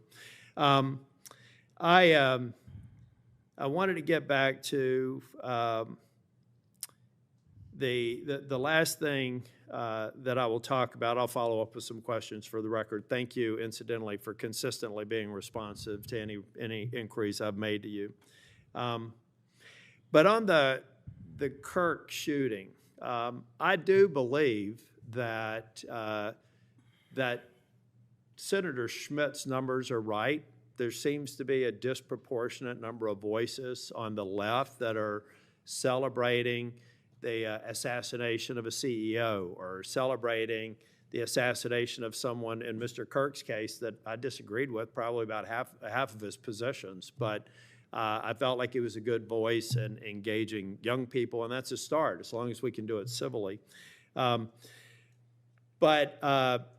then I also just went back online because I've hammered on this committee multiple times. I just went online and I found in Pinterest that even today you could order a T-shirt that says ACAB 13.12, which translates to all cops are bastards. Or if you don't like that shirt, you can go get an F the Cop shirt at the same website, on a location on Pinterest.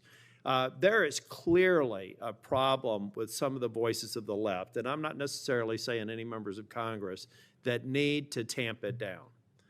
Having said that, within 24 hours of Mr. Kirk's shooting, we had the guy that does the podcast for the War Room and another guy who's denied the Sandy Hook shootings say we're at war.